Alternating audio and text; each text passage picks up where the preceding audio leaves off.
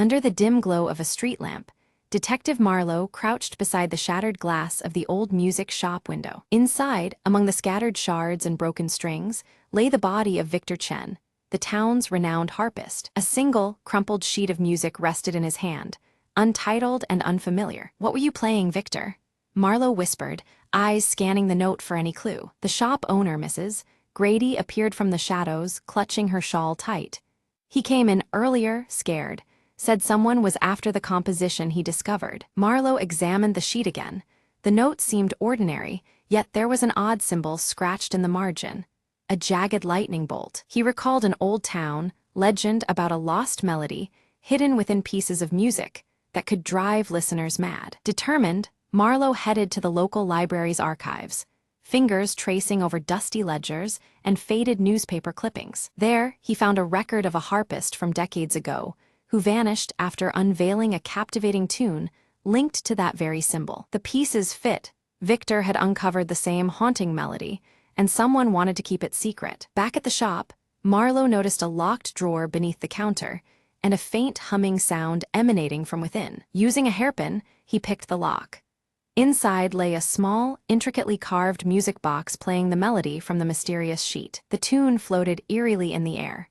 Marlowe felt a strange dizziness, but clenched his jaw in resolve. Suddenly, a shadowy figure emerged from the back room, a rival musician desperate to silence Victor and claim the composition. "You don't understand its power," the figure hissed, lunging toward Marlowe. Quick reflexes saved him, and during the scuffle, the music box fell silent as it shattered on the floor. The intruder fled, leaving behind a trail of whispered threats and unfinished secrets. Marlowe secured the scene, deciding to safeguard the sheet music and the broken box pieces, vowing to uncover the full story. As dawn broke, the quiet town stirred, unaware of the melody that almost consumed its soul. Marlowe glanced at the crumpled notes one last time. "Some tunes," he mused, "are better left unplayed."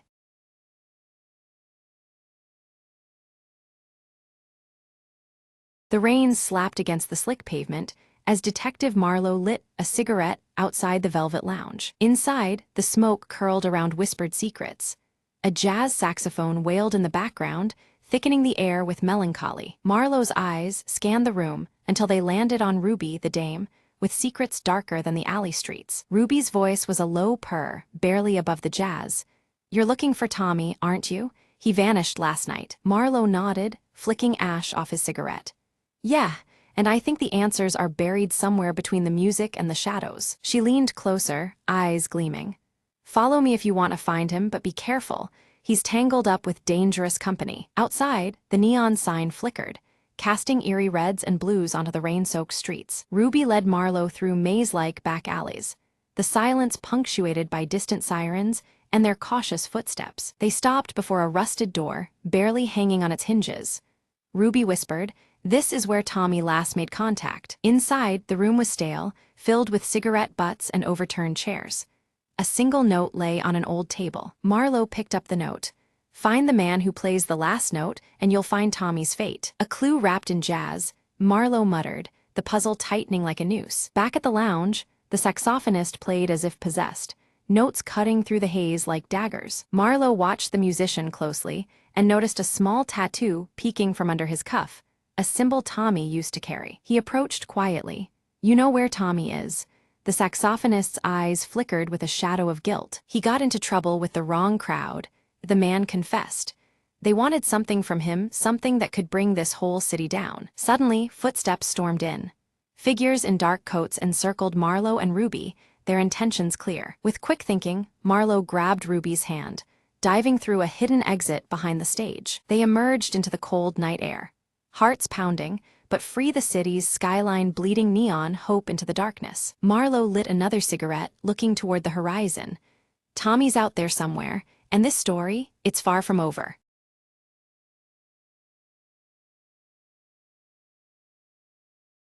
Every morning, Emma stopped by the same cafe for her coffee.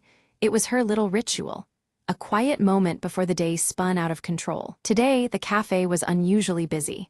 She glanced at the counter, hoping for her usual order, a simple black coffee, no fuss. As she waited, she noticed an elderly man struggling to reach the sugar packets. He was a regular too, always sitting in the corner reading. Emma walked over and offered him one, smiling warmly.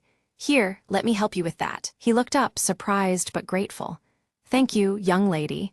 It's the little things that make a morning better," he said. They struck up a conversation, sharing stories about their favorite books and the city's changing streets. Before long, the barista called out, "Emma, your coffee's ready." She took her cup, then turned back to the man and offered, "Would you like to share it with me?" He chuckled softly.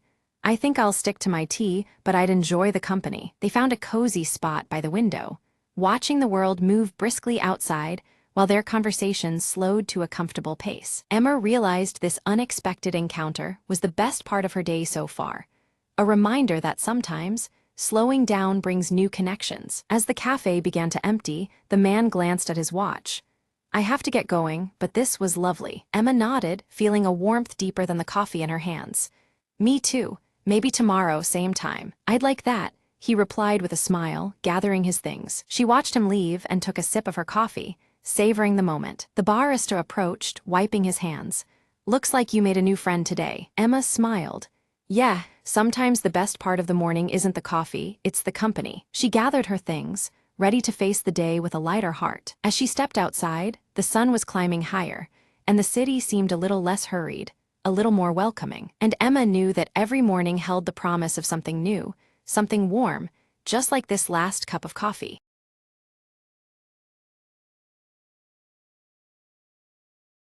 Under the pale glow of a flickering streetlight, Mara pores over an ancient blueprint, her fingers tracing the faded lines beneath the dim, shifting shadows of the night.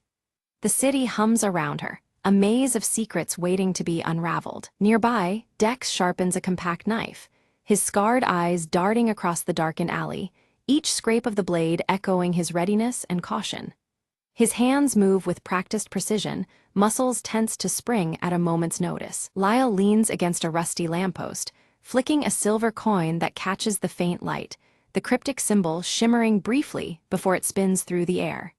He tosses a smirk toward Mara and Dex, his playful tone a fragile veil over the tension tightening around them. Sophia arrives silently, her sleek bob framing sharp eyes as she spreads tactical maps across a cluttered table strewn with tools and mechanical parts.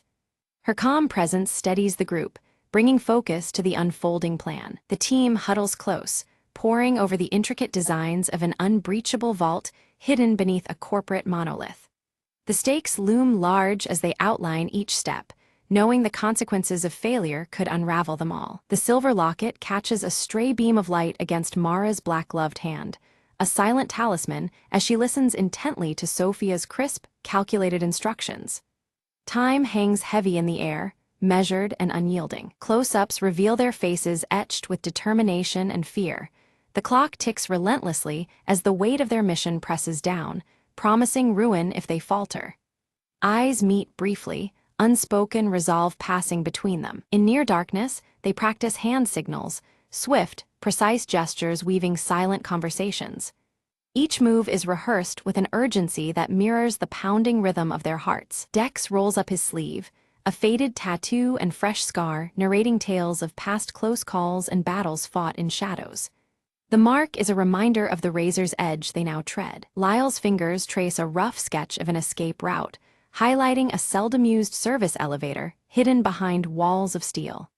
His smirk fades to a look of pure concentration as he explains the delicate timing required. Mara's gloved fingers dance deftly over a model safe, the clicks whisper soft promises of mastery. Her steady hands belie the storm of adrenaline surging beneath her calm exterior. Sophia aligns their watches, the metallic ticks synchronizing their resolve as each second seals their fates.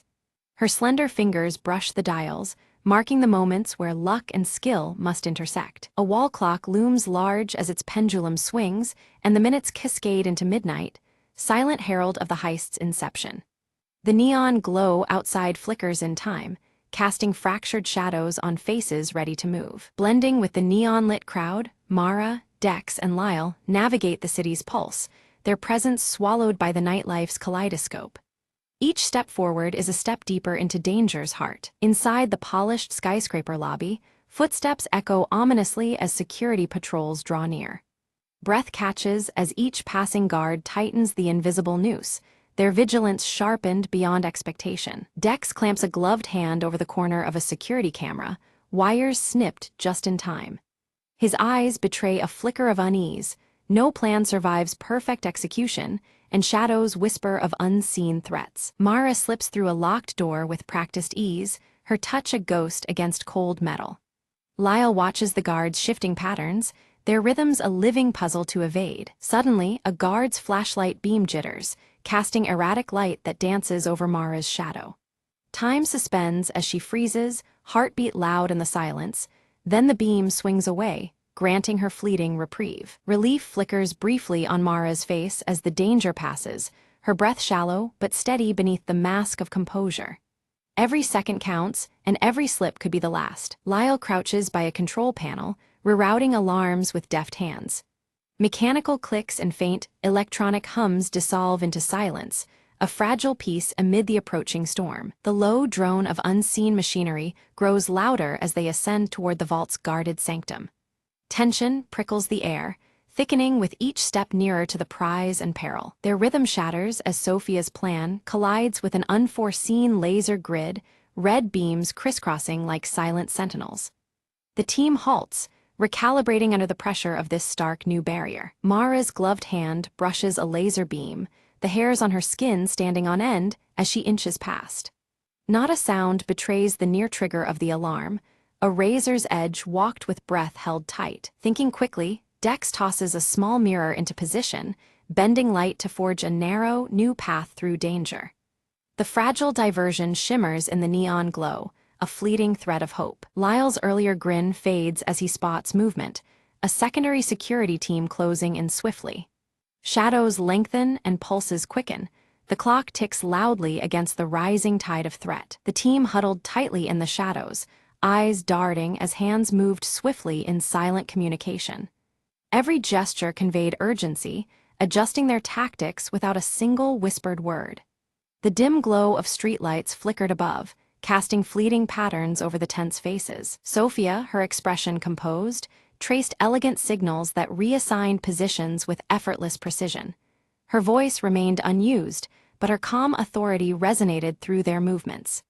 Each member absorbed the revised plan instantly, ready to adapt under pressure. Mara's fingers closed firmly around the silver locket hanging at her neck. The cryptic symbol reflected faintly in the muted light, anchoring her resolve.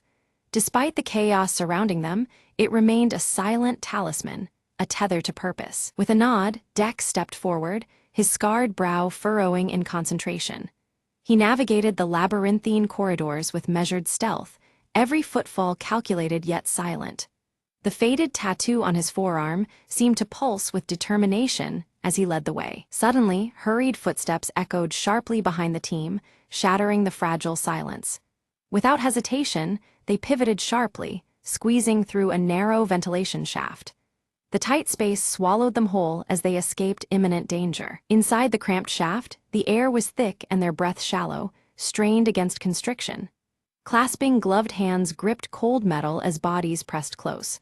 Their tense eyes scanned the semi-darkness, alert for any sign of pursuit. Emerging near the vault, Lyle crouched and produced vintage lock-picking tools from a worn pouch. His nimble fingers danced expertly over the intricate mechanism, bypassing security with practiced ease. A subtle smirk played on his lips despite the stakes pressing in. A faint mechanical whir cut through the silence, followed by the slow creak of the vault door opening. The aged door groaned as metal met metal, revealing the chamber beyond. Relief flickered briefly among the team as opportunity presented itself. Within the vault, soft light shimmered off meticulously stacked assets, their origins untraceable and unknown. The tangible weight of their haul pressed silently against the tension in the air. The stakes of their mission crystallized in that guarded cache. Without warning, a small panel blinked an urgent alert, a nearly invisible trap snapped into motion. Taut wires slid into place, threatening lethal electric discharge. The room's calm shattered instantly, peril surging like a storm in the confined space. Mara surged forward instinctively, reaching the trap with nimble speed. Fingers brushed metal bars just as a shocking jolt sparked through the air, narrowly missing her grasp. Her breath hitched but resolve hardened, Escape was still within reach. Dex positioned himself protectively before Mara, eyes flicking around as Lyle swiftly began bagging the assets. Sweat gleamed on their brows, intensity mirrored in every motion. The clock was unforgiving, each moment weighted with risk and necessity. Amid the chaos, the silver locket slipped free from Mara's neck, dropping silently. Dex's eyes caught the glint, a flicker of recognition passing through him. Mara snatched it back quickly, fingers tightening around the talisman with renewed guardedness. Outside, rain began to fall, slickening streets and intensifying tension. Neon signs blurred through the wet sheen, casting an otherworldly glow over the damp night. Every step now carried greater danger, surfaces treacherous beneath hurried feet. Sophia's precise hand signals guided them, timing movements against predictable patrol rotations of the building. Her keen strategist mind calculated every variable with icy clarity. The team moved as one, blending shadows with neon-lit flashes along their escape route. Pursuers closed fast through the glowing streets, but Dex unleashed raw urban parkour skill. Walls and railings became allies as he vaulted and swung with effortless fluidity. Each leap stretched their lead, adrenaline fueling the desperate chase. Mara's silent signals cut through the noise as escape routes snapped shut one by one. Her steady gaze traced outlines on cracked walls, mapping dwindling options. Tension mounted, urgency spiking in every tense glance exchanged. Trapped and nearly out of paths, Lal hastily tossed a smoke bomb to the ground. A dense cloud erupted between them and their pursuers, swallowing the chaos in mist. Precious seconds blossomed from the murk, granting fleeting safety. Breaths ragged but spirits unbroken, the team regrouped within the hollowed walls of an abandoned warehouse. Shadows wrapped around them, a brief refuge from neon glare and pounding rain. Their eyes met in unspoken questions, the mission far from over. Sophia's face tightened as she revealed a harsh truth. A mole lurked within their own ranks. Betrayal cut deeper than any external threat, confidence splintering beneath flickering lights. The fragile trust that held them began to crumble dangerously. Tensions flared like sparks in dry wood. Accusations flew in harsh, silent exchanges under the unstable glow. The team's unity fractured, doubt poisoning every gesture and glance. Loyalties hung precariously, a fragile web threatening to unravel. In quiet defiance, Mara examined the silver locket anew, her gloved hands steady despite the turmoil. A minute-hidden compartment caught the edge of her attention, unnoticed until now. Curiosity gnawed beneath her resolve, promising revelations ahead. Delicately opening the tiny compartment revealed a microfilm, minuscule but undeniably real. Etched upon it were encrypted coordinates, mysterious and compelling. The weight of new possibility pressed upon them, challenging every conviction. Dex's voice, though still silent, carried fierce insistence as he advocated pursuing the cryptic lead. The risk was massive, but so was the hope it offered, a chance to salvage what remained. His belief in salvation sparked resolve anew within the group. Sophia swallowed hard, the strategist's resolve bending but not breaking under the shift. With grim determination, she recalibrated their priorities, steering the team toward uncertain horizons. The mission's true test was just beginning. Inside a dimly lit room laden with scattered maps and dusty tomes, the team huddled around a small projector.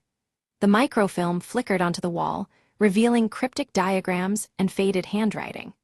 Sophia traced her finger over the symbols, while Lyle's sharp eyes pieced together the cipher's meaning under the watchful gaze of Mara and Dex. The coordinates extracted from the microfilm led them straight to an underground network, long forgotten beneath the city's worn streets.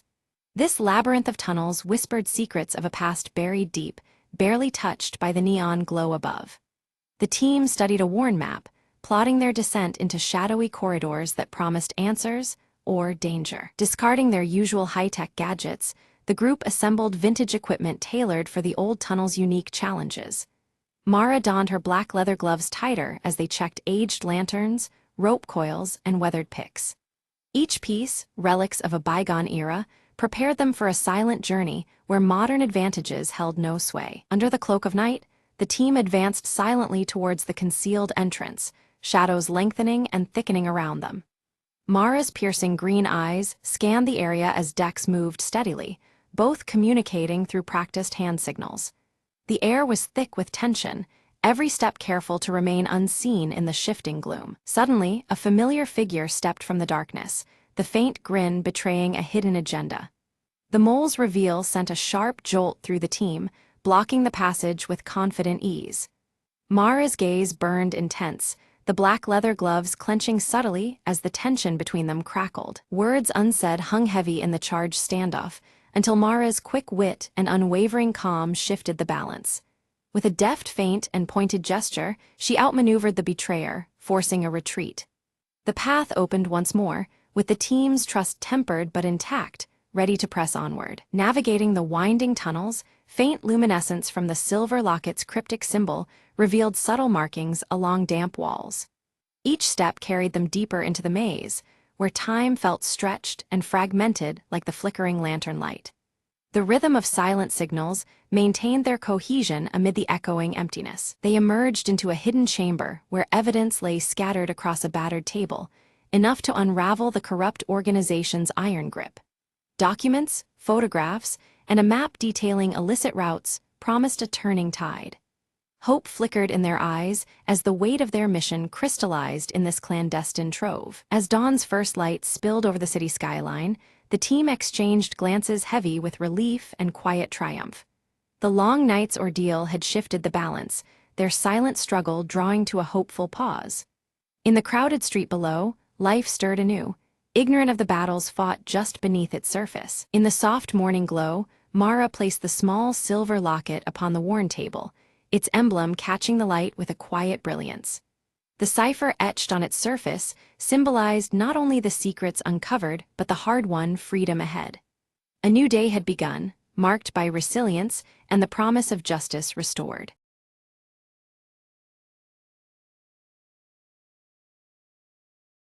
On a rainy evening, Emma noticed the old library on Elm Street was still open, its windows glowing warmly. Curious, she stepped inside, shaking off her umbrella as the cozy scent of aged books wrapped around her. A friendly librarian greeted her, whispering, "Welcome to a place where stories come to life after dark." Emma wandered between tall shelves, her fingers brushing worn spines with titles she'd never heard of. Suddenly, a faint glow emerged from a book titled The Secrets of the Night Garden. Drawn in, Emma opened it and found a delicate map shimmering on the pages. "Follow the map," a soft voice echoed, as if the book itself invited her on an adventure. Guided by the map, Emma found a hidden door behind a bookshelf, leading to a small enchanting garden bathed in moonlight. Fireflies danced around whispering flowers, and a gentle breeze carried the scent of jasmine. Emma smiled, feeling calm and inspired, as if the garden whispered stories meant just for her. After a while, she returned to the library,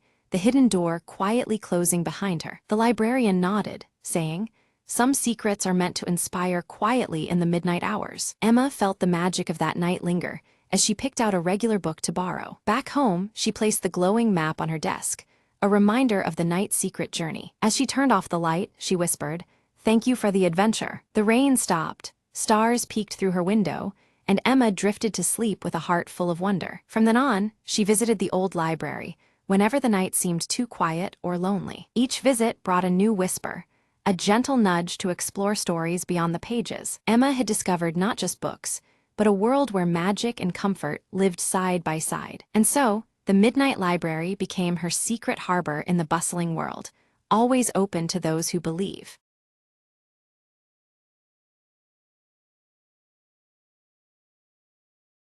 The rain slammed against the city, like a warning, neon signs flickering through the haze. Jake Morgan lit a cigarette, the smoke curling like a question mark in the dim light. He didn't expect company at midnight, least of all a dame with secrets in her eyes. "I need your help," she said, voice trembling, clutching a faded photograph. Morgan studied the photo.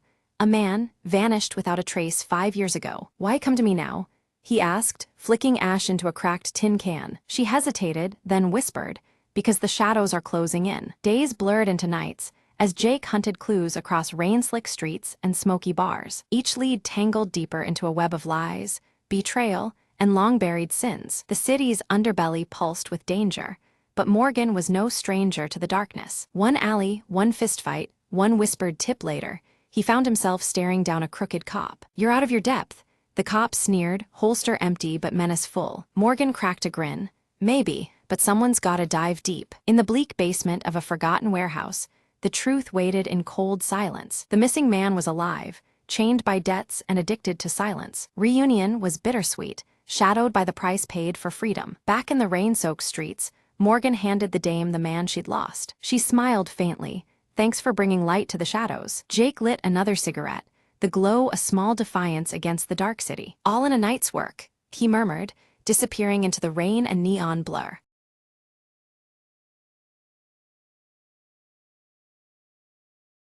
In the village of Elder's Hollow, no one dared to light the old lantern after dusk, except Mara. One foggy evening, Mara found the lantern hanging from a crooked branch deep in the woods. A soft glow flickered inside, and a whisper brushed against her ear, "Follow the light." Curiosity overcame fear as she lit the lantern, its flame burning with an eerie blue hue. The whisper grew louder, leading her along a winding path she'd never seen before. Branches seemed to bend away, shadows dancing just beyond the light's reach. At the path's end, a forgotten well lay shrouded in mist, its stones ancient and crumbled. The whisper urged, "Look within," and Mara peered down into the darkness below. Suddenly, a face emerged, a child trapped in twilight, eyes wide with hope. "Help me," the voice pleaded softly, the lantern's light pulsing in rhythm with her heartbeat. Mara grasped the rope tied to the well's edge and began to pull gently. With effort, the child was lifted into the cool night air, the mist parting as if in gratitude. The boy reached out,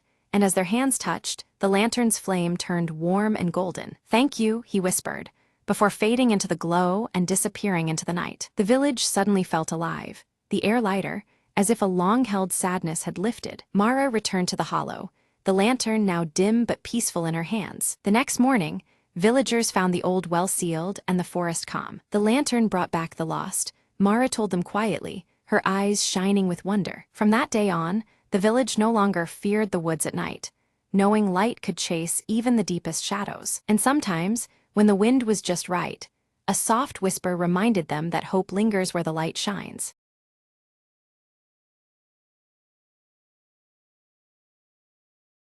Maya stood in the buzzing station, clutching a crumpled train ticket in her palm. The arrival board flickered. Only one train remained before the station would close for the night. Her phone buzzed, a message from her brother, stranded miles away after a long day. "I'm waiting at the old station," it read, desperation veiled in short words. Time was slipping through her fingers, like the fading daylight outside. Passengers hustled past, heads down, lost in their own stories, unaware of the urgency in Maya's eyes. She took a deep breath, whispering, "I can't leave him there alone." Rushing through the crowd, she clutched the ticket tightly, hoping it was enough for both of them. As she approached the platform, the train's whistle pierced the air.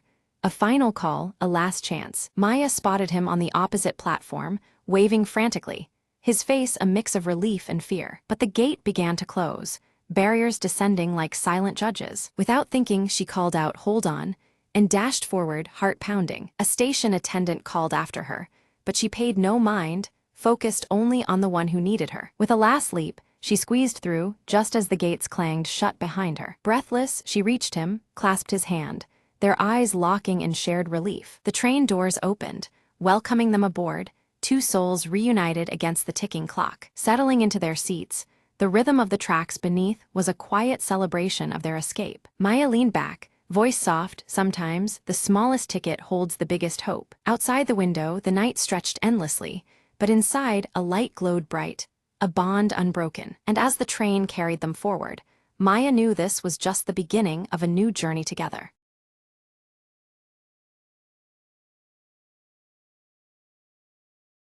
Rain slicked Ali's blurred areas quick steps as she clutched the small red data chip tightly, anxiety flickering in her sharp eyes. Behind her, city lights cast fractured shadows, broken clocks ticking faintly in the distance. She slipped through the cracked doorway of a dim apartment, where Dex awaited, his tattooed sleeve visible beneath the rolled-up fabric. His impatient gaze met hers, the tension thick in the cramped room. Under the flickering overhead light, Dex inspected the red data chip, suspicion brewing between them. Words were exchanged sharply, betraying their fragile trust in the dangerous game they played. Outside, beyond the rain-streaked window, shadowy figures lingered unseen. Their fleeting reflections shimmered within a cracked mirror hanging awkwardly by the entrance, silently observing. Mara's gloved fingers danced expertly over the security terminal, cracking through dense encryption with ease. Her eyes fixed, determined, as the locked secrets began to yield. A broken clock on the wall ticked uneven rhythms, its hands stuttering in defiance of time.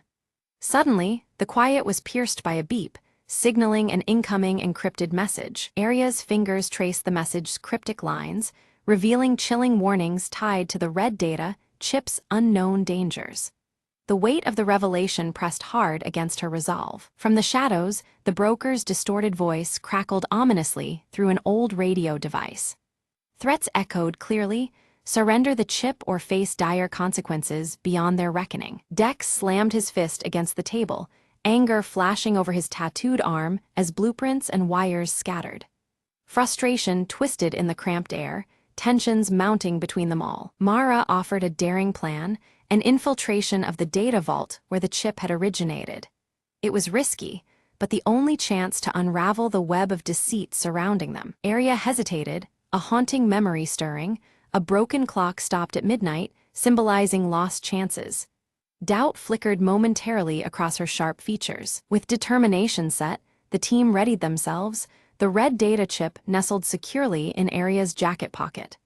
The fractured ticking of clocks outside seemed to count down their fate. Dex methodically checked his gear, the glow of a neon sign casting light across his tattooed arm.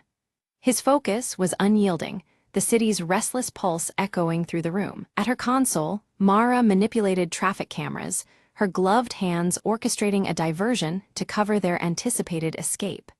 The city's network became their battlefield. Suddenly, the apartment door shattered inward. Shadowy pursuers stormed in. The urgency of their situation erupted as danger closed rapidly around them. A tense and frantic chase spilled onto rain-slick streets, with Aria deftly navigating the narrow passages. The red data chip's burden weighed on her as every second counted. Dex engaged assailants with striking prowess, his tattooed arm a blur in the melee, while Mara remotely sabotaged their pursuers' escape routes. Their coordinated efforts kept hope alive. They dove into an abandoned warehouse, greeted only by a haunting trail of broken clocks stopped at various fragmented times.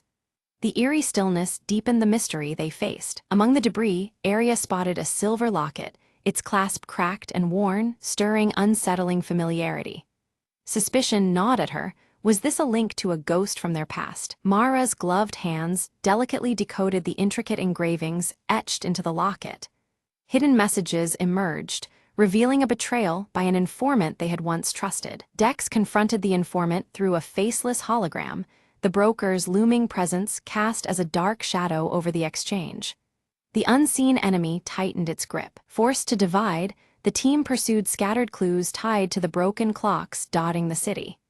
Each path carried risk, threading deeper into the web of deception woven around them. Aria uncovered a hidden shipment manifest connected to the origins of the red data chip, intensifying the stakes. The puzzle was unraveling, but the danger escalated with each discovery. Mara hit a sudden lockout while hacking, her gloves briefly glowing as she pushed past the barrier. Innovation and persistence became their only weapons against digital defenses closing in. Suddenly ambushed, Dex narrowly escaped, using his tattooed arm's hidden signal to summon a shadowy ally. The fragile line between friend and foe blurred in the shadowed streets. Aria moved silently through the dimly lit clockmaker's shop, her sharp eyes scanning the myriad of broken clocks that adorned the walls. Among the shattered gears and dusty faces, she discovered a coded map hidden beneath a panel, its design mirroring the recurring motif of fractured timepieces. The map's lines intertwined with images of broken clock faces, hinting at a secret path. Suddenly, every clock in the shop chimed in eerie unison, a disorienting cacophony that froze Aria in place. As the echoes faded, a section of the floor subtly slid open, revealing a hidden passage cloaked in shadow.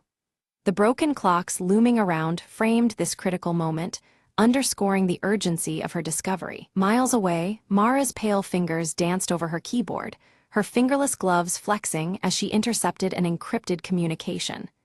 The message warned of a massive data theft slated for midnight, sending a chill through the team. The red data chip, though not yet in her hands, had been referenced cryptically within the transmission. Dex appeared suddenly beside Arya, his muscular frame tense as he examined the fragments of the map she had uncovered. Piecing together details from the shipment manifest, he connected the dots that hinted at the scale and timing of the impending heist. Their reunion was brief but charged, the background clocks ticking ominously. From the shadows, the broker tightened his control, dispatching assassins whose distorted voices and shadowy forms moved like phantoms in the night. Their presence was an unspoken threat, signaling that no step the trio took would be unchallenged. The broken clocks in the environment seemed to mock their fragile grasp on time and safety. Cornered and outnumbered, the team was forced to split, each member vanishing into different alleys and byways. This narrow escape tested their trust and revealed fissures in their alliance as doubts and fears crept in. The broken clock motif lingered in the background, a reminder that every second counted and their unity was fragile. Later, Arya confronted Mara, her voice edged with frustration over the withheld truths about the red data chip's potential. Mara's gloves remained visible as she hesitated, the tension thick between them. The exchange was sharp, exposing cracks in their shared mission and the stakes they faced. Mara finally unveiled the chip's secret. It was a digital key capable of unlocking vast and hidden corners of the city's surveillance network. This revelation deepened the stakes, showing the scope of the broker's ambitions and the power the chip held. Their breath hung heavy in the air, punctuated by the distant ticking of broken clocks. Meanwhile, Dex grappled with his own conflicts, memories of the intricate tattoo sleeve on his left arm flashing in his mind. These flashbacks linked his past loyalty with his current resolve, grounding him in purpose amidst uncertainty. The tattoo, inked with symbolic gears, seemed to pulse in rhythm with the broken clocks around him. The broker struck back anonymously, sabotaging their communications with waves of interference. Each team's connection faltered, isolating them in their individual spheres of danger. The broken clocks in the background fell silent, underscoring the growing chaos and their vulnerability. Arya arrived at a desolate tower, the final clock looming above Frozen at midnight, the very hour planned for the heist. Time seemed to stand still as she prepared to confront the endgame. The broken clock hands pointed relentlessly toward urgency and inevitability. Within the tower, Mara's gloves moved deftly over her equipment, bypassing intricate security systems with rapid taps. Her pale features set in concentration, she fought against digital barriers to clear the path for her team. Around her, faint clock faces flickered on monitors, their fractures echoing the theme of fractured time. Dex intercepted a courier clutching a red envelope, the color matching the data chip that had come to symbolize their mission. This envelope held a critical piece of the broker's plan, shifting their understanding and strategy. Even as neon lights flickered, broken clocks hung ominously nearby, framing the hidden threat. Together, the team narrowly avoided a trap set beneath the tower's foundation, illuminated just enough by failing neon signs to reveal danger. They moved swiftly, the atmosphere thick with tension and uncertainty. Broken clocks in the area seemed to almost count down their fleeting chance for survival. Mara disabled a swarm of surveillance drones overhead, her gloves glowing faintly as she fought digital battles. This gave Arya and Dex a narrow window of opportunity to advance, their movements urgent and calculated. The broken clock motif lingered, a silent witness to their desperate push forward. Inside the tower's heart, Arya's eyes caught a cracked mirror reflecting her tense, focused expression. The fragmented glass paralleled the fractured timeline they struggled against, reminding her that time was slipping away. The palpable pressure of the impending heist bore down as the clock struck closer to midnight. Dex confronted a shadowy figure cloaked beneath a hood, a mask shaped like a broken clock hiding the intruder's identity. Their brief encounter was charged with danger and uncertainty, the clock motifs on the mask echoing the pervasive theme of lost time. The silhouette's movements were swift, leaving Dex questioning who stood before him. A fierce struggle revealed the broker's true agenda, dominion over the city's invisible digital web, manipulating every unseen strand. This battle was not just physical but ideological, the broken clocks serving as a backdrop to a power struggle over time and control. The stakes had escalated beyond what the trio imagined. Mara launched a counter-hack, her gloves glowing fiercely as she engaged in a digital duel with the broker's sophisticated code. The flashy lights and flurries of data in the tower's control room painted a vivid picture of their hidden war. Every keystroke was a battle for the city's surveillance future. Victory seemed within reach until the broker unleashed a devastating final trap, fracturing the entire data network across the city. Alarms blared as systems faltered, and chaos erupted. The broken clocks seemed to shatter metaphorically, symbolizing disrupted time and control. The screen of their devices faded to black amid the blaring alarms, the broken clocks ceasing there, ticking in an eerie silence. The blackout left them helpless and isolated, dangling in the dark void of uncertainty. Time itself felt suspended, the motif now hauntingly literal. In isolation, Aria's thoughts drifted to the silver locket with its broken clasp, a tangible symbol of unfinished business and fractured bonds. Memories of its meaning stirred resolve within her, fueling a flicker of hope. Even in the absence of time, connections lingered. Suddenly, Mara's voice crackled through a hidden communication channel, calm and urging focus amidst the chaos. Her message was a lifeline, reminding the team of their shared mission and the strength in unity. The sound rekindled a fragile thread of trust. Dex carefully repaired a small, intricate device embedded within his tattoo, the motions steady and skilled. The device sparked to life, restoring the delicate communication lines that had been severed.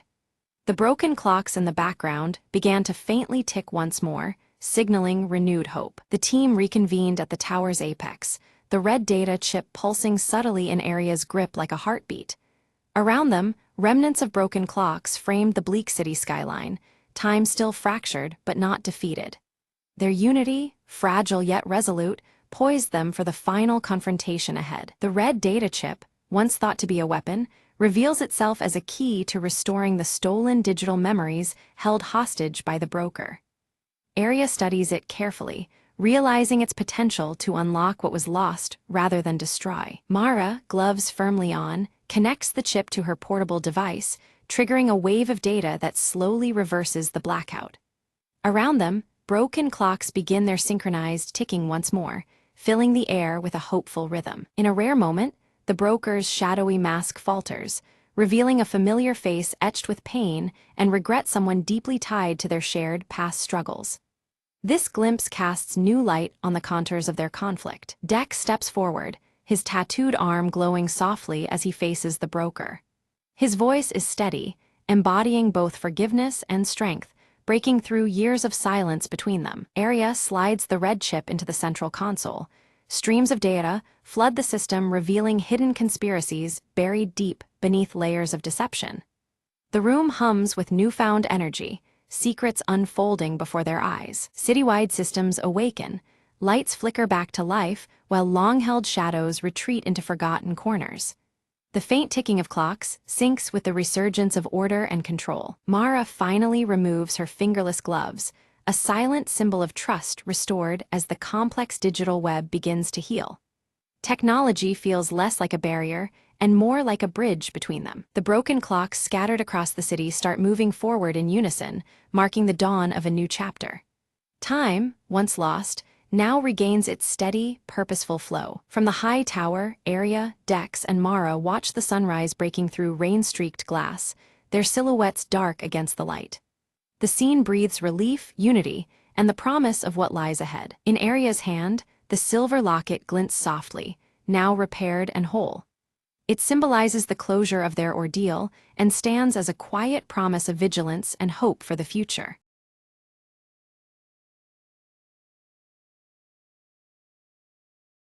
The sun hung low behind ash-choked clouds as Mara stepped cautiously through the deserted streets. Empty cars lay abandoned, their doors ajar, echoes of a world that once was. Her scavenged backpack weighed heavy, every step a reminder of how long she'd been alone. A faint noise caught her attention, footsteps. No, just the wind playing tricks on her senses. Memories of laughter and sunlight flooded back, sharp against the gray silence. Ahead, shadows moved, a flicker of life in the ruins. Heart-pounding, Mara called softly, "Hello, anyone there?" From behind a crumbled wall, a boy emerged, eyes wide but curious. Relief washed over her as she lowered her guard, offering a tentative smile. "I've been looking for others," she said, "You're not alone anymore." Together they navigated the broken city, sharing stories and hope in whispered voices. A distant hum grew stronger. The generator at the old community center still worked. They hurried toward it, drawn by the promise of warmth, light, and perhaps others. Inside, a small group huddled around flickering lanterns, faces weary but alive. Mara's eyes met theirs, a spark of connection in a fractured world. "We thought we were the last," she breathed, stepping into the circle. The boy squeezed her hand, a silent vow to rebuild, to endure. Outside, the sky lightened, the first hints of dawn breaking through the gloom. In the quiet moments before morning, hope returned like a fragile bloom. Together they faced the rising sun, ready to reclaim their world, one step at a time.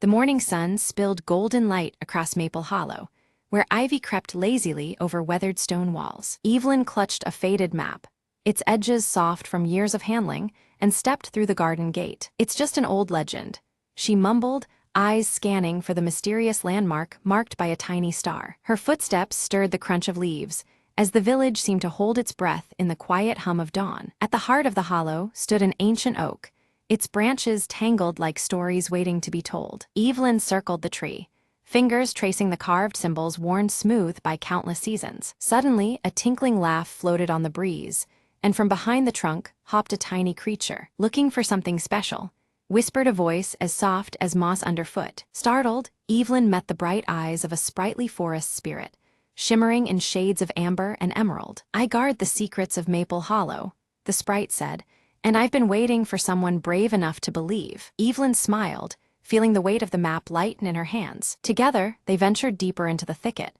where sunlight danced through leaves like scattered coins. There, beneath a carpet of ferns, bloomed a hidden garden of tiny lanterns, glowing with gentle light. "This is the sanctuary of hope," the sprite explained, "kept alive by those who carry kindness in their hearts." Evelyn knelt and touched a fragile blossom, feeling warmth seep into her very soul. "Will you help protect it?" the sprite asked, eyes wide with trust. With a determined nod, Evelyn promised she'd keep Maple Hollow's secrets safe, nurturing its magic every day. As she rose, the garden's glow seemed to ripple outward, painting the hollow in hues of soft gold and green. "Remember," the sprite called as they parted, "sometimes the smallest light can brighten the darkest place." Evelyn walked back home, the map now glowing faintly in her pocket, her heart full of newfound magic and hope.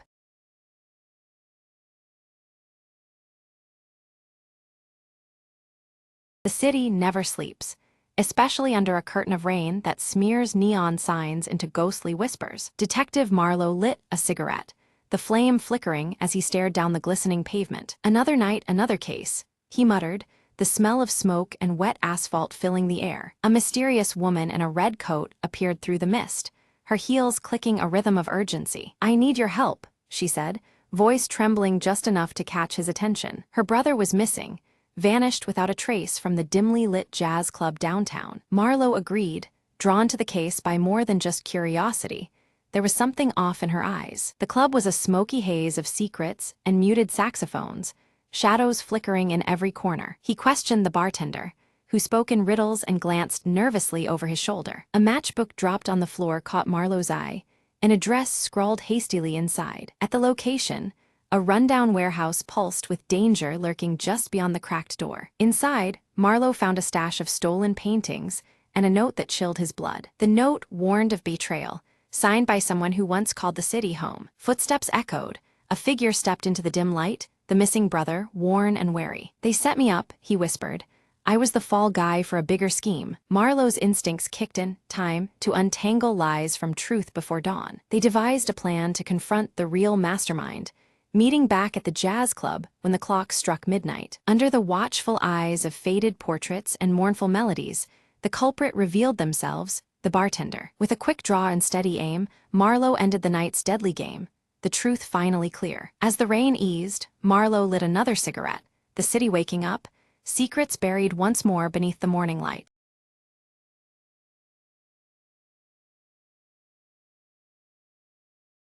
Anna sat by the flickering candlelight, clutching the worn envelope that had arrived that morning. Her hands trembled as she unfolded the letter, the handwriting instantly recognizable. "Dear Anna," it began, "I hope this reaches you before I'm gone." Her breath caught.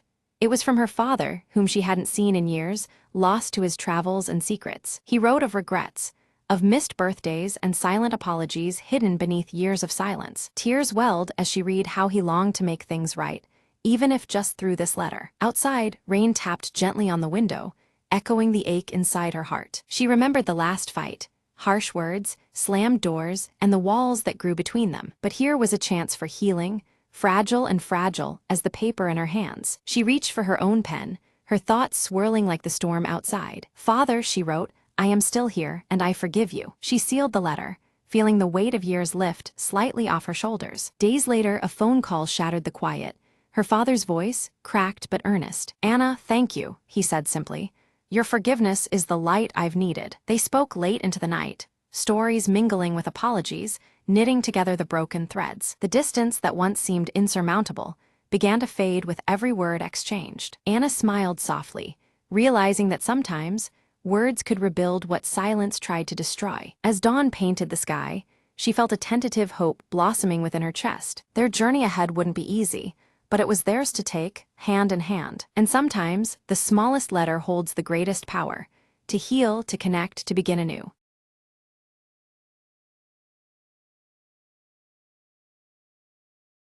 Smoke wreathed the crumbled skyline as Mara stepped over rusted debris, eyes scanning for any sign of life. Her voice was a whisper, barely heard over the cold wind.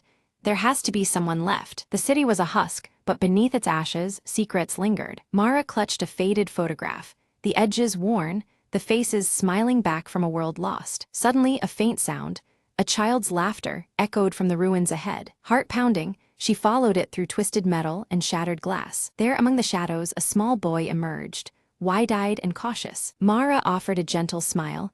"I won't hurt you, I'm just looking for answers." The boy nodded slowly, stepping closer, tugging a ragged toy behind him. Together, they explored forgotten rooms, discovering a hidden garden still blossoming against all odds. Sunlight filtered through shattered ceilings, casting patterns on the cracked tiles. "Life finds a way," Mara murmured, hope stirring within her chest. In that quiet sanctuary, the past and future intertwined in fragile harmony. She knew rebuilding was impossible alone, but here, with this spark, anything could begin. As twilight fell, the boy led her to a makeshift camp, other survivors gathering cautiously. Eyes brightened at her arrival, whispered tales of hope and survival filling the air. Mara realized the city was not truly dead.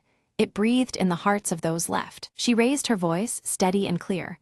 "We'll rise together, stronger than before." The community around the dying embers of the old world kindled a new flame. And beneath the shattered sky, the forgotten city whispered its promise of rebirth.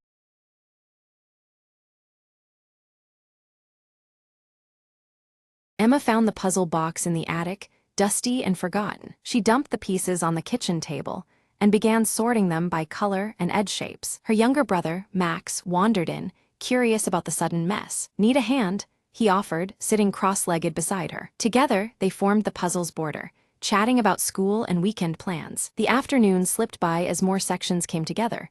A bright blue sky, a patch of green grass. When they reached the final piece, it was nowhere to be found. Emma frowned, searching around the table and floor, but it was gone. Max shrugged, suggesting they weren't meant to finish it today. At dinner, their mom asked about their day, and Emma confessed about the missing piece. Her mom smiled, pulling a small box from her bag. "Found this cleaning the car," she said, holding up the puzzle's lost piece. That evening, Emma and Max completed the picture together, a perfect ending. "See, sometimes it just takes a little luck," Emma said, proud and content. Max laughed, or a good mom. The puzzle sat completed on the table as the house grew quiet and the siblings tidied up. With the puzzle done, Emma felt a small sense of accomplishment and calm. She promised to look for more puzzles to solve with Max on weekends. Before bed, Emma glanced at the finished puzzle, feeling grateful for the simple moments. And just like that, a day of patience and teamwork became a cherished memory.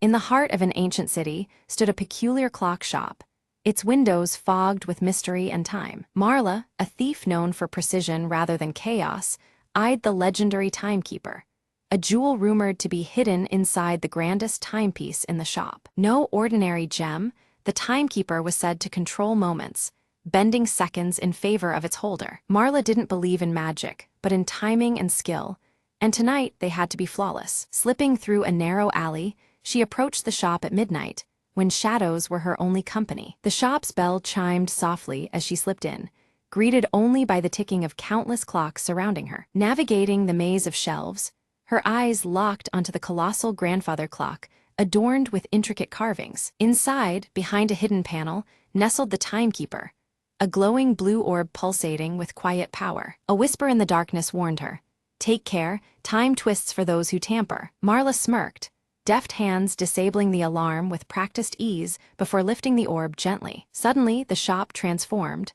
The clocks accelerated wildly, their hands spinning like storm winds. Time lapsed erratically.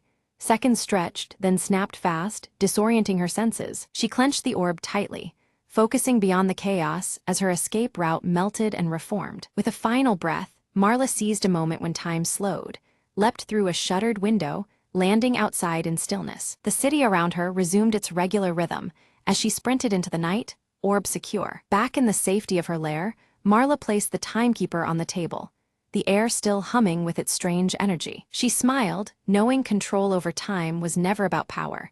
It was about moments seized and never wasted. The orb glowed softer now, as if content in its new hands, awaiting the next perfect second to shine. Marla whispered, "Time is mine, for now," and set the clock hands to midnight, beginning a new chapter. Outside, the city continued unaware, wrapped in endless hours, while a thief held the master key to every ticking second.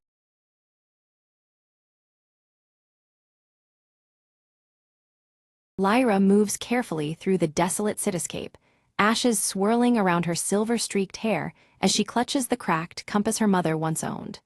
The ruins around her whisper stories of a forgotten past, the flickering embers of distant fires casting long shadows. From behind a collapsed building, Merrick's scarred face emerges, his weathered cloak blending with the grayness of the crumbled surroundings.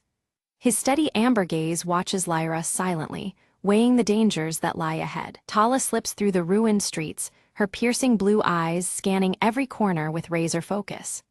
Silent as the drifting ashes, she moves like a ghost, alert for unseen threats in the broken world. At the shattered fountain, Lyra meets Merrick, their eyes meeting in a tense nod of acknowledgement. The mechanical raven on Lyra's shoulder flickers its rusty wings, its soft clicks echoing faintly amid the desolation. Lyra unfolds the faded map, trembling fingers tracing a precarious route toward a safe haven marked long ago. Merrick watches thoughtfully, the weight of their uncertain path heavy between them. A distant rumble shakes the cracked streets as dust falls from shattered windows. A massive convoy of scavengers, armed and ruthless, approaches, casting long, ominous shadows over the ruins. Quickly, the trio smothers their small campfire, smudging the glowing embers as the scavengers' silhouettes stretch closer. The fragile warmth and light vanish, swallowed by the encroaching menace. Tala catches sight of the scavenger leader, a towering figure wielding a crude spear. With a swift, silent gesture, she signals danger, her piercing blue eyes fierce as the shadows tighten. Lyra clutches the cracked compass tightly, her gaze stealing against the gray sky. Determined, she vows to protect the map's secret at all costs, knowing it could mean salvation or destruction. Merrick loads his improvised crossbow, every motion practiced but tense. His amber eyes survey the uneven streets, seeking the best defensive position amid the jagged ruins. The mechanical raven takes flight from Lyra's shoulder, its rusty wings beating hurriedly as it circles above. With soft mechanical clicks, it distracts the scavengers, buying precious moments for the group to reposition. Lyra, Merrick, and Tala slip silently into narrow alleys, their footsteps muffled on the cracked pavement. Shadows of ruins envelop them as they evade the scavengers' ever-closer patrols. Suddenly, a clatter breaks the silence. A loose metal pipe tumbles wildly across the ground. The group freezes, hearts pounding as scavengers turn sharply toward their trail, voices rough and rising. The scavengers spread out aggressively, scouring the ruins with echoing shouts that bounce off cracked walls. The air thickens with tension, dust swirling like whispers of danger. In a hushed tone, Lyra whispers of the map's secret, a rumored haven with untouched resources that could change everything. But now, with predators closing in, that secret is at grave risk. To confuse their pursuers, the group briefly splits, each taking shadowed paths through narrow passages. Tala leads with swift, silent movements, a ghost weaving through the remnants of the old world. Merc narrowly escapes a deadly encounter, ducking behind collapsed rubble just as a scavenger's spear shatters stone inches away. His breath hitches, the close call fueling his resolve. Guided by the cracked compass, Lyra finds the entrance to an underground tunnel faintly marked on the faded map. The promise of shelter hides beneath the ruined city's surface. As the group regroups at the tunnel's mouth, the mechanical raven emits a sharp, warning click. The scavengers are closing in fast, their harsh voices growing nearer, echoing across the desolation. Inside the tunnel, the trio navigates dim, crumbling corridors filled with dust and stale memories. The flickers of faint light reveal relics of a lost world mingling hope with decay. Suddenly, the passage collapses behind them with a thunderous crash, sealing the scavengers outside, but blocking their escape. The heavy silence that follows tightens like a cage around them. Soft green bioluminescent fungi cast an eerie glow along the underground path, illuminating forgotten life that persists beneath the ruinous earth. The delicate light dances on worn metallic relics scattered by time. Tensions flare as dwindling supplies press heavily. Merc shares stories of the world before, voices low and steady. Around a smoldering shard of fire, flickers of hope ignite in the darkness. A hidden door creaks open silently on the tunnel wall, revealing symbols that match those on the map. A tentative beacon of hope advances, the promise of discovery barely contained in the still air. Within the chamber, ancient machinery hums faintly, its brittle data cubes glowing with a partial preservation by time.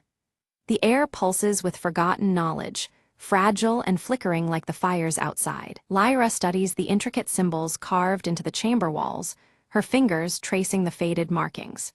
She realizes they describe the safe haven not just as a refuge, but as a naturally sealed vault that once contained a devastating experiment gone wrong. The clues hint that the sanctuary's safety comes with a hidden danger lurking beneath the surface. Without warning, ancient machinery sputters to life, sparks cascading as a spectral blue light floods the underground chamber. The mechanical raven emits a sharp clicking sound, its eyes reflecting the eerie glow. Shadows twist and dance as long-dormant defenses awaken with a mechanical groan. Alarms clang and whir as mechanical defenses surge forward, energy pulses streaking through the air. Merc ducks behind a shattered pillar while Tala dives aside, narrowly avoiding a shifting wall. Lyra clutches her cracked compass, eyes scanning rapidly for a safe path amidst the chaos. Tala's quick fingers find a hidden switch concealed beneath rusted panels. With a click, the relentless machinery ceases, the hum of power fading into silence. A newly revealed passage yawns open deeper into the vault, promising answers but demanding courage. Carefully, they descend into a cavernous vault where ancient technology hums softly. Rows of preserved seed banks stand alongside water filtration units, and at the vault's heart, a pulsating energy core glows steady blue.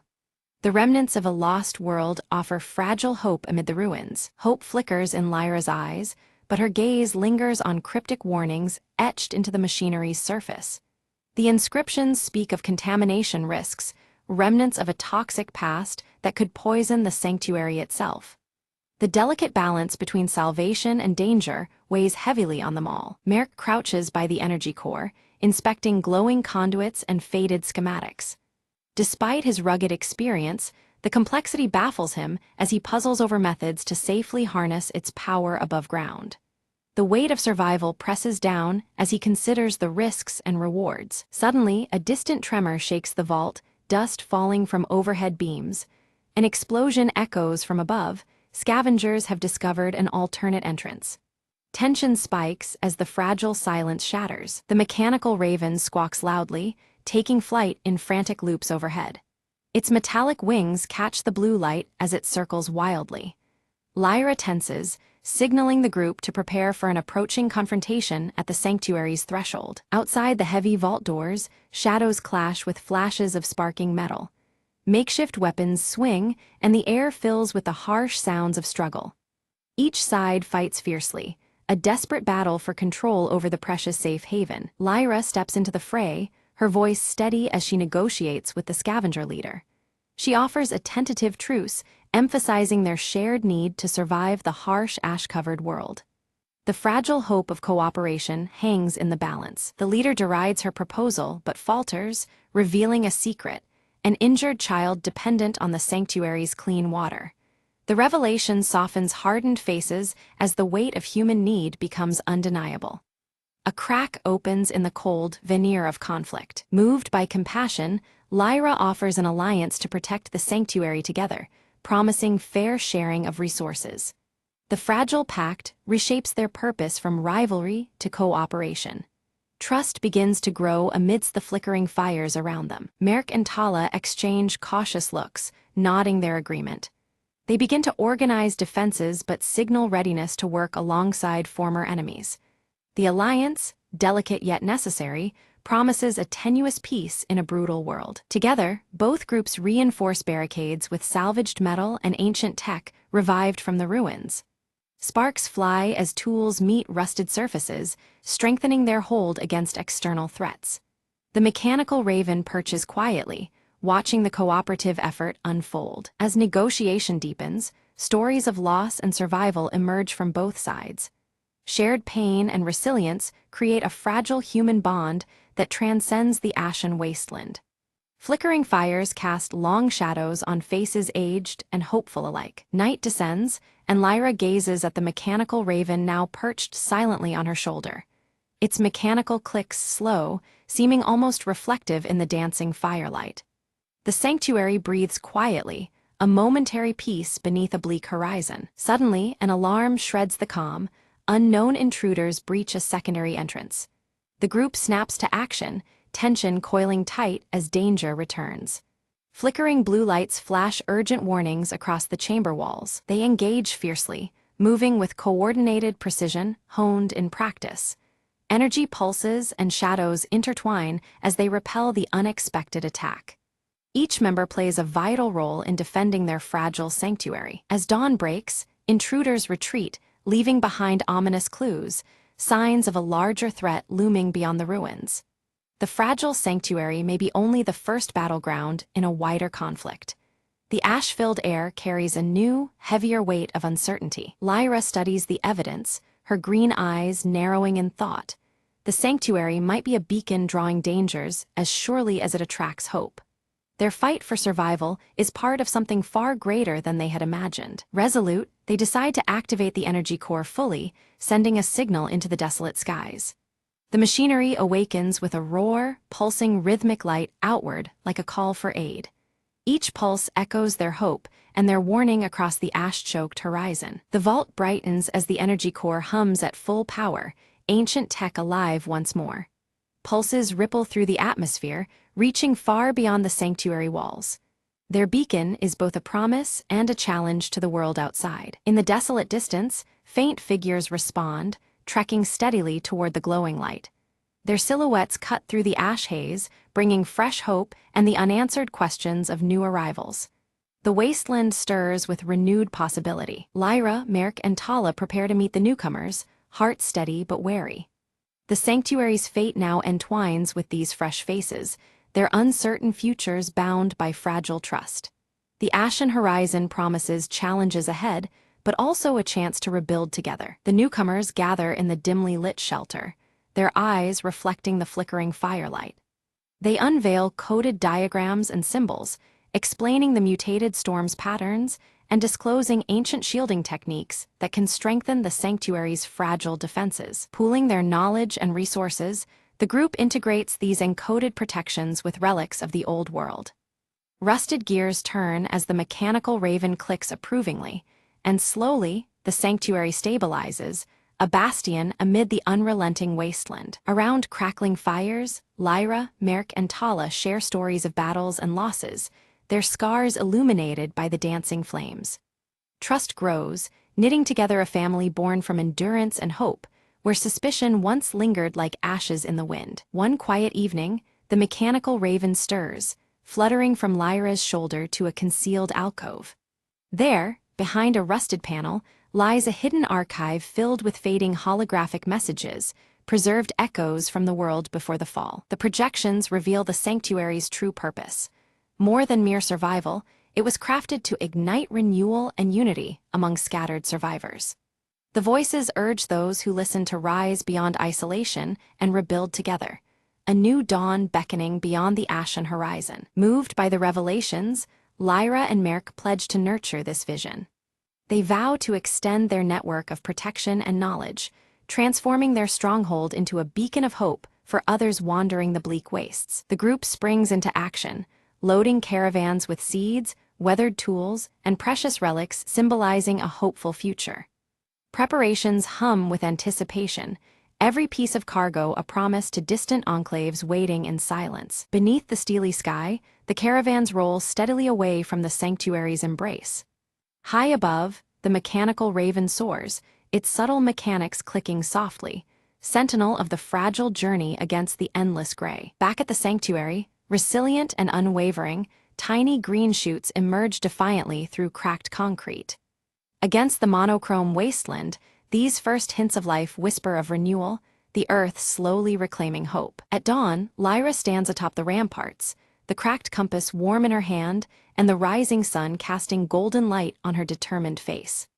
The ashen horizon stretches before her, and with steady gaze, she prepares to guide humanity's fragile rebirth into the uncertain dawn.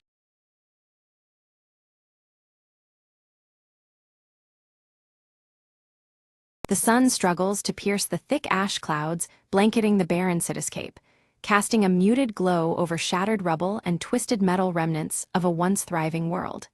The silence is heavy, broken only by the occasional creak of unstable structures. Mira moves cautiously through a collapsed alley, each step stirring dust that swirls in the dim light. She clutches her pendant tightly, a faint comfort in the oppressive gloom and rising ash that darkens the sky further. From the shadows, Joran steps forward, his mechanical arm clicking softly with each movement. His grave expression reflects the weight of their situation as he approaches Mira silently. They exchange whispered plans about a rumored safe zone beyond the ash fields, weighing the risks of venturing into the unknown. The promise of refuge sparks a cautious hope amidst the desolation. Nearby, Elias bends over a weathered map beside a flickering campfire, tracing convoluted routes with a gnarled finger. The firelight casts soft orange hues, contrasting the cold air and shadows around him. Following closely behind Mira and Joran, Kala darts nimbly between debris, her wide eyes filled with caution and curiosity about the path ahead. Her small figure moves like a quick shadow among ruins. The group assembles around the makeshift campfire as Mira outlines the stakes, her voice steady despite the peril. The orange glow illuminates their determined faces, a fragile warmth against the cold shadows. Suddenly, the ground trembles beneath them, scattering ash and breaking the fragile calm of their hideout. The unexpected shake sends a shiver through the group, heightening alertness. Joran scans the horizon through the ash haze, his eyes catching faint flickers of movement, a hostile force drawing closer. The soft clicks of his deteriorating mechanical arm mirror the creeping tension. Mira tightens her grip on the pendant as fear mixes with determination. They steel themselves to depart at first light, knowing that hesitation could cost them dearly. Elias issues a solemn warning of a deadly trap set near the supposed safe zone by rival survivors. The weight of his caution deepens the group's understanding of the lurking dangers ahead. Meanwhile, Kala practices with a crude slingshot, her small hands gripping it with fierce resolve. Her determination shines as a fleeting spark against the bleak, ash-covered world. Night falls and shadows flicker under the crackling firelight. The group shares tense, silent glances, the air thick with unspoken fears and uncertain plans. A chilling howl pierces the night, prompting Mira to rise swiftly and scan the darkness beyond the firelight. The sound echoes ominously across the ruins, stirring unease among them. Deciding to move swiftly, they agree to embark before dawn, aware that delay might seal their fate. The fragile hope for safety drives them onward despite the gathering threats. At first light, the group proceeds cautiously through narrow passageways littered with unstable debris. Each step echoes softly beneath the muffling ashfall, tension coiling with every movement. Mira spots a faint glint of metal half-buried beneath the ash, a relic from a past world's technology. Its discovery evokes fleeting wonder amidst the desolation, hinting at lost knowledge. Joran attempts to activate an old generator nearby, but sparks fly uselessly as the device fails to respond. The malfunction deepens their frustration, a stark reminder of the decay surrounding them. Kala ventures ahead but returns quickly, her breath sharp as she warns of aggressive scavengers lurking nearby. The threat draws closer, narrowing their already limited options. The group slips into an abandoned building, hiding in the shadows as scavengers pass by outside. Their quiet watch heightens their sense of urgency and vulnerability in this hostile environment. Elias studies his map under the dying light, identifying a route that skirts the scavenger territory. This alternative path offers a fragile hope of avoiding conflict, but adds complexity to their journey. Tension escalates when Mira discovers signs of recent fires, evidence that the hostile group has been alarmingly close. The smoldering remains testify to a threat that relentlessly follows their trail. Suddenly, Joran's mechanical arm malfunctions, jerking unpredictably and restricting his movements. The group's risk increases significantly as his primary tool degrades without urgent maintenance. Mira quickly moves to assist, using scavenged tools to repair Joran's arm. Their teamwork in the firelight reveals a bond of trust amidst the peril, a small flame of solidarity in the cold shadows. Kala suddenly points out a small, resilient plant pushing through the ashen ground, a rare sign of life and renewal. Amidst the ruin, this fragile sprout offers a glimmer of hope for the future. Elias's foot barely missed the snap of a hidden snare trap, the sudden clang echoing through the muffled air. Tension surged as the group realized danger lurked closer than anticipated in this ash-darkened world. The ashfall thickened, muting their footsteps yet blurring their eyesight. They quickened their pace, each breath heavy under the sky darkened by relentless ash clouds. Mira's thoughts flickered to tales of old, whispers about an underground tunnel network beneath the city's ruins that might offer shelter. The possibility sparked a fragile hope amid the encroaching gloom. After a tense search, they uncovered a concealed entrance veiled by debris and shadow. One by one, they descended into the cramped, suffocating tunnels, seeking refuge from the relentless ash raining above. Elias lit his lantern, its soft orange glow illuminating ancient markings etched into the tunnel walls. These cryptic signs spoke of past survivors who had navigated these forgotten paths long ago. Joran paused, the finely tuned sensors in his mechanical arm picking up unfamiliar echoes beyond the walls. The tension tightened as the sounds whispered of lurking threats deep within the underground maze. Without warning, a sudden collapse sealed their retreat, chunks of rubble blocking the way back. Trapped, they grudgingly pressed further into the labyrinthine darkness, heartbeats sinking with every cautious step. The air thickened, fetid and foreboding, as visibility faded into near blackness.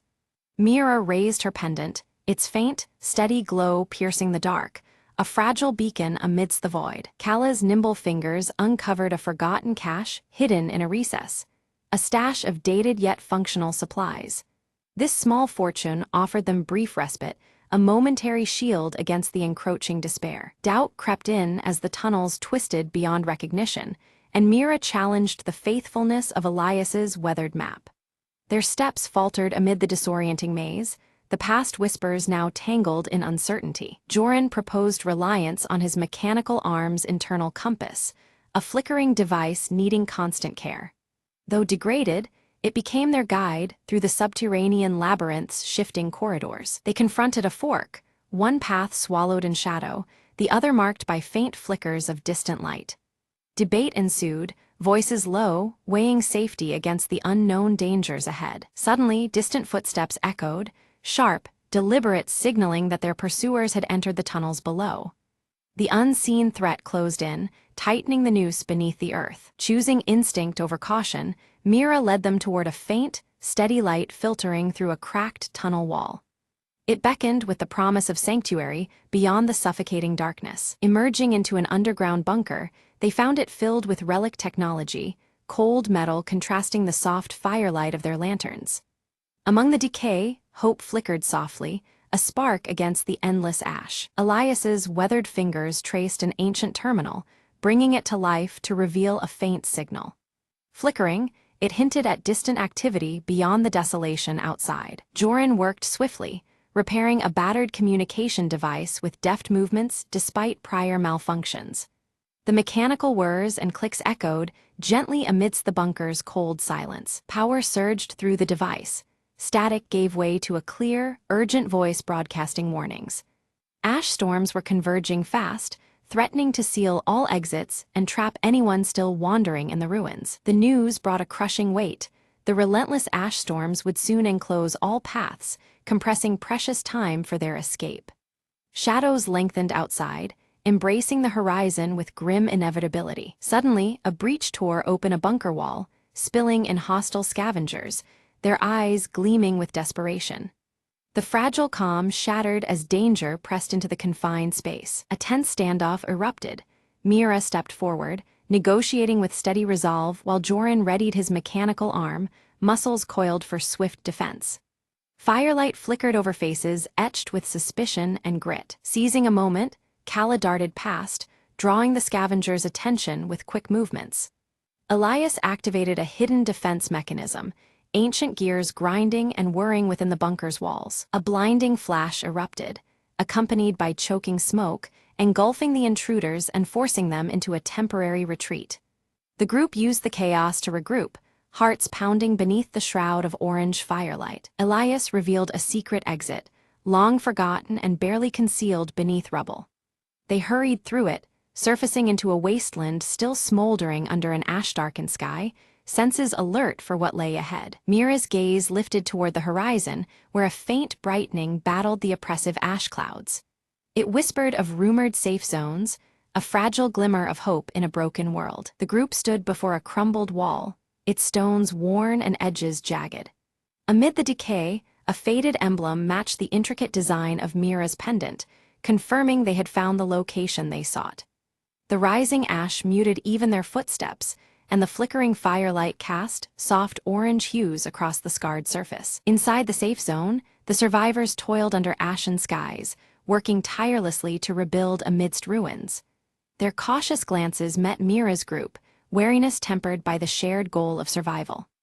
The cold shadows faded slightly in the communal firelight, where warmth brought brief respite to hardened faces. Gathered around a crackling fire, Mira lifted her pendant for all to see. She spoke softly of its meaning, a symbol of alliance and hope that once united scattered factions against the darkness. Her words stirred quiet determination, weaving a fragile thread of trust through the gathered survivors. Meanwhile, Joran knelt beside worn machinery, his mechanical arm clicking and whirring as he adjusted delicate gears. The device groaned back to life, its function vital to the community's survival in the ash-choked air. His steady hands and mechanical strength became a beacon of progress amidst decay. Elias, seated near the firelight with weathered map in hand, shared tales of past storms and lingering threats. His deep-set eyes held knowledge that helped the survivors prepare for what lay ahead. The stories stitched together history and warning, sparking cautious hope beneath the muffled silence of ashfall. Young Callum moved among the children with quick, nimble steps, teaching them survival skills she had learned on the journey. Her dirt-smudged face lit up with pride as she passed on hope alongside practical lessons. The safe zone, though fragile, began to feel like a place where new life could take root. As sunset crept across the horizon, Mira found herself atop a ridge overlooking the ash-covered land. The flickering firelight from below contrasted with the dimming sky, the cold shadows giving way to subtle signs of change. The landscape shifted slowly, whispering of renewal after hardship. In her hand, the pendant glowed warmly, its soft light pulsing gently against the darkening sky. The ash began to clear, revealing a tentative blue above, a fragile new beginning. It was a moment filled with quiet promise, a signal that hope could still flourish amid ruin. From their vantage point, the group watched distant fires burn low, their orange flames swallowed gradually by emerging patches of green. The earth beneath the ash stirred with life, revealing signs of restoration amid the fading destruction. It was a delicate balance between past scars and future growth. With a steady breath, Mira turned back toward the settlement, her resolve firm beneath the warming sky. The path ahead was uncertain, but she was ready to rebuild, protect, and nurture the fragile horizons stretching before them. Together, they would face the challenges to come beneath rising ash clouds and hopeful firelight.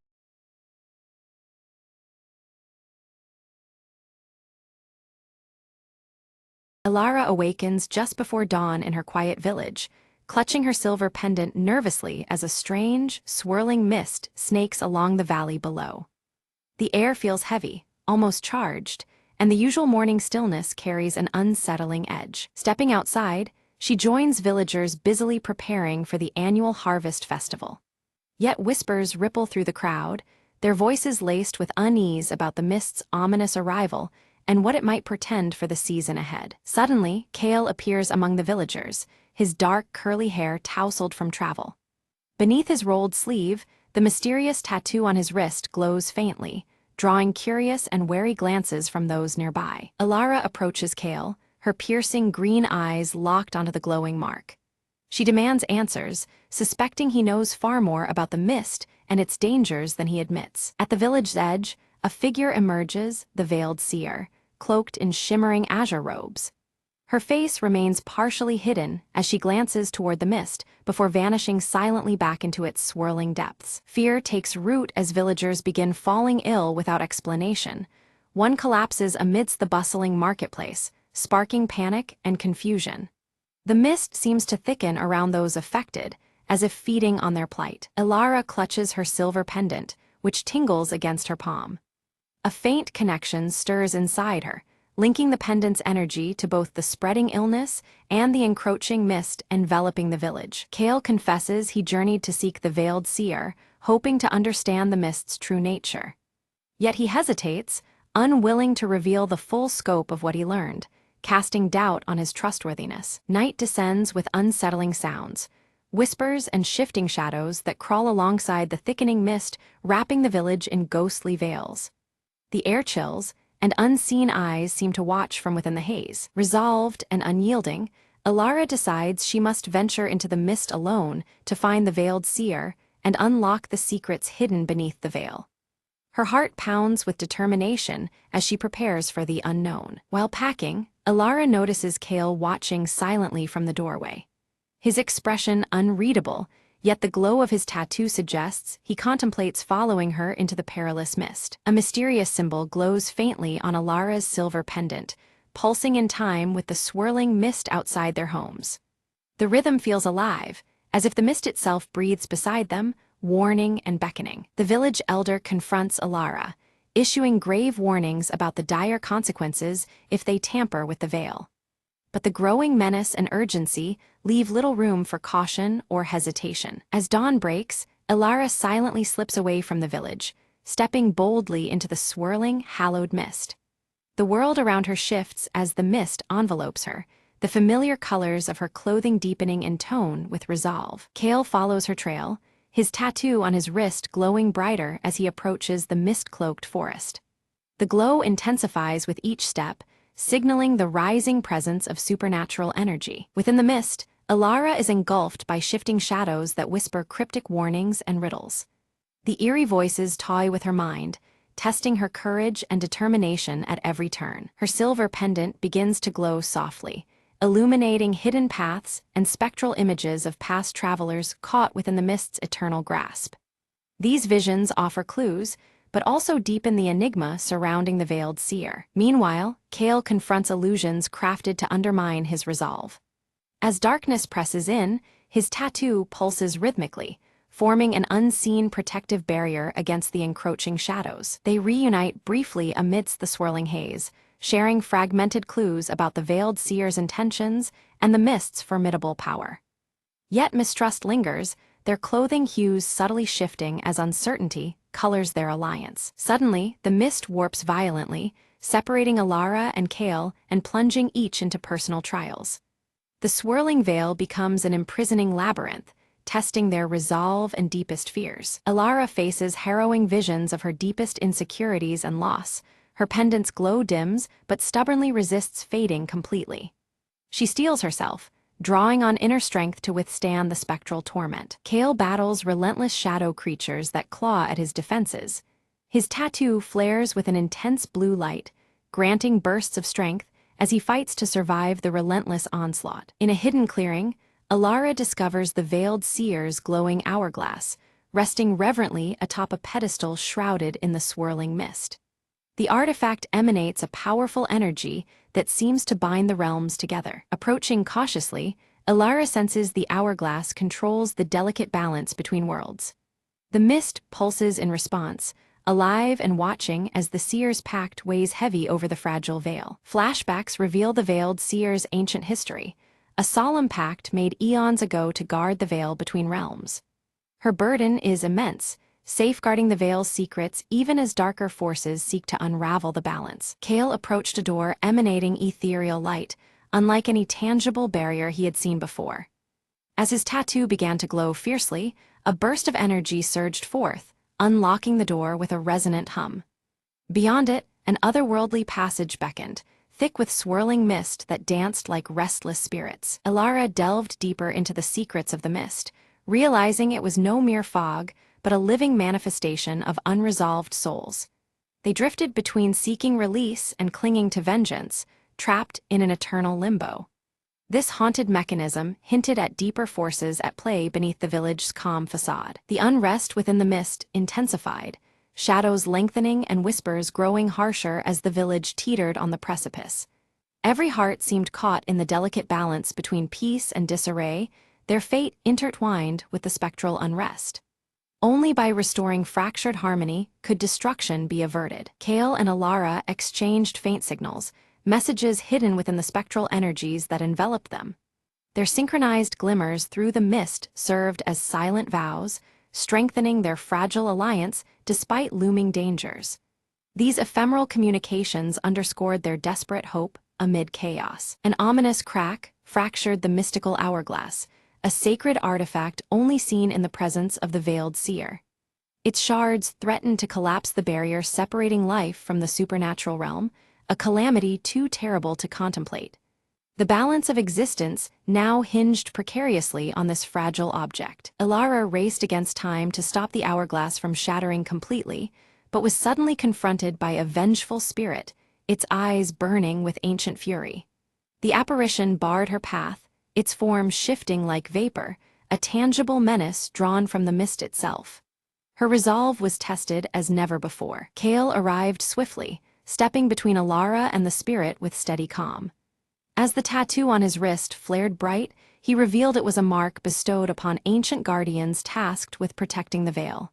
His presence and heritage quelled the spirit's rage, anchoring it back to peace. Together, Elara and Kale channeled a soothing calm into the restless apparition, easing its tortured anguish.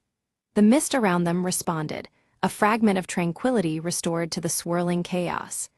This small victory hinted at possible harmony despite encroaching darkness. The veiled seer reappeared, her azure robes shimmering as she spoke in a voice like wind through leaves. "Resistance feeds the unrest," she warned. "Only acceptance can save your village from ruin." Her cryptic counsel urged them toward embracing the mist rather than fighting it. Under her guidance, Elara and Kale discovered the mist was truly a veil of transition between realms, delicate and essential. It was neither enemy nor ally, but a force meant to be respected and harnessed carefully. Understanding this fragile balance changed their approach entirely. They resolved to unite their powers, combining Elara's silver pendant and Kale's glowing tattoo to stabilize the veil temporarily. This fusion of heritage and resolve formed a bond strong enough to hold back the escalating chaos. Their collaboration breathed hope into the fading barrier. The hourglass's glow intensified alarmingly, casting deep shadows and setting a countdown in motion. Time pressured their every move, a relentless reminder that delay could doom them all. The urgency spurred their determination to succeed against overwhelming odds. Suddenly, an ally's facade cracked, revealing a betrayer driven by desire to control the mist's power for selfish gain. The betrayal shattered trust, striking like a blade through their fragile alliance. The village's fate now hung in even greater jeopardy amid this unexpected threat. A fierce struggle erupted as the allies shattered a piece of the hourglass, fragments scattering and magnifying the chaos. The fractured barrier allowed restless spirits to surge forth, threatening to engulf all in darkness. Every moment became a desperate battle for survival. Amid the turmoil, Elara was pulled into a liminal space between reality and mist, the boundaries dissolving around her. Disoriented yet illuminated, she glimpsed hidden truths and felt the weight of the spectral realm's sorrow. This revelation deepened her understanding of what must be done. Kale fought fiercely on the village's borders, holding back spirits emerging through the weakened veil. His tattoo flared with ancestral energy, a beacon against the encroaching shadows. The conflict was brutal, but his guardianship remained unyielding. From her liminal realm, Alara communicated with the veiled seer, receiving crucial insight into the mist's nature and the path forward. The seer's wisdom illuminated hidden connections and the necessity of unity. This guidance sharpened Alara's resolve as she prepared to reunite with Kale. Reunited, Alara and Kale combined their strength, channeling energy from the pendant and tattoo in perfect harmony. Their powers intertwined, creating a radiant shield against the storm of spirits. Together, they became a living conduit of balance and hope. Guided by the veiled seer's ritual, they raced to mend the hourglass, hands trembling as they worked against the ticking clock. Incantations wove through the swirling mist, binding the shattered pieces with renewed magic. The success of this rite was the village's last hope. The mist pulsed violently, shadows twisting and turning as the ritual climaxed around them. The air thickened with spiritual tension, blurring lines between realms and reality. Every breath felt charged with ancient power as the veil responded to their efforts. Beneath their hands, the hourglass shimmered and repaired, glowing with a newfound strength. Its surface gleamed like starlight, symbolizing fragile restoration and renewed protection. The barrier regained its form, holding back the threatening surge for now. A stunning revelation emerged. Alara's silver pendant contained a fragment of the veil's original essence. This timeless shard was key to the renewal process and linked her fate inseparably with the mists. Her resolve took on new meaning in light of this profound connection. Kale's tattoo was revealed to be directly connected to the ancestral guardians who first sealed the veil's breach. His lineage carried the responsibility and strength of generations, a living thread to the past protection. Together, their combined heritage was a powerful force against dissolution. Their uniting of pendant and tattoo rekindled the veiled bond, halting the mist's destructive surge. The swirling energies calmed, drawing back from the brink of devastation. The village's fragile sanctuary was secured for the present, a testament to their combined strength. The veiled seer bestowed her blessing upon their union, imparting wisdom on maintaining balance in the fragile veil moving forward. Her words echoed with solemn promise and gentle caution. The future remained uncertain, but their path was lit by newfound understanding and hope. As the swirling hallowed mist began to recede, the village emerged transformed beneath a soft, restorative light that bathed every corner in a serene glow. The once ominous fog gave way to clarity, revealing vibrant fields and homes touched by newfound vitality. Life seemed to breathe anew, as though the air itself held a gentle enchantment of healing. Alara and Kale returned to the village, their presence marked by the subtle glow of Alara's silver pendant and Kale's tattoo, now shimmering softly with a steady light. These symbols revealed their newfound status as guardians, bound by the mystical forces they had harnessed. Together, their figures reflected strength and quiet resolve, a protective force watching over all. One by one, the villagers awoke, their bodies healed and minds peaceful, unaware of the fierce supernatural battle fought on their behalf. Confusion mingled with relief as they sensed the lingering calm, yet the true extent of the ordeal remained cloaked in silence. The everyday returned, untouched by the shadows that had briefly encroached. From a distance, the veiled seer observed the scene with a measured gaze, her shimmering azure robes catching the light before she began to fade into the horizon. Her mission fulfilled for now, she vanished gracefully, leaving behind the treasured mystical hourglass, a silent reminder of the fragile flow of time and fate. The balance was preserved, yet her presence would be needed once more. Alara stood quietly, her fingers brushing the cool surface of her silver pendant as she reflected on their harrowing journey. Each trial had carved strength and wisdom into her spirit, underscoring the immense responsibility now resting upon her shoulders. The path ahead was uncertain, but her resolve had deepened alongside her understanding of sacrifice and duty. Kale shifted his stance, eyes dark with acceptance as he tightened the bond between himself, Alara, and the pendant's legacy. His mysterious tattoo pulsed with a steady rhythm, symbolizing his newfound role as protector intertwined with hers. Together, they had sealed a pact, keepers of the fragile harmony between their world and the shimmering beyond. As the last light faded from the sky, a new mist arose above the village, gentle and harmless, curling softly around the ancient trees. This delicate veil signified renewal, a fragile peace forged through courage and unity rather than conquest. The mist's embrace was one of quiet guardianship, promising that balance would be preserved if respected. Beneath clear skies and twinkling stars, the village celebrated a restored harvest festival, their joy warm and unburdened. Laughter rang out as lanterns swayed gently in the evening breeze, a testament to life's resilience and hope's return. The sense of community felt stronger, sealed by the unspoken gratitude toward unseen protectors. Ilara and Kale stood watchful at the village edge, cloaked in shades signaling trust, eyes fixed on the horizon where worlds intertwined. Their silhouettes blended with the landscape, guardians of the delicate balance sustained between realms. In their presence, the village found not just safety, but enduring harmony between the seen and unseen. As twilight deepened, Ilara's silver pendant and Kale's glowing tattoo pulsed softly in unison, a quiet beacon of their unbreakable bond and shared purpose. The rhythmic light echoed the heartbeat of the village and the protective mist that now lingered harmlessly. With this harmony established, the scene gently faded into the enveloping night, signaling the beginning of a guarded peace.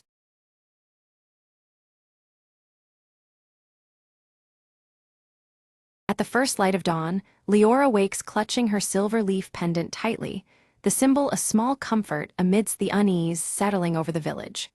Outside, the ancient forest stretches silently, its shadows long and mysterious under the pale morning sky. As Leora walks through the village, she notices worried faces exchanging nervous glances. The fading light and wilting crops weigh heavily on everyone's spirits, hinting at a deeper, unseen affliction creeping through the land. Near the village's edge, Theron hunches over his forge, the heat and smoke mixing with the morning air. His soot-streaked hands carefully sharpen tools, eyes steady and calm despite the unsettling changes they all face. Leora approaches Theron, holding out a broken shard of a prism glowing faintly green, its fractured edges catching the light erratically. She hopes he can decipher its origin, sensing it may hold the key to their village's plight. Theron examines the shard, his brow furrowing as he recognizes the ancient symbols etched into its surface. They are the same carvings he's seen in the worn stones of the forest temple ruins, linking the mysterious object to a place steeped in forgotten power. In the village square, the community gathers with growing anxiety as the flowers around them lose their vibrant hues and the sunlight dims unevenly each passing day. Whispered fears spread like wildfire, the natural world turning against them in subtle but ominous ways. Leora recalls the old tales of the Prism of Verdant Grove, a mystical artifact believed to sustain the life and color of their land. Now fractured, it seems the very heart of their forest and village is faltering. Determined, she resolves to venture into the ancient forest, seeking the temple to reunite the prism's scattered shards. The weight of hope rests heavily on her shoulders as she prepares to face unknown dangers. Before she departs, Theron presents her with a finely forged knife, the metal gleaming and sharp. He warns her of the forest's lurking perils and pledges his support should she need it. Stepping beneath towering trees, Leora watches the dappled sunlight flicker with an eerie inconsistency, as though the forest itself breathes and shifts with secret magic. She grips her silver leaf pendant for reassurance as she moves deeper into the woods. Strange insects emitting glowing hues flutter around her, their movements guiding her toward an ancient moss-covered path inscribed with runes. The path seems alive, whispering of forgotten enchantments and hidden dangers. As she nears the temple ruins, shadows twist and shift unnaturally, hinting at unseen watchers lurking just beyond the edges of her vision. A chill runs down her spine, the forest's magic growing more intense and unpredictable. Suddenly, Elendra emerges from the shadows, her gray eyes piercing and her blue tattoos glowing faintly in the dim light. She warns Leora that sinister forces seek to block the prism's restoration, their intentions dark and relentless. Elendra reveals herself as a guardian marked by ancient power, her glowing tattoos a symbol of her sacred duty. She offers cryptic guidance, urging caution and resolve in the trials to come. Leora steels herself, her grip tightening on her pendant as she vows to collect all the prism fragments before the encroaching darkness extinguishes the land's magic completely. Her determination shines through despite the overwhelming odds. At the temple's altar, Leora discovers the first major shard embedded within, pulsating with a gentle, soft light that hints at its lingering vitality. Its fractured surface gleams, promising both hope and challenge. When Leora touches the shard, a sudden burst of vibrant color spreads across the clearing, briefly reviving the wilted flowers around her. The momentary revival fills her with cautious optimism that restoration is possible. Without warning, dark roots surge violently from the earth, twisting and lashing like serpents as they attempt to ensnare her in magical vines. The forest itself seems to resist her quest, its ancient magic turning hostile. Leora narrowly escapes the grasp of the tendrils by slicing through them with her knife, but in the struggle, the shard slips from her grasp and its light dims once more. The fleeting hope flickers, reminding her of the delicate balance she must maintain. Deeper within the temple, Leora uncovers ancient murals depicting the prism's power and a shadowy figure breaking it apart. The imagery warns of a malevolent force determined to shatter the land's lifeblood. Unexpectedly, Theron appears, having tracked her trail through the treacherous forest. His presence offers much-needed strength and companionship in a place so laden with peril. Together, they navigate traps forged from shifting light and shadow, their hands clasped tightly, the silver leaf pendant between them glowing softly with a reassuring light. Their unity becomes their greatest defense against the temple's enchantments. They arrive at a chamber where a large shard hovers, partitioned and imprisoned within a glowing cage of shimmering energy. The air vibrates with powerful magic that resists their approach. Elendra returns to warn them that to claim this shard, they must face their deepest fears, illusions conjured by the prism's protective magic. The challenge is as much of the mind as it is of the body, testing their inner strength. Leora confronts a vivid vision of her village withering away and her silver leaf pendant crumbling into dust, a haunting test of her resolve and hope. The fear threatens to overwhelm her, but her determination to save her home pushes her forward despite the torment. With Theron's calm encouragement, Leora summons her resolve, pushing through the harrowing vision. The spectral cage shimmers and cracks, finally shattering to release the glowing shard. The silver leaf pendant on her chest pulses softly, a reassuring beacon of hope. She carefully positions the new shard beside the first, their edges fitting together like pieces of a puzzle. Light bursts forth, the forest responding instantly, roots curl back gently while blossoms burst open in radiant colors. The prism's fractured light seems to pulse with new energy, weaving through the ancient trees. Suddenly, a low rumble shakes the temple's structure, dust falling from stone carvings etched with ancient forest symbols. Unseen forces awaken, reacting unpredictably to the partial restoration of the prism. The air around them thickens with shimmering light and shadow intertwining. Outside, the sky darkens as a swirling storm of Inkai black energy coils above the land. The sun is swallowed by roiling clouds, halting the forest's revival in an instant. A chill freezes the air, leaves shriveling even as flowers remain poised to bloom. Realizing time slips through their fingers, Leora and Theron steel themselves to retrieve the remaining shards before darkness claims the entire grove. Each moment the storm grows stronger, blotting out natural light that once guided them.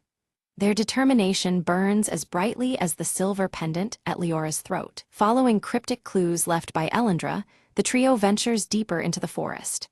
At last, they find a hidden glade, a serene clearing where ancient trees rise tall and proud. There, beneath one venerable tree, the third shard lies buried beneath a carpet of moss and roots. The glowing symbols etched into the tree's bark mirror those found on temple stones, faint blue light swirling around them. Leora's silver leaf pendant flares warmly in response, as if connecting to the ancient magic. The shard's refracted light dances across the bark's intricate patterns. As Leora reaches out, spectral wolves materialize between her and the shard, their eyes blazing with ethereal fire. Low growls ripple through the clearing, their presence a chilling warning.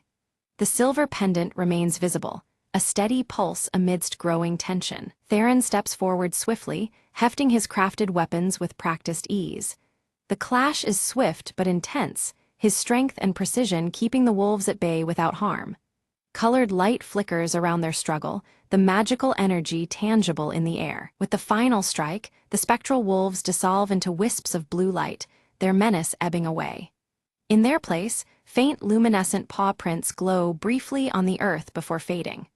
The shard is now safely in their grasp, radiating a renewed shimmer beneath Leora's pendant. The trio hastens back toward the temple, urgency propelling their steps as the storm outside intensifies. Lightning crackles unpredictably, painting jagged shadows against twisted branches. The forest's renewed life struggles against the encroaching darkness closing in rapidly. Elendra begins chanting ancient words, her glowing blue tattoos blazing fiercely along her arms and face. A shimmering barrier of light and color spins around them, rippling against the storm's assaults. Despite her effort, the tempest's wrath grows relentless. Suddenly, the protective spell falters. A jagged surge of black lightning strikes the earth nearby. The ground splits open with a roaring crack, jagged edges glowing with erratic colors like fractured glass. The trio is thrown off balance by the violent upheaval underfoot. In an agonizing instant, Leora tumbles into the glowing chasm, her silver leaf pendant the last visible trace as it flickers faintly. Prism shards scatter deeper into the twisting, luminescent tunnels below. The forest's fate now hangs precariously with her survival. Theron and Elendra gaze down in horror, their voices lost in the storm's howling wind. The pendant's faint gleam fades slowly into the shadows, a fragile thread tethering her to the surface world.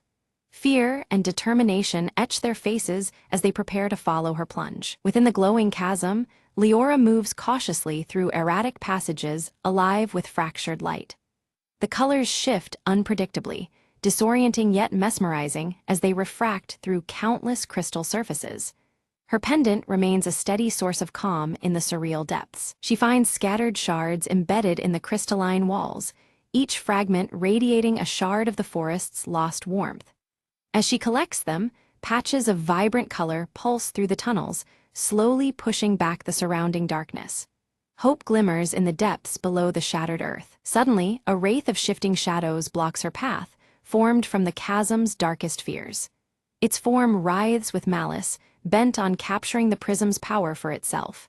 The silver leaf pendant flares with defiant light, casting away creeping darkness momentarily. Summoning all her courage, Leora channels the pendant's radiant glow to repel the wraith. The dark entity wavers, then dissipates into flickering shadows spiraling away.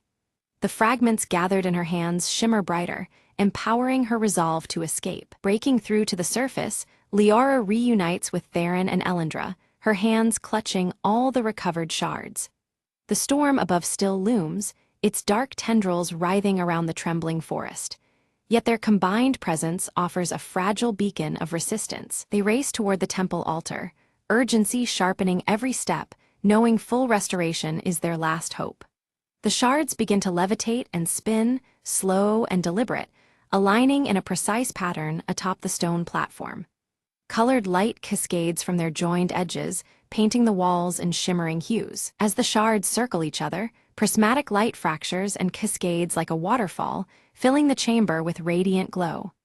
Ancient forest symbols etched into stone and wood catch the light, pulsing in time with the prism's rhythms. The silver leaf pendant glows steadily at Leora's throat, syncing with the spectacle. Suddenly, dark storm clouds coil tighter around the temple, tendrils of shadow pressing inward. The vibrant light from the prism flickers as if struggling for breath. The encroaching darkness threatens to snuff out this fragile beacon of life and magic. Elendra channels her dwindling strength into a surge of protective magic, her blue tattoos dimming from fierce glow to faint ember. With an anguished cry, she weakens the storm's grip momentarily, buying precious seconds. Her sacrifice leaves the aura around them shimmering with bittersweet intensity. In the heart of the swirl, Leora places her silver leaf pendant at the prism's center. Her unwavering faith ignites a brilliant pulse of life and color that floods the temple. The prisms blaze with radiant light, weaving hope through the forest's struggling veins. The fractured prism, held aloft by Leora, began to glow with intensifying light as the jagged edges shimmered with every hue. Suddenly, the shards flew together in a dazzling spectacle, weaving back into a flawless whole. As the last piece clicked into place, the storm above quelled, and warm sunlight flooded the verdant grove once more. Gradually, the once bare trees burst forth with lush greenery, their leaves whispering in newfound life. Flowers of every color bloomed vibrantly, filling the air with sweet scents, while the forest echoed again with the joyous calls of returning animals. Nature's healing was visible and undeniable, celebrating the suspension of chaos. Elendra stood nearby, a faint smile curving her lips as her glowing blue tattoos dimmed, her strength slowly ebbing. Though her power waned, peace radiated from her presence, a testament to the restored balance between magic and the natural world. The ancient symbols etched along her robe seemed to pulse softly, syncing with the harmonized forest. Theron embraced Leora firmly, soot-streaked hands steady and warm, pride and relief shining in his eyes. Around them, the village showed signs of vibrant renewal, the air full of hope as lives once again thrived. Their shared sigh marked a turning point, the darkest days giving way to flourishing vitality. The silver leaf pendant resting against Leora's heart glowed softly, emitting a gentle green luminescence that intertwined with the natural light. This subtle beacon symbolized the ongoing healing and the unbreakable connection forged through hope and perseverance. It reminded them all that, while trials had passed, the journey of restoration continued. Returning to her village, Leora was greeted by scenes of celebration beneath skies washed in vivid hues. Villagers danced amidst blossoming harvest fields, their faces alight with gratitude and renewed spirit. The air was thick with song and laughter, an ode to recovery and the promise of continued prosperity. In the quiet moments, Leora recounted her perilous journey to attentive ears, her pendant radiant in the soft glow of evening light. The prism shards were now carefully encased within the village hall, displayed as solemn reminders of what had been overcome. Each piece reflected the natural light subtly, symbolizing strength through unity and memory. As night fell, the silver leaf pendant around Leora's neck shimmered faintly, casting soft green patterns that mingled with the silver stars overhead. The calm forest around her seemed to breathe gently, alive with peaceful energy and quiet magic. Within this tranquility, hope glimmered, persistent as the stars above. New seedlings sprouted tenderly around the ancient temple, their vibrant leaves whispering promises of growth and resilience. These living symbols echoed the ancient forest markings, blending old magic with fresh life. Inspired by their shared ordeal, the village embraced this continuous cycle of renewal with reverence and care. The story closed with Leora standing on a gentle hill, her emerald eyes fixed toward the distant horizon. The silver leaf pendant pulsed faintly at her chest, a quiet promise of hope and connection as dawn painted the sky. She stood ready, heart steady, awaiting the new wonders and challenges the future might bring.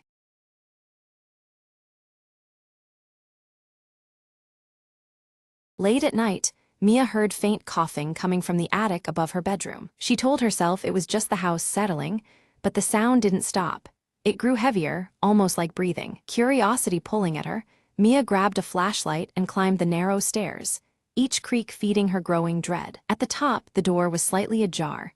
A shadow flickered inside as if waiting. She pushed it open and shone her light into the small, dusty space, filled with forgotten antiques and old trunks. There was no one there, just silence and a chill that crawled up her spine. Suddenly, the flashlight flickered and went dark, leaving her in almost complete darkness. A cold whisper brushed past her ear. "Why did you come?" Mia's heart pounded as the door slammed shut behind her, plunging her into absolute blackness. She fumbled for her phone, its screen casting a dim glow, revealing a small, ancient doll sitting on a box. The doll's glass eyes gleamed, reflecting a strange, knowing smile. "I've been waiting." The whisper came again, now right beside her. Fear paralyzed her, but then a memory surfaced. Her grandmother warning about a family curse bound to the attic's past. Recalling the old words, Mia whispered, "I release you from this place." The room shuddered, the air lightened, and the door creaked open slowly, as if an unseen weight lifted. She dashed down the stairs, feeling the cold breath fade behind her. Outside, under the moonlight, she stopped and swore never to return. The next morning, the attic door was sealed firmly with fresh nails and a faded note. Rest now. Mia smiled faintly, the burden finally lifted, and the house felt peaceful for the first time in years. As she walked away, a faint coughing echoed from deep within, but this time it was just the wind.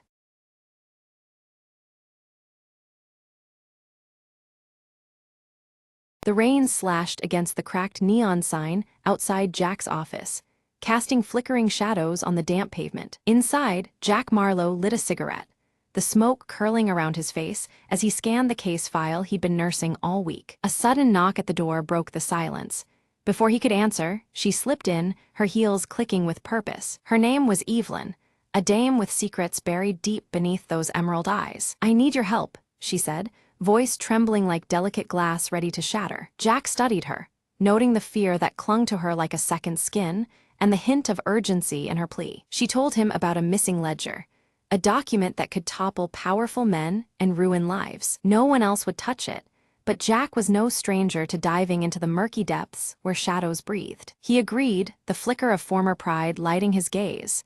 This was the game he once played, now reluctantly called back. The city at night was a maze of whispers, and every alleyway held a watchful eye. Jack traced the ledger's trail from smoky jazz bars to empty warehouses where danger waited in silence. A brush with a hired gun left Jack nursing wounds, but more determined than ever to see this through. Evelyn reappeared, her facade cracking to reveal a woman cornered by past mistakes and hard choices. Together they plotted their next move, understanding that trust was a currency neither had enough of. The climax came in an abandoned dock, where shadows lengthened and gunfire shattered the night's stillness. Jack moved like a ghost, every step calculated, every breath controlled as he faced those who wanted the ledger, and Evelyn silenced. In the aftermath, the ledger was recovered, its contents exposing the truth beneath layers of lies and corruption. Evelyn vanished as mysteriously as she came, leaving Jack with a silent promise and an empty whiskey glass. Jack stood by the rain-soaked window,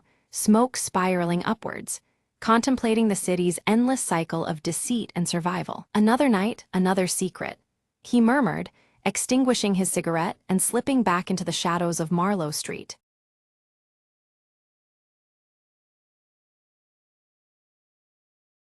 The alarm was silence itself, until a tiny click echoed through the midnight vault. Mara's gloved fingers danced over the clock's gears, each tick a whispered promise, almost there. Behind her, the museum slept, unaware that its most prized artifact was seconds from vanishing. She had only one shot to outsmart the new security system, a puzzle wrapped in steel and shadows. Outside, her partner Leo waited, his watch ticking down the minutes until their window slammed shut. Mara's breath steadied, eyes fixed on the delicate mechanism.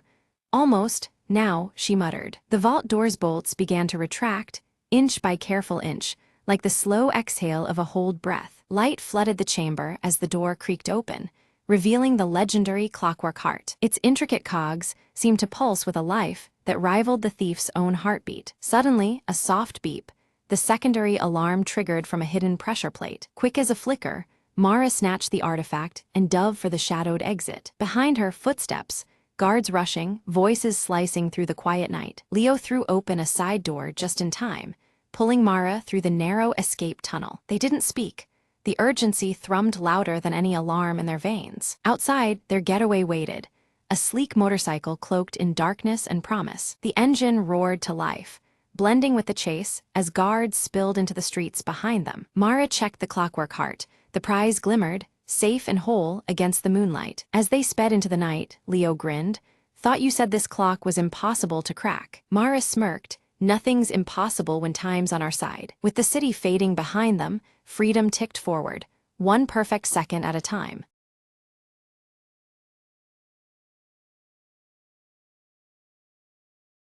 Lena had never believed the old stories about the forest beyond her village, until the day she found the ancient map tucked inside an old book at the market. The map wasn't just any map. It shimmered faintly, as if alive, guiding her eyes to a hidden spot marked with a curious symbol, a twisted tree with roots like fingers. Without hesitation, Lena set off into the dense woods, her heart pounding with a mix of fear and excitement. The forest was alive with sounds and shadows, as if watching her every step. But the map glowed brighter the deeper she went. After hours of trekking, Lena reached the twisted tree from the map. its gnarled roots reaching out like they meant to warn or welcome her. Beneath its roots, she discovered a small, weathered box, sealed tight but warm to the touch. Inside the box was a compass unlike any she'd seen, its needle spinning wildly before pointing steadily toward the horizon. Following the compass direction, Lena ventured further, where the trees opened to reveal a forgotten village overgrown with vines and silence. She explored the ruins and found carvings telling of a lost civilization that had vanished without a trace centuries ago. Suddenly, a soft voice echoed in the wind.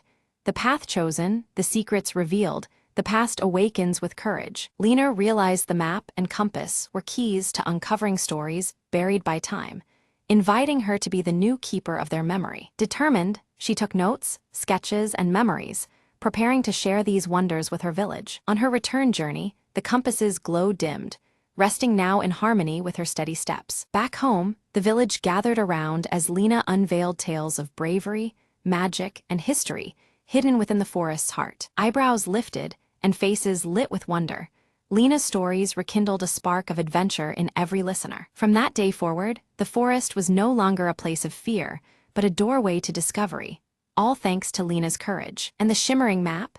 It hung proudly in the village hall, a reminder that every place holds secrets waiting for someone brave enough to find them. The compass remained with Lena, a faithful guide for the journeys still to come. Adventure isn't just about finding new lands, Lena said softly one evening. It's about seeing the magic in the unknown. With a smile, she looked toward the horizon, ready for the next whisper of the wild to call her name.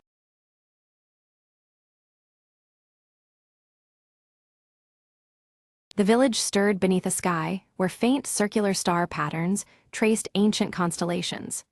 Orin moved quietly through the morning mist, his footsteps soft as he approached the weathered stone circle at the village edge. From the shadows, Wren observed Orin with keen eyes, gripping the glowing pendant passed down from their grandmother.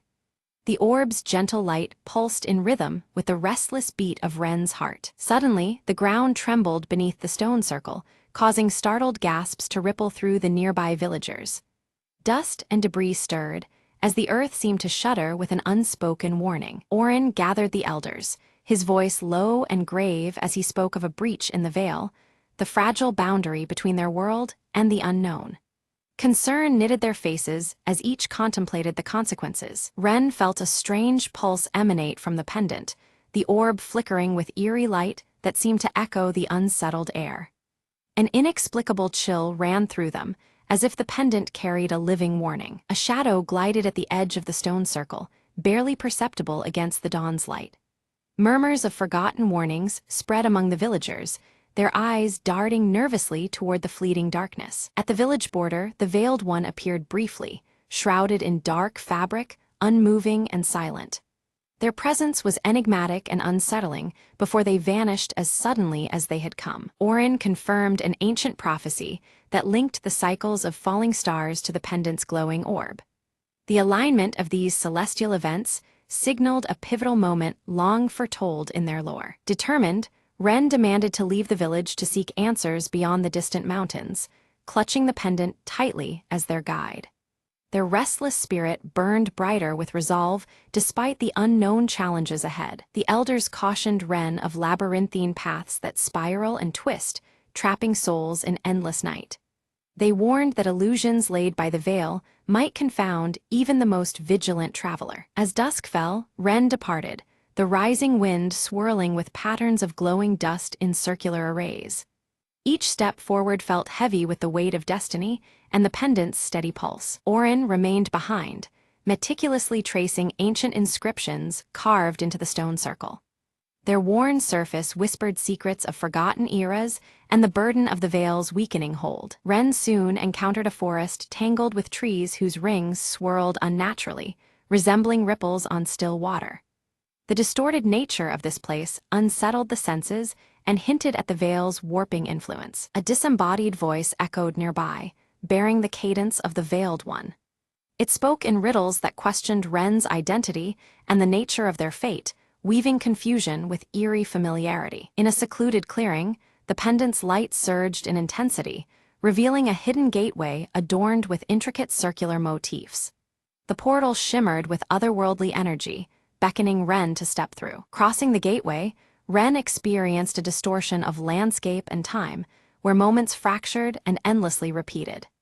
Each loop brought a growing sense of disorientation and urgency to break free. Meanwhile, Orin uncovered an ancient manuscript that warned of the veil's erosion with every cycle of falling stars. The tome's fragile pages cautioned that balance is imperiled if the breach remains unchecked. Ren found a group of travelers trapped within the loop time, their memories fragmented like shards of shattered glass. Their despair and confusion mirrored the peril of the endless spiral closing in. The Veiled One appeared briefly beside Ren, whispering cryptic truths about the intricate weave of destiny. Their words hinted at choices with profound consequences, yet left much shrouded in mystery. Abruptly, Ren's pendant dimmed, plunging them into shadow and deepening their confusion. Doubts surged, shaking the fragile trust in the pendant's guidance and the credibility of their journey. Descending into caverns beneath the stone circle, Orin discovered inscriptions aligned with celestial circles directly overhead. The sacred geometry, etched in stone, hinted at a powerful connection to the veil's stability. With renewed hope, Ren sensed the pendant's pulsing light reignite, its compass-like glow cutting through the shifting terrain. The path forward became clearer, despite the illusions that sought to mislead. The Veiled One then presented a stark choice: grasp at uncertain hope or surrender to the endless spiral of despair. Their voice echoed softly, tempting yet haunting in its quiet inevitability. Refusing to yield, Ren wielded the pendant to reveal hidden symbols etched in glowing circles on the forest floor. These marks formed a secret map, offering guidance amidst the twisting maze of illusions. Back at the village, Orin deciphered that the pendant's glowing orb contained a trapped essence vital for restoring balance. This revelation deepened the importance of the pendant and foreshadowed the trials ahead. Ren stumbled upon a still pool nestled in the shadowed grove, its surface shimmering with reflections not of the world around, but of multiple versions of themselves. Each circular ripple seemed to capture a different possible path their restless spirit might take, weaving a tapestry of choices that danced in the quiet water. From the edges of shadow, the Veiled One's presence grew more tangible, their silhouette expanding and twisting, distorting the space between reality and illusion. The gentle echo of their voice melded with swirling mists, seeding doubt and turning certainty into a fragile veil. Beneath the descending stars, Orin knelt before a ring inscribed with circular runes, arranging the ancient symbols with deliberate care. His silver-streaked black hair shimmered faintly under the pale light as he prepared the ritual that might steady the unraveling threads between worlds. Ren hesitated, then chose to diverge from the reflections in the pool, stepping boldly into a shadow that twisted and unfurled into glowing spirals. The darkness did not consume but transformed, each luminous circle illuminating new facets of a path unforeseen. As Orin began intoning the ritual's chant, a voice rose from the ancient manuscript laid before him, blending with his words and weaving harmony. This primal resonance caused the orb in his grasp to pulsate, its glow stretching and deepening beyond mortal reach. Lost within shifting scenes, Ren found themselves wandering a village that never was, streets bending and buildings reshaping, a haunting mirage of what might have been.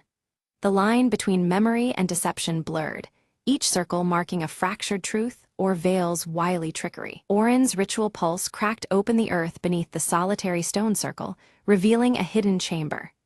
Inside, circular mirrors lined the walls, each reflecting infinite skies that shimmered with the promise of worlds beyond comprehension. From shadow materialized a spectral form, mirroring Ren's own fears as flickering circles splintered in the air between them. Each confrontation smashed another ring of light, a relentless cycle of challenge and resilience under the restless gaze of the moon. Amongst scattered fragments, Orin discovered a piece of the orb's lost counterpart, a small, etched sphere bearing concentric rings. This fragment throbbed quietly, hinting it was the key needed to unlock the pendant's full power. With a steady hand, Ren harnessed the pendant's renewed glow, sweeping away illusions like mist scattered before dawn.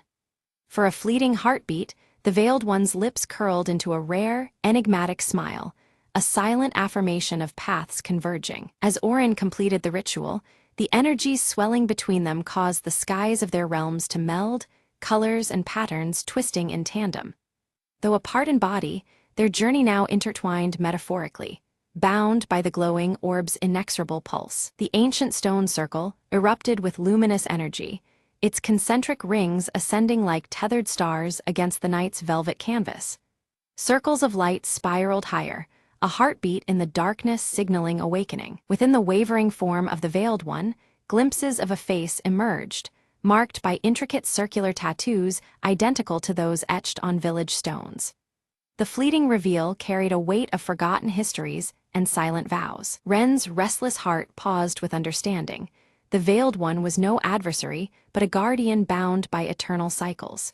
This keeper upheld balance, weaving the fragile threads between veils seen and unseen. Through the burgeoning brilliance of the glowing orb, Orin and Ren shared visions, fragments of insight and understanding flowing freely between them. Words became unnecessary as a deeper bond formed, tethered by circles of light and shadow alike. A fierce storm roared into being, winds swirling in violent circular torrents aimed at unraveling the stone circle's power. Their faith and resolve trembled under the tempest's assault, the cycle's stability put to its fiercest test yet. Amidst the chaos, Ren raised the pendant's light, turning it into a beacon that cut through the wrathful night. Guided by this luminous pulse, villagers found sanctuary within the protective embrace of the stone circle. Orin's hands moved with finality, placing both orb fragments into the circle's heart, where light met shadow. The fusion sparked a surge, melding power with grace, and the ancient magic whispered of renewal and unity. Stepping fully into the luminous embrace, the Veiled One unveiled a serene face, timeless and calm. Their presence declared a balance restored, a cycle completed without fracture or loss. As the sky cleared, the patterns of circular stars pulsed rhythmically once more, their glow weaving the fabric of the mended veil. This celestial dance marked the completion of a sacred cycle, echoing through both night and dawn. Bathed in dawn's golden, circular glow, Orin and Ren stood before the village, embodiments of hope and renewal. Their journey reflected in their eyes was one of unity between realms and the promise of what lay ahead. The pendant, now whole and radiant, was shared equally between them, a symbol of unity bridging earthly and mystical realms. Its glow a testament to their intertwined fates and shared guardianship. Villagers gathered, hands crafting new tokens, adorned with circular motifs that shimmered with inherited power. These creations commemorated the cycle's renewal, binding community with ancient legacy. Orin imparted to Ren the songs and stories woven into the circular patterns, melodies and tales that held the wisdom of many generations. In this transfer, legacy was ensured, and their bond deepened through shared purpose. Without a word, the Veiled One departed quietly into the mists, leaving behind a single circular feather resting upon the village stones. This token stood as a silent promise of guarded peace and the eternal watch kept over the circle's ward. As the pendant pulsates softly in Orin's hand, a concealed vision unfolds before them, revealing the eternal nature of the cycles. Shadows and light dance together, showing the pendant's glow fading and rekindling with each passing night in an endless loop. Ren's restless gaze steadies, a quiet understanding dawning as they accept the perpetual journey ahead. Alongside Orin, they embrace their role as keepers who guard the fragile balance through countless circles yet to come. The villagers gather at dawn, crafting a new stone circle in the heart of their home. At its center, they embed the pendant's twin glowing orbs, a powerful talisman fashioned to protect and honor what has been passed down. The final scene shifts beyond the village, where circles emerge in natural wonders worldwide. Ripples in water, rings of trees, and wind-carved patterns in stone, connecting this small place's fate to the vast world beyond. Orin stands quietly beneath a spreading oak, their eyes tracing the delicate circles traced in earth and bark. In these patterns, they see the balance between the visible world and the mysteries lurking just out of sight, always entwined. Ren turns their gaze upward to the stars, the pendant warm against their chest. The glow feels like a silent vow, a steady promise to remain vigilant against any unraveling of the delicate weave they protect. Night deepens, but this time the stars above swirl gracefully in perfect circles. Their light remains steady and reassuring, a celestial echo of the cycles held sacred below. Under the silver glow of dawn, villagers dance in flowing, circular patterns, their steps weaving ancient rhythms anew. Each movement honors the legacy, breathing life into the cycle once more with joyous celebration. The story gently closes on a child, eyes wide with wonder, discovering a small glowing circle etched faintly into their palm.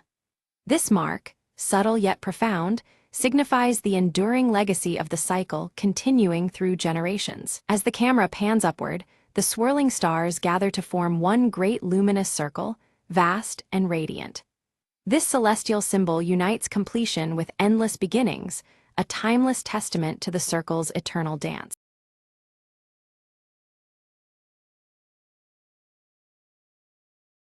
Evelyn steps cautiously into the abandoned village, the evening mist swirling around her feet.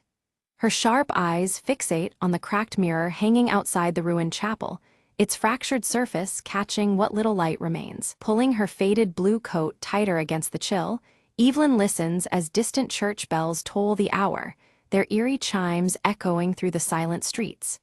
The sound sends a shiver down her spine, breaking the unsettling calm. From the shadowed street, Marcus emerges, his tall frame casting a long silhouette. The pale light glints off the deep scar on his cheek as he approaches, holding out an old locket with faded engravings to Evelyn. Suddenly, Nora appears, clutching a small wooden box tightly, her young face mixed with fear and fierce determination.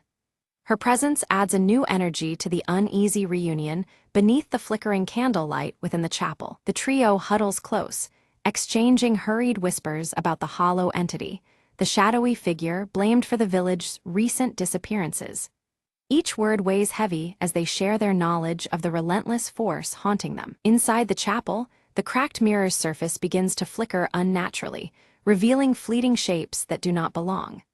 The candlelight dances wildly, casting trembling shadows that bring the room alive with menace. Evelyn strikes a match, lighting a single candle whose flame immediately starts to flicker and sway as if fighting to remain lit.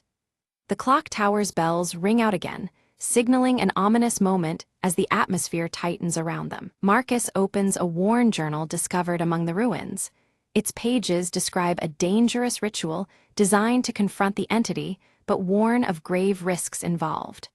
The weight of their task settles heavily on their shoulders. With hesitation, Nora hands over her wooden box, explaining in a hushed voice that it contains a charm, a relic passed down through generations of her family.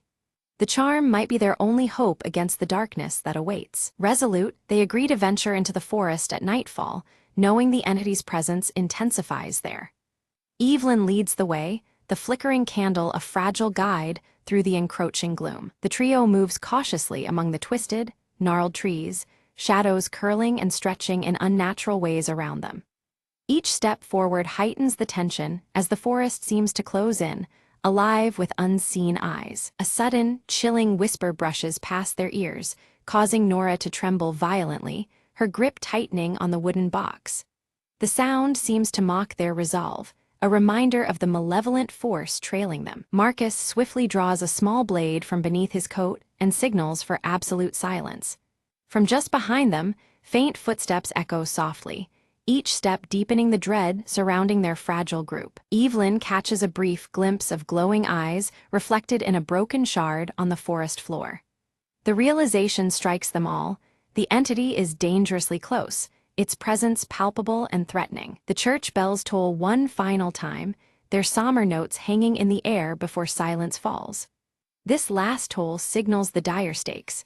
Failure means being consumed by the hollow, lost forever in its merciless grasp. Ghostly cries carry through the night, believed to be the trapped souls lured by the entity's sinister siren call.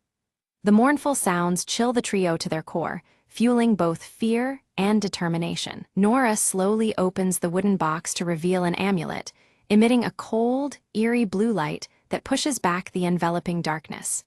The faint glow offers a fragile beacon of hope amidst the encroaching shadows. Marcus begins to recite the ritual from the journal, his voice trembling as an unpredictable wind howls through the trees.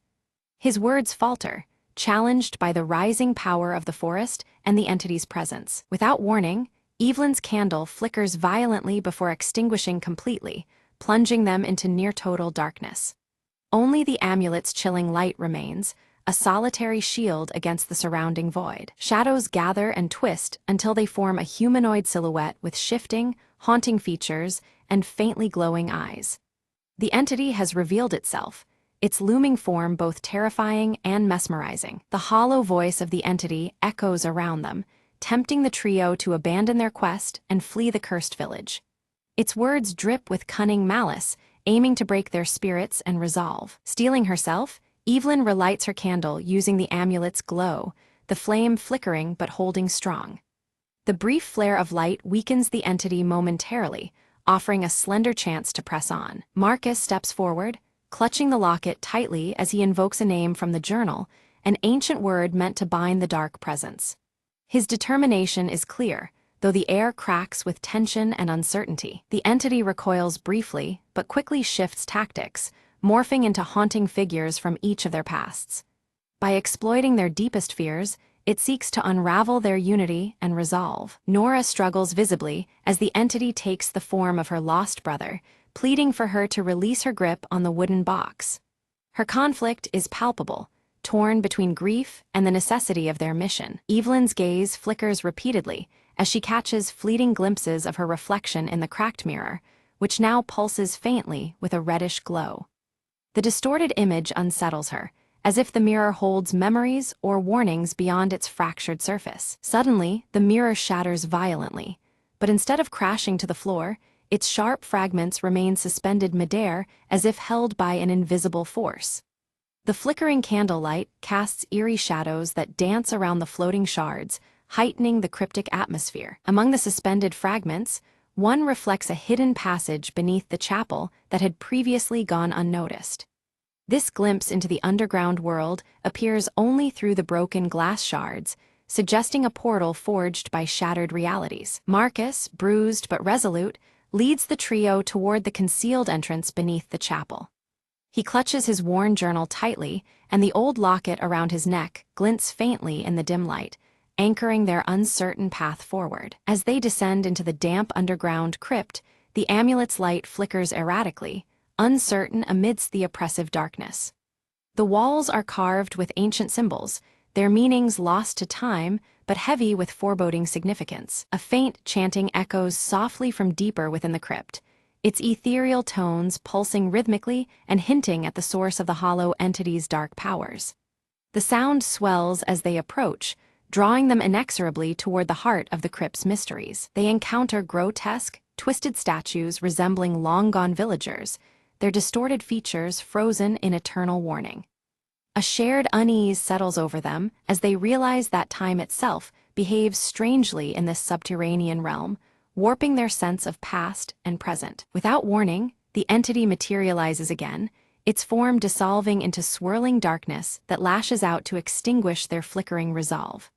Shadows ripple as it attacks, threatening to swallow their courage along with the faint candlelight. Nora, clutching her wooden box tightly, steps forward and releases a sudden burst of blue light that momentarily drives the entity back. Her steadfast grip on the box brings a fragile but vital reprieve, turning the tide against the encroaching darkness. Evelyn, drawing strength from Nora's light, recites phrases from the journal with steady, determined voice. She lights candles embedded in the crypt walls, arranging them carefully to form a protective circle that gleams against encroaching shadows. The entity's agitation grows palpable as it distorts the crypt's flickering shadows into grotesque and horrifying shapes, writhing like living nightmares. Its desperation fuels the darkness, intending to break through their defenses and extinguish their hope. Marcus takes the locket and angles it to catch the candle flames, reflecting beams into the crypt's darkest corners. This reveals a hidden altar nestled beneath the base of a twisted statue, its presence previously veiled by shadow. They place the amulet on the mysterious altar, and Nora's wooden box begins to hum softly in response, reacting to the crypt's ancient energies. The interconnectedness of their talismans pulsates faintly, signaling an alignment with the ritual's power. The chanting surges louder, and Evelyn identifies it as a binding prayer designed to imprison the entity forever within the crypt. Their voices join in solemn unison, beginning the sacred verses that will seal away the darkness once and for all. As the prayer begins, the hollow entity manifests fully, shrieking in a blend of rage and despair that reverberates through the cold stone. Its glowing eyes burn fiercely, threatening to unravel their combined efforts. Shards of the cracked mirror begin to reassemble midair around the altar, swirling together in a mesmerizing vortex of shifting light and shadow. The chaotic dance of fragments seems to bind the crypt's energy into a swirling prison for the entity. Marcus steps forward to complete the ritual, but an unseen force violently pushes him back, interrupting his advance. He stumbles but holds firm, clutching the locket tightly as if it might protect him from the unseen menace. Nora sacrifices the remaining power of the amulet, unleashing a shimmering shield that envelops Marcus and halts the unseen force's attack. The effort visibly drains her energy, yet her resolve shines bright despite the weakening aura around her. With Nora's sacrifice bought, Evelyn recites the final verse alone, her voice steady against the entity's writhing resistance within the vortex. The entity's glowing eyes dim slowly as it recoils within the binding spell's unyielding grip. With a deafening crack, the vortex collapses inward, and silence envelops the crypt once more. Only the gentle, soft flicker of candlelight remains, marking the end of the entity's menacing presence for now. They ascend from the crypt into the night air, and outside the old church, the bells resume their steady tolling at midnight. The once ominous sound is now calm and inviting, a promising sign of peace restored. Nora opens her wooden box one final time, revealing a small seed emitting a faint, gentle glow. It symbolizes new beginnings and growth after the long darkness that had gripped their lives. Evelyn touches one of the cracked mirrors, remaining dull fragments, now harmless and cold to the touch. A profound sense of closure washes over her, as if the echoes of the past have finally quieted. Marcus removes the old locket and hands it to Evelyn, a token of their shared victory and mutual protection. The gesture seals their bond, forged through hardship and triumph. The village is bathed in the soft light of early dawn, shadows retreating as nature slowly reclaims the silent spaces once haunted by darkness. Hope stirs gently among the empty streets, promising renewal just beyond the horizon. Evelyn's sharp eyes glinted as she explained, "The ritual didn't destroy the entity. Instead, it trapped it within the shards of the cracked mirror, scattered throughout the crypt." The flickering candlelight cast uneasy shadows on her faded blue coat as the distant church bells tolled midnight. Nora, clutching her small wooden box tightly, vowed, "I will guard the seed that now holds the essence of our village's spirit and hope." Her curious expression showed determination against the lingering darkness. Marcus, the scar on his right cheek catching the faint glow, nodded firmly, "I'll stay and help restore the village." His resolve marked an end to their wandering and struggle, a new beginning for them all. Together they discovered that the church bells, once twisted by dark influence, now rang clear and true, able to call for aid instead of spreading fear. The sound resonated through the night, a beacon of hope. The trio planted the seed beneath the chapel ruins. Almost instantly, grass and vibrant flowers began to bloom rapidly, enveloping the ancient stones with life and promise. Evelyn stood quietly, reflecting on the sacrifices made. The fragile peace they'd won together felt like a delicate flame, one they must protect at all costs. With great care, Nora locked the broken mirror shards inside her wooden box, securing the remnants of the entity's power. The candlelight flickered again, as if acknowledging her solemn task. Marcus opened the worn journal and wrote a new entry, chronicling the true story to warn future generations. The old locket at his neck caught the candlelight, a silent witness to their journey. As twilight enveloped the village, soft candlelight flickered through windows, a silent remembrance of the horrors they had endured. The distant church bells rang quietly, their sound now gentle and protective. The camera lingered on the blooming seed beneath the chapel ruins, vibrant and alive. A gentle breeze stirred the flowers as the fading echoes of the hollow drifted away, leaving only renewal in their wake.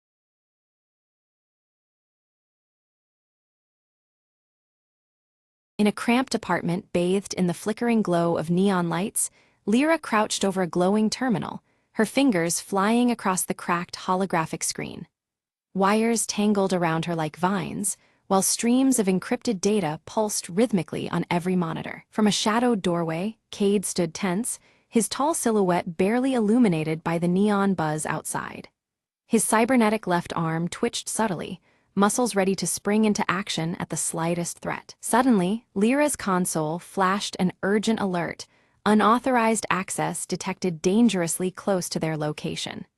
The glitching data streams seemed to ripple with alarm as she absorbed the warning. Outside, the streets were alive with neon signs flickering erratically, while a mysterious encrypted drone hovered silently overhead, its sensors scanning for any hint of forbidden activity. Without hesitation, Lyra yanked her data jack from the terminal, silver-streaked hair pulled back tightly to avoid distraction as she prepared for what came next.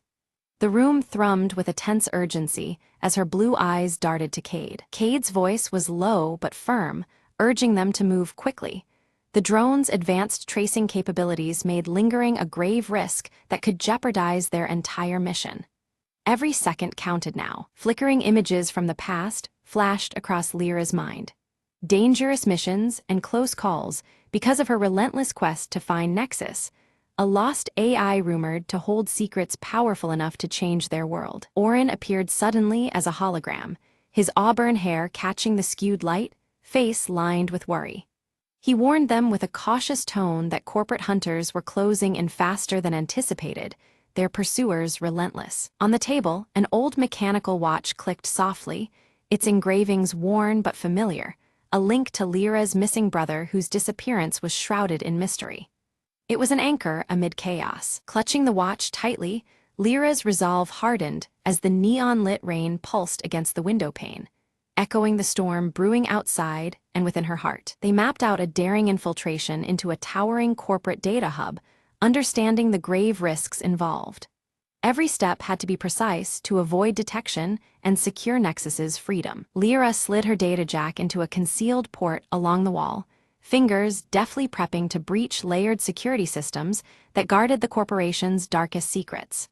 Her screen flickered with complex code. Meanwhile, Cade ran diagnostics on his cybernetic arm, the systems humming quietly as he scanned the perimeter for patrolling drones, each a potential threat waiting in the shadows. Orin's hologram flickered intermittently, his cautious voice cautioning patience and careful timing, reminding them how unpredictable corporate security had become in recent days. Outside their hold, the cityscape glowed with an ominous hue neon lights casting elongated shadows, an unsettling reminder of the deadly stakes surrounding their mission. Lyra slipped silently past laser grids, her fingers dancing rapidly over the console to decrypt firewalls layered in complex algorithms, each successful bypass painting a fragile path deeper inside. Cade struck swiftly when a security drone approached, disabling it with a precise pulse blast from his cybernetic arm, metal sparks raining softly as it fell silent. Suddenly, a rogue power surge sent holographic screens glitching wildly, jeopardizing their stealth as data fractured and flickered erratically around them, threatening to expose their position. Orin, ever the strategist, directed them to enact an emergency reroute through cramped maintenance shafts, where shadows and discarded cables might conceal their hurried passage. Inside the narrow corridors, signs of past intruders caught their attention. Discarded tech fragments and faint footprints told a story of failed attempts and dangers ahead. Lyra's heart skipped as she found a data chip engraved with her brother's initials, a chilling reminder of how deeply personal this mission had become and how far she was willing to go. An alarm shattered the tense silence, piercing through the corridors. Corporate hunters had anticipated their every move, closing in with ruthless precision and determination. Cade assumed a defensive posture, his cybernetic arm glowing faintly as he repelled waves of security bots with swift, calculated strikes, metal clashing amid the neon-lit chaos. Confronted by a locked console demanding unique biometric verification she did not possess, Lyra struggled against the digital fortress barring their progress, frustration flickering in her glowing blue eyes. Orin's flickering hologram suggested a desperate measure: to utilize the mechanical watch's embedded microchip as an override key, a fragile lifeline woven from the past into their precarious present. Cade's presence is a shield as Lyra delicately implants the tiny chip from the aged mechanical watch into the console's interface. His cybernetic arm tenses, eyes scanning every corner, ready for any threat, while flickering neon lights cast shadows over his sharp features. The console hums and accepts the chip, but abruptly, an alarm blares and the facility initiates a lockdown protocol. Heavy security doors start sliding shut, a series of clicks echoing as they seal every exit with chilling finality. The corridors bathed in neon shimmer as shimmering, heavy security doors slam closed, trapping Lyra and Cade inside. The cold, flickering light reflects off cracked holographic screens, heightening the oppressive atmosphere of their entrapment. Using her data jack, Lyra penetrates the building's core infrastructure, fingers dancing across a virtual interface to override the lockdown remotely.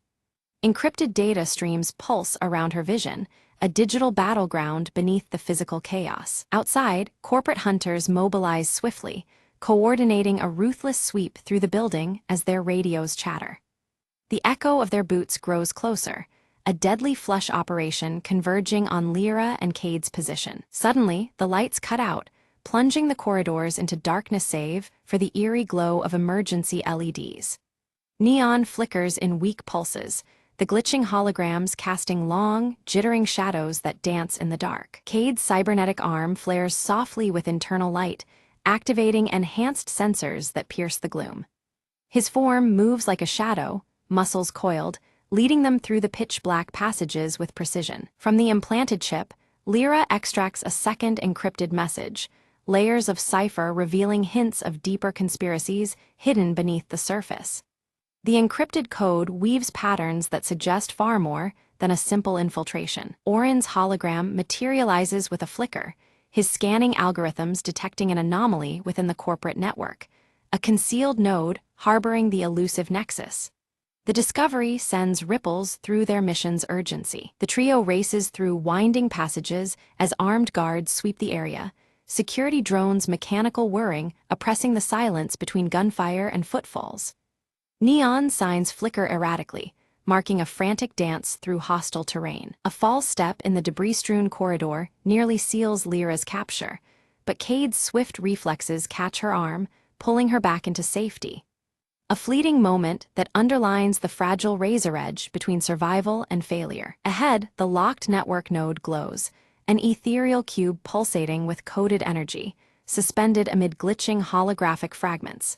Its shifting light mirrors the encrypted mysteries they strive to unveil. Lyra begins the painstaking download of Nexus, the AI's fragmented voice filtering through layers of static and data corruption.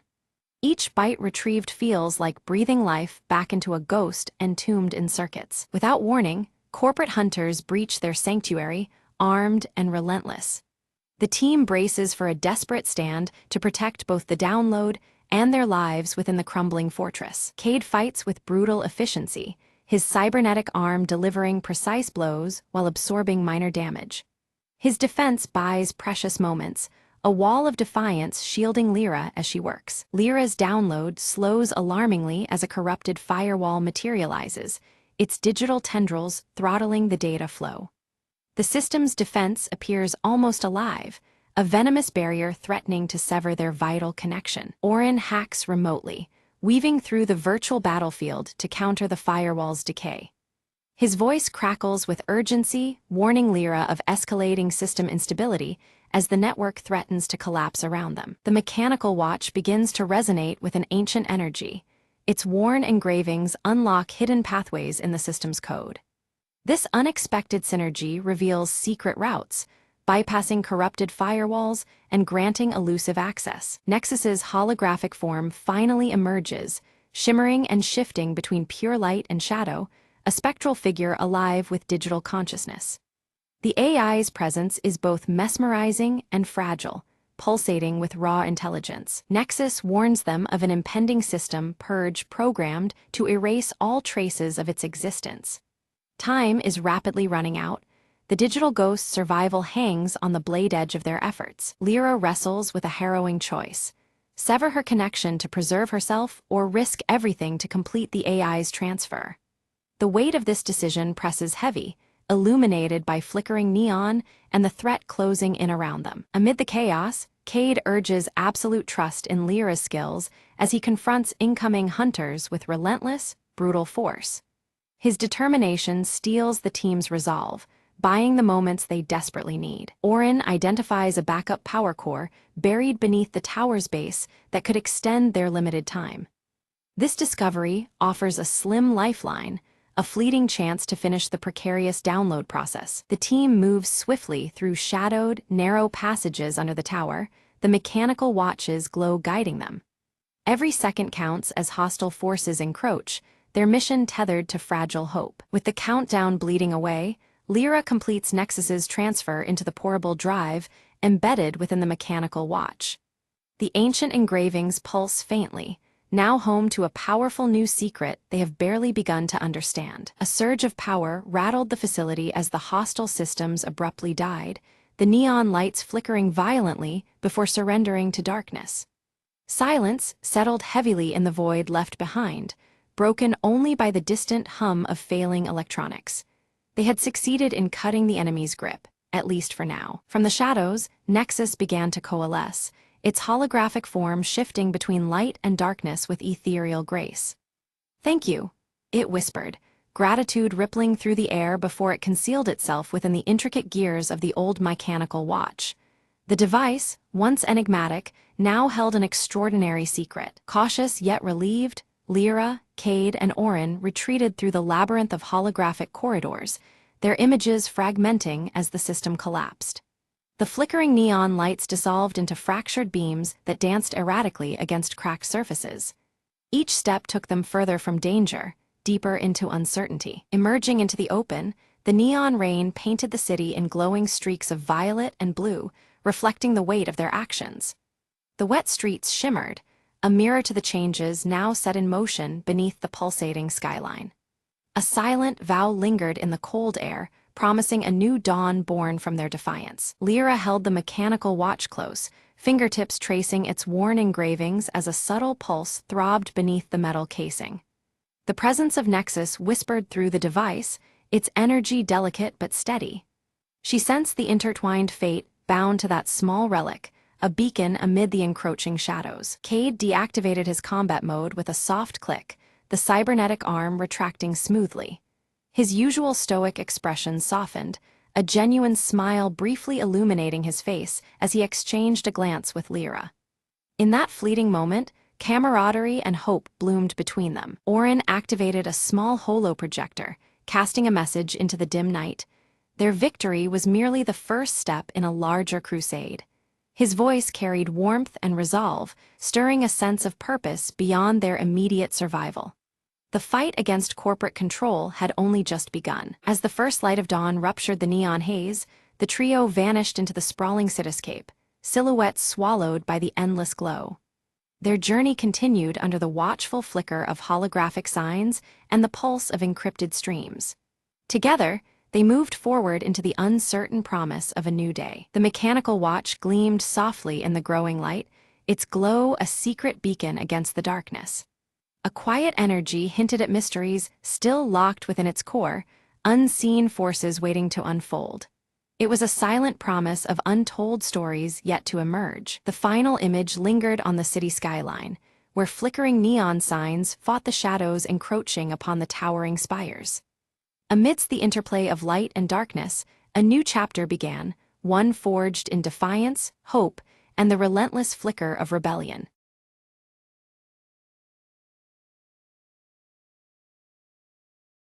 In the stillness of the village bathed by the full moon, Ilara's silver crescent birthmark softly glowed, its light pulsing gently with the lunar glow. Her piercing green eyes reflected the moonlight as she traced the familiar mark on her skin, sensing a quiet resonance with the night. At the forest's edge, Ilara noticed a shimmering, ethereal ribbon of light weaving silently among the ancient trees. The veil flickered subtly under the moonlight, its silvery hues shifting and fluttering like a living thread of light. She reached out cautiously toward the veil, her fingers trembling as the ethereal ribbon rippled briefly at her touch. A faint whisper echoed on the night breeze, unintelligible yet filled with a mysterious urgency. From the shadows stepped Kale, his storm-gray hair tousled by the night air. His weathered cloak seemed to merge with the darkness as his steady gaze reflected the haunting light of the veil. Kale warned Ilara about the veil's power, his voice low and grave, hinting at dangers tied closely to the cycles of the moon. He spoke of forces that could not be easily controlled, and the peril hidden within the shimmering light. Elara held up her silver crescent pendant, watching it resonate faintly as the veil's light brushed against it. The pendant's subtle glow mirrored the birthmark on her skin, linking her to the mystery unfolding before them. A flashback took her to childhood, when she first discovered the crescent birthmark.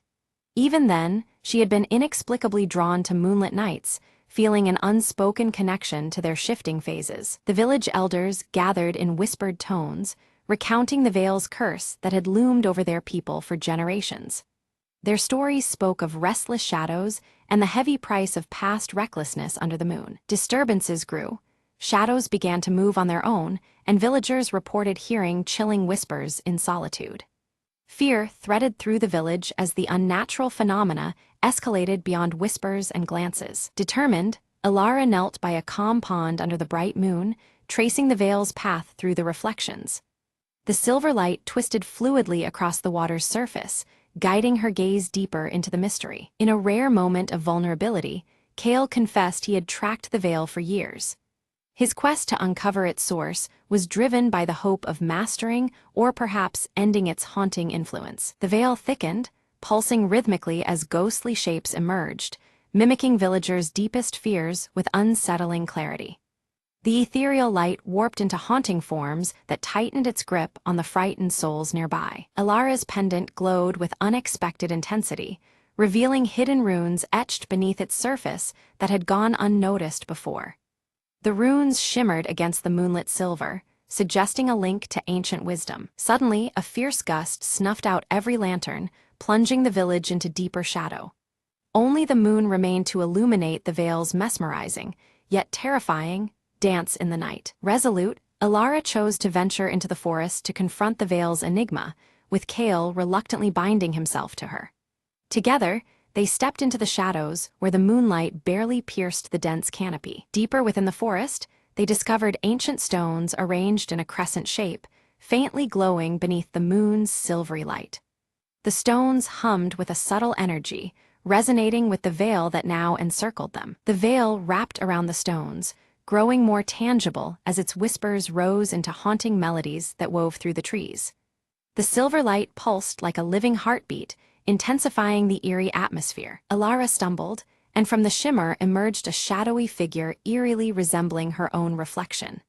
It reached out, trying to pull her into the veil's radiant but unnerving light, challenging her grip on reality. Kale reacted swiftly, chanting incantations from his ancient journal inscribed with cryptic runes. His voice cut through the night, momentarily dispersing the shadow and soothing the restless veil's turmoil. Their eyes caught a hidden inscription on one of the crescent stones, referencing an ancient ritual designed to bind or control the veil's potent power. The markings hinted at a fragile balance between light and shadow, old as the moon itself. As the night deepened, the veil became tempestuous, tugging fiercely at Elara's pendant and the birthmark pulsing beneath her skin. The lunar energy strained against her, threatening to overwhelm her senses. Visions assaulted Elara, moonlit battles between ethereal guardians and veil spirits trapped between worlds. The spectral clashes echoed through her mind, revealing a long-hidden conflict intertwined with her own destiny. Kale disclosed that he had once been a guardian, bound by a curse to roam until the veil's balance was restored. His storm-gray hair and weathered cloak marked years of wandering in search of redemption and renewal. The forest shifted around them. Ancient trees whispered dire warnings as the path back to the village faded into obscurity. Shadows thickened, and the boundary between reality and veil blurred dangerously. A sudden change in the moon's phase warped the veil's form, stretching it like molten silver encasing them. The light's fluid motion intensified, binding Elara and Kale in its shimmering grasp as the night deepened. Elara and Kale finally reached the ancient altar, its surface worn smooth by time but still radiating a strange energy. The crescent-shaped indentation in the stone calls to Elara's pendant, which fits perfectly as if made for the place. The moment the pendant settles, a faint hum vibrates through the air, heightening the tension around them. As Elara presses the pendant deeper into the altar, a sudden burst of blinding light erupts, flooding the clearing with silvery luminescence. The veil responds violently, thrashing like a living current before enveloping them in its shifting folds. Both find themselves swept away, pulled through an otherworldly vortex that warps the very fabric of their surroundings. They emerge in a liminal realm where the skies glow with a cold silver hue, and the land is draped in long shadows cast by an unseen moon. This ethereal place seems bound by lunar light, both beautiful and haunting, its edges blurred and constantly shifting like a dream. All around, reflective surfaces ripple oddly, mirroring more than just their images. From the shadows flicker faint, sorrowful figures, lost villagers caught in the veil's unyielding curse. They approach silently, their eyes pleading for release though no words escape their lips. The air is thick with a heavy grief that weighs on Alara's heart, deepening her resolve. Suddenly, Alara's silver crescent birthmark glows with intense light, casting a gentle beacon that reaches out to the fragmented souls. The spectral villagers respond, their forms stabilizing as a faint connection is formed between their trapped essence and the waking world. This luminous link offers a fragile hope for their salvation. Kale studies the cryptic runes inscribed within his ancient journal, muttering translations under his breath. He reveals that the veil was originally created as a shield to protect the realm from outside harm, but the magic became twisted over time. The intended guardian became a curse, feeding on the fears of those it was meant to defend. They are soon met by a spectral guardian, an imposing figure woven from light and shadow. The guardian warns them solemnly that interfering with the veil is perilous, threatening to collapse both the liminal realm and the physical world. Its tone is grave, underscoring the fragile balance at stake. Torn between duty and fear, Alara wrestles with whether to sever the veil's corrupt power completely or try to restore its original protective nature. The weight of her people's fate presses heavily on her as the moonlight continues to shift all around them. Kale watches closely, understanding this choice could alter everything. In vision-like echoes, they witness scenes from centuries past, a ritual interrupted and mistakes made that bound the veil's power improperly. Shadows flicker with ancient sorrow, revealing how the once sacred ceremony turned source of torment. This glimpse into history deepens their understanding of the veil's dark transformation. The veil's once gentle shimmer now feeds on fear and despair, distorting the village's destiny under each changing moon phase. The shadows writhe unnaturally, as if alive with malice, and the villagers' suffering becomes a continuous cycle of anguish.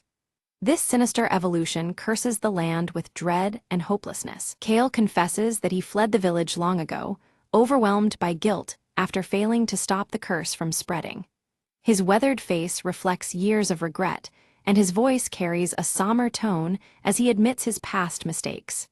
Alara's resolve only hardens upon hearing his confession. Determined, Alara pledges to confront the root of the corruption, vowing to free both her people and the trapped souls from the veil's grasp. Her birthmark pulses softly, as if lending its strength to her conviction. Kale nods, ready to stand by her side through whatever trials lie ahead. Back at the altar in the forest realm, Alara and Kale begin a ritual drawn from the ancient runes and guided by the pendant's radiant glow. The air thrums with power as they work in unison, weaving light and shadow to mend the fractured veil. Time seems to stretch as the veil responds to their efforts, but the veil resists violently, twisting in turbulent waves of shadow and shimmering light, fighting to maintain its corrupted hold. The altar trembles under the strain, and the boundaries between realities blur dangerously. It becomes clear that the veil will not surrender its power easily. Summoning her inner strength, Alara channels the energy from her glowing birthmark, stabilizing the veil's tumultuous flow. Her hands steady as a calming lunar light radiates outward, soothing the chaotic forces. Slowly, the balance begins to shift, giving hope that the ritual will succeed. One by one, the trapped souls start to dissolve into serene moonlight, their expressions peaceful, as if finally freed from torment. Their silent gratitude fills the liminal realm, lightening the oppressive atmosphere. Each soul's release brings the veil closer to restoration. At the ritual's climax, the spectral guardian merges with the veil itself, a sacrifice that purifies its essence and dispels the lingering darkness. Its form dissolves into radiant light, vanishing but leaving behind a restored balance.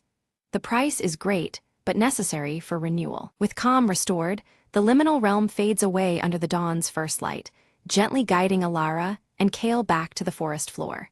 The world feels still and new as the sun's early rays touch the ancient altar. Their journey through shadows and moonlight has reached a turning point. Back in the village, clear skies stretch overhead, and the faintest crescent moon glows softly before sunrise. The suffocating darkness and strange whispers that once plagued the village are lifted. A subtle calm settles over the land, promising a fresh beginning. Alara's pendant has become inert, its light extinguished, yet her silver crescent birthmark remains, pulsing faintly with tranquil lunar energy. This quiet glow serves as a reminder of the veil's lingering presence beneath the surface. Though subdued, the magic endures within her. Days pass peacefully, and villagers report no unusual shadows or haunting whispers at night. The once ominous phases of the moon now bring comfort instead of fear. Life begins to return to its natural rhythm, free from the veil's oppressive influence. Alara and Kale revisit the ancient stones where it all began. The crescent pattern now appears as mere faint reflections of moonlight on the worn rock. The altar's power seems dormant, transformed from feared relic into quiet monument.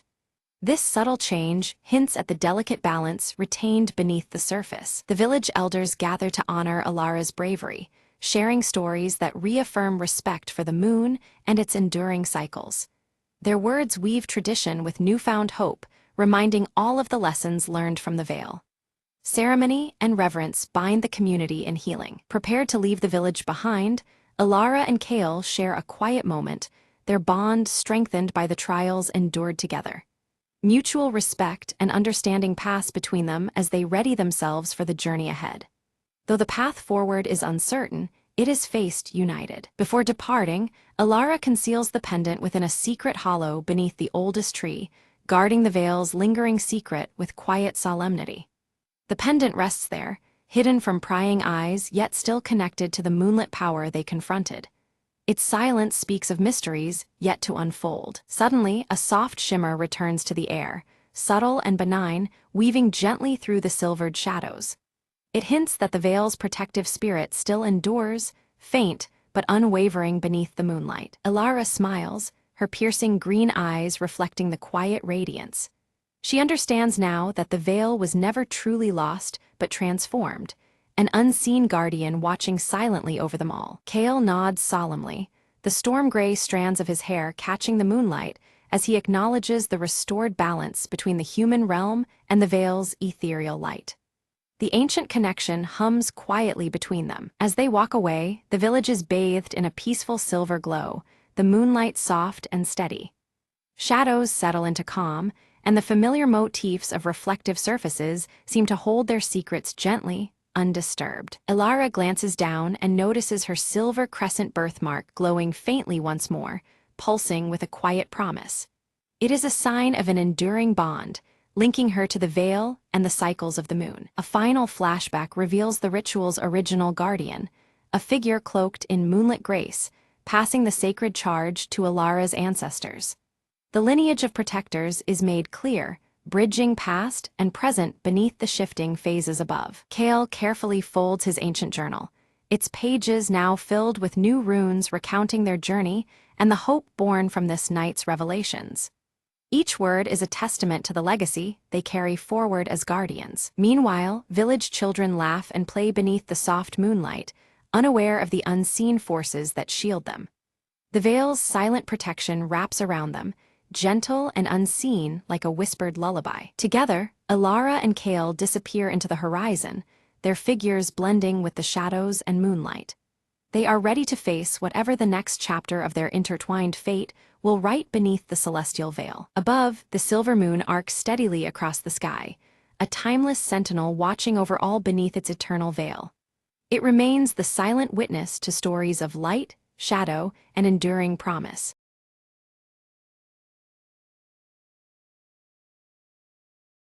The city skyline stretches beneath a veil of night, its lights flickering like distant stars. Maya stands by her apartment window, her sharp eyes fixed on a television screen broadcasting updates about a chilling missing person case. A sudden knock breaks the silence, and Maya cautiously opens the door to find a plain envelope waiting. Inside, a torn photograph shows her with someone unfamiliar, igniting a spark of unease deep within her. In her cluttered apartment, Maya studies the torn photograph intently, her fingers absent-mindedly brushing against Ava's silver bracelet clasped around her wrist. The image raises more questions than answers, twisting the knot of her thoughts tighter. Far away in a shadowed alley, Leo steps out, leather jacket pulled tight as he speaks quietly on a burner phone. His tense features and guarded tone betray a man burdened with secrets too heavy to share. A flashback reveals Maya and Leo in a dim cafe, voices raised in a heated argument about trust. The room's muted light and their fierce expressions reflect a fractured relationship struggling to survive. On a rooftop gym bathed in the faint glow of the city, Ava's silver bracelet glints as she throws relentless punches. Her athletic form moves with determined purpose, each strike echoing unspoken resolve. In a stark office space, Elias peers intently at grainy security footage, his round glasses catching the pale light. His eyes narrow on a figure clad in a leather jacket, the tension in his stern face growing more palpable. The crowded marketplace hums with life as Maya leans close to Ava, whispering urgently about a clandestine alliance. Amid the noise, their words carry the weight of fragile trust built on shared secrets. On a rain-slick sidewalk, shards of shattered glass lie scattered. Maya steps carefully over the fragments, the broken pieces a silent reflection of the fractured loyalties entwining their fates. Hidden in the shadows, Leo watches Maya with narrowed, calculating eyes. His leather jacket shifts slightly in the dim light, signaling readiness for what might come next. Determined, Maya traces the torn photograph's origins to an abandoned warehouse at the city's outskirts. The building looms like a silent witness to truths yet uncovered, its darkness inviting danger. In a secluded corner, Ava retrieves a small flash drive from a concealed dead drop. Her glances around are swift and nervous, the silver bracelet flashing briefly as tension coils tightly around her. Elias confronts Leo in a quiet bar, their conversation thick with unresolved grievances. The air between them is charged, every word heavy with past betrayals and unspoken threats. Maya grips an old rotary phone, the soft ticking of a clock growing louder in the background. Her whispered words carry urgency, time slipping away as shadows deepen around her. Suddenly, an explosion erupts at the warehouse Maya had been investigating, flames licking the night sky. The blast shatters the calm, echoing like a frantic heartbeat through the city streets. Leo escapes the fiery chaos, clutching his leather jacket tightly, disappearing into the darkness with practiced agility. The night swallows him whole, leaving only questions in his wake. Maya tends to minor burns, her determination hardening as she stares into the unfolding mystery. Pain sharpens her resolve. She vows to uncover the truth no matter the cost. Back in her apartment, Ava's silver bracelet catches a stray beam of light as she opens a locked briefcase silently. Inside lies secrets that could unravel everything they thought they knew. Under the cold glow of a desk lamp, Elias studies a fragment of the torn photograph through his magnifying glass. His expression darkens as pieces of a larger, more sinister puzzle begin to fit together. Meyer and Ava move stealthily through a government building under cover of night, their senses heightened. Every shadow seems alive, every step carries the weight of potential exposure. Leo's voice is low and urgent as he speaks into a burner phone, mentioning the lost files. Each whispered word pulls him deeper into the web of hidden agendas. The camera focuses on a ticking clock striking midnight, shadows creeping slowly across its face. The relentless passage of time presses on, amplifying the growing urgency of their mission. At an office computer, Meyer uncovers an encrypted folder titled Project Shard. Her fingers hesitate over the keyboard, aware that opening it might change everything. Trapped behind sliding metal doors, Ava works desperately to unlock them, the silver bracelet gleaming faintly in the confined space. The ticking clock reverberates, mirroring the pounding in her chest. In a narrow alley, Leo battles two attackers with swift, precise moves, his leather jacket twisting as he strikes. Each moment is a dangerous dance, survival hinging on perfect timing and relentless determination. Maya's fingers flew over her keyboard, the encrypted files slowly unraveling under her sharp gaze. A hidden connection emerged. Elias was entangled in the conspiracy more deeply than anyone had suspected. The weight of this revelation pressed down as the ticking clock echoed in the background, urging her onward. In the dead of night, Elias slipped into a secure vault, his face set in determined concentration. He retrieved a locked box etched with a shattered glass emblem, the symbol of fractured trust. His movements were precise, betraying no hint of the storm about to break loose. Ava lunged towards the exit just as alarms erupted, the wailing sirens slicing through the dim corridors. Her silver bracelet caught the light as she sprinted, every heartbeat synchronized with the urgent ticking sound nearby. She vanished into the shadowed maze, a ghost fleeing imminent capture. On a rain-slicked rooftop, Meyer and Leo came face to face, tension radiating between them like static electricity. Words were scarce, their silence heavy with suspicion and reluctant acceptance. After a brief pause, their eyes locked, forging an uneasy alliance under the bleak city skies. They huddled around a flickering screen, watching security footage reveal Ava's secret meeting with a shadowy figure in broad daylight. The scene contrasted sharply with the urban darkness surrounding them, heightening the stakes. Unseen threads of betrayal began to weave tighter between them all. Maya grabbed a city map, her pen strafing across it as she marked several key locations tied to Project Shard. Each mark a clue, a puzzle piece of a sinister plot that stretched through the city's veins. The ticking clock again underscored the mounting urgency surrounding their discovery. Leo rolled up his sleeve, revealing a hidden tattoo of a broken clock etched onto his wrist. The shattered timepiece symbolized all he had lost and the precious time slipping away. It was a quiet confession beneath the constant metallic sheen of his leather jacket. In a luxurious penthouse bathed in cool shadows, Ava confronted Elias, her fingers gripping her silver bracelet tightly. Her voice cracked with a mix of anger and desperation as she demanded answers. Elias's eyes, behind round glasses, remained unflinching, calculating every word to deflect her charge. Suddenly, the city plunged into darkness as a power outage swept across the skyline. Sirens blared in the distance, a chaotic symphony that meshed with the urgent ticking in the background. The abrupt night deepened the mystery and unsettled everyone caught in its grip. Maya slipped into a crowded nightclub, her gaze sharp as she scanned the chaotic scene for a coded message hidden in plain sight. The pulsing lights cast fractured shadows reminiscent of shattered glass, mirroring the broken trust she sought to mend.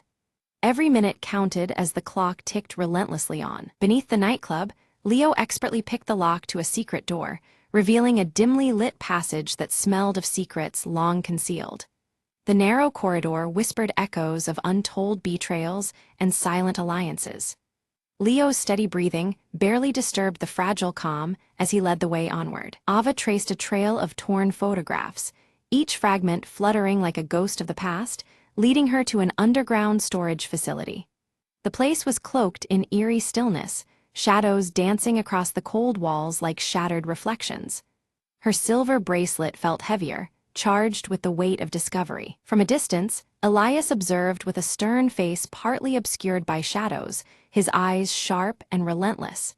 Every move on the chessboard was calculated, the ticking clock matching the rhythm of his ruthless mind.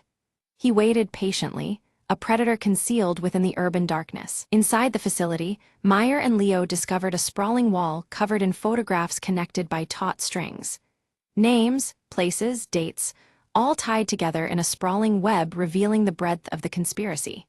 The sight was overwhelming, but clarity gleamed through the chaos under the low, flickering light. Ava's fingers found a hidden key embedded within her silver bracelet, twisting it to reveal a secret compartment.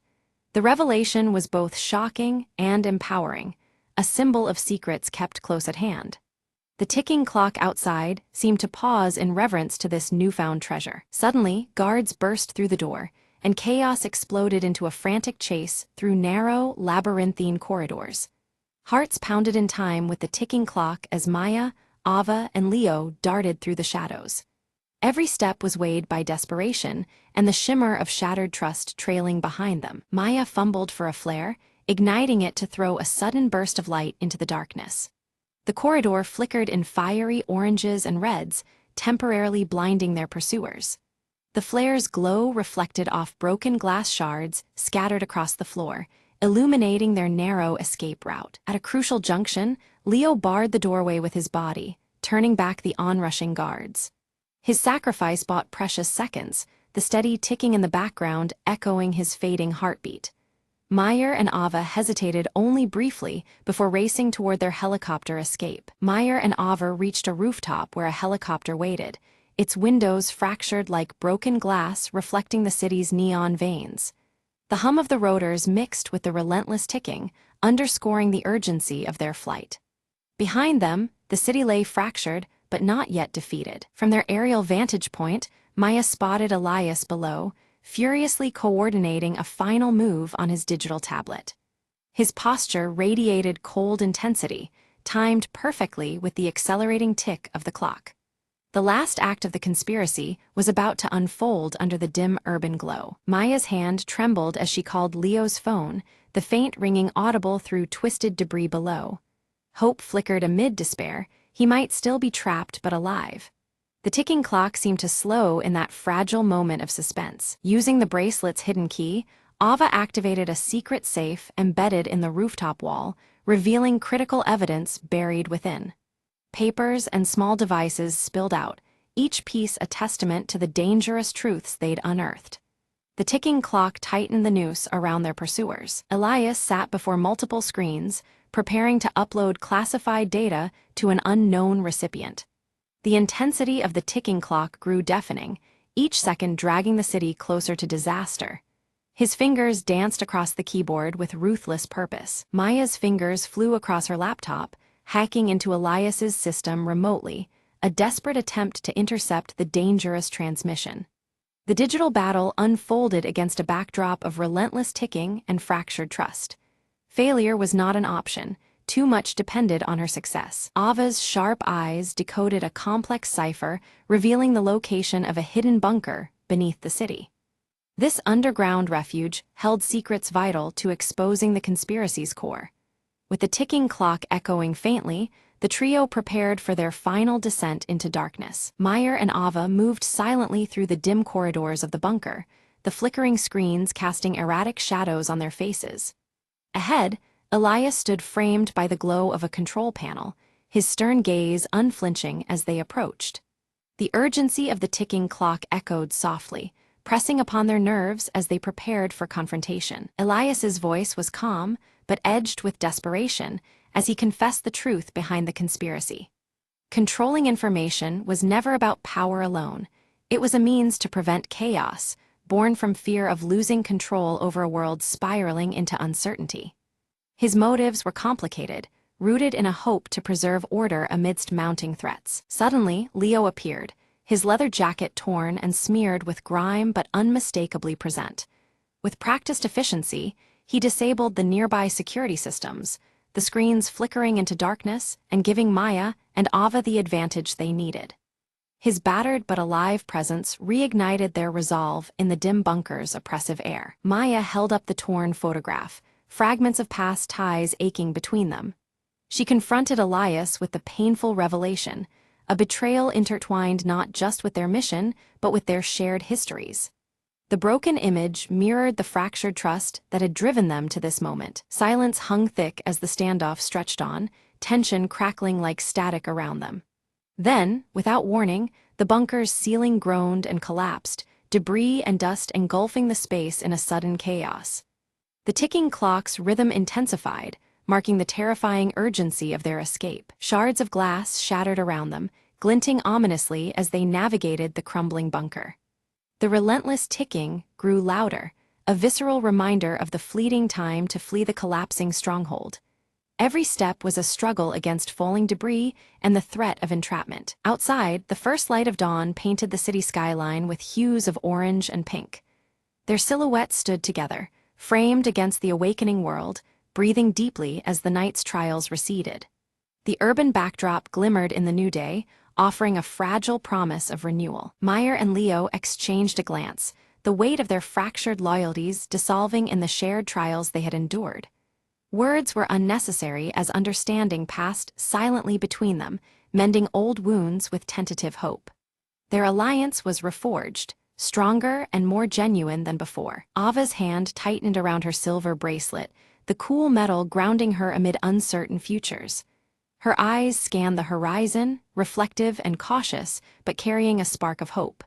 The bracelet, once just an accessory, now symbolized resilience and the unbroken spirit of their group. In the final moment, shards of broken glass caught the rising sun's light, scattering reflections across the bustling streets. The protagonists melted into the city's flow, their past struggles etched in fractures, but overshadowed by newly forged alliances. The dawn marked not just an end, but a beginning carved from shattered trust and reclaimed loyalties.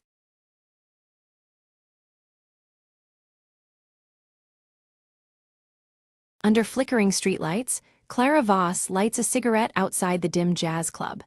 Her breath forms a mist in the cold night air, the silver locket at her neck catching the faint glow. Inside, Anna Lyle sings a haunting melody, her auburn curls brushing a crescent moon tattoo that glimmers under the stage lights. The audience is entranced, shadows dancing along the walls. Clara's sharp eyes scan the room, settling uneasily on Vincent Hale at the bar. His scarred cheek catches the dim light as he nervously surveys the crowd, glancing over his shoulder. Vincent suddenly slides a folded note into Clara's hand, before disappearing quickly through a rain-soaked alley behind the club.